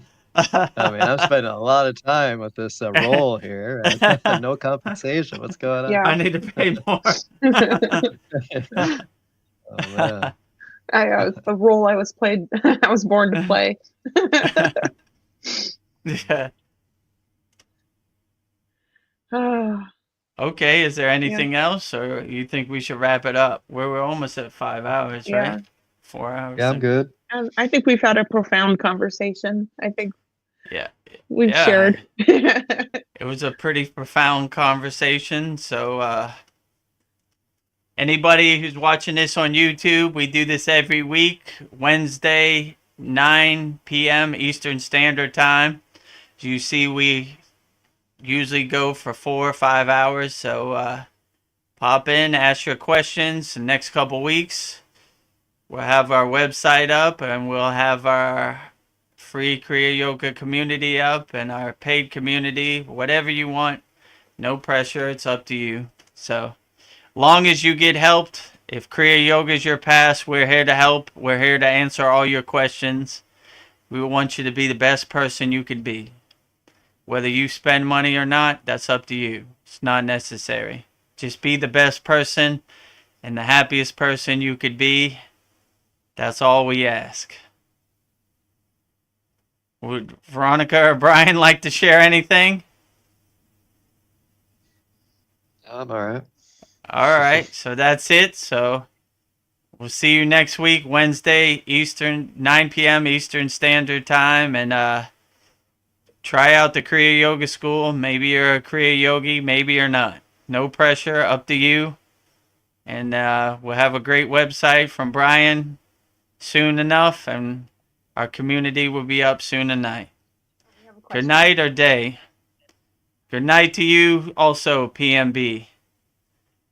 Om Shanti Shanti Shanti.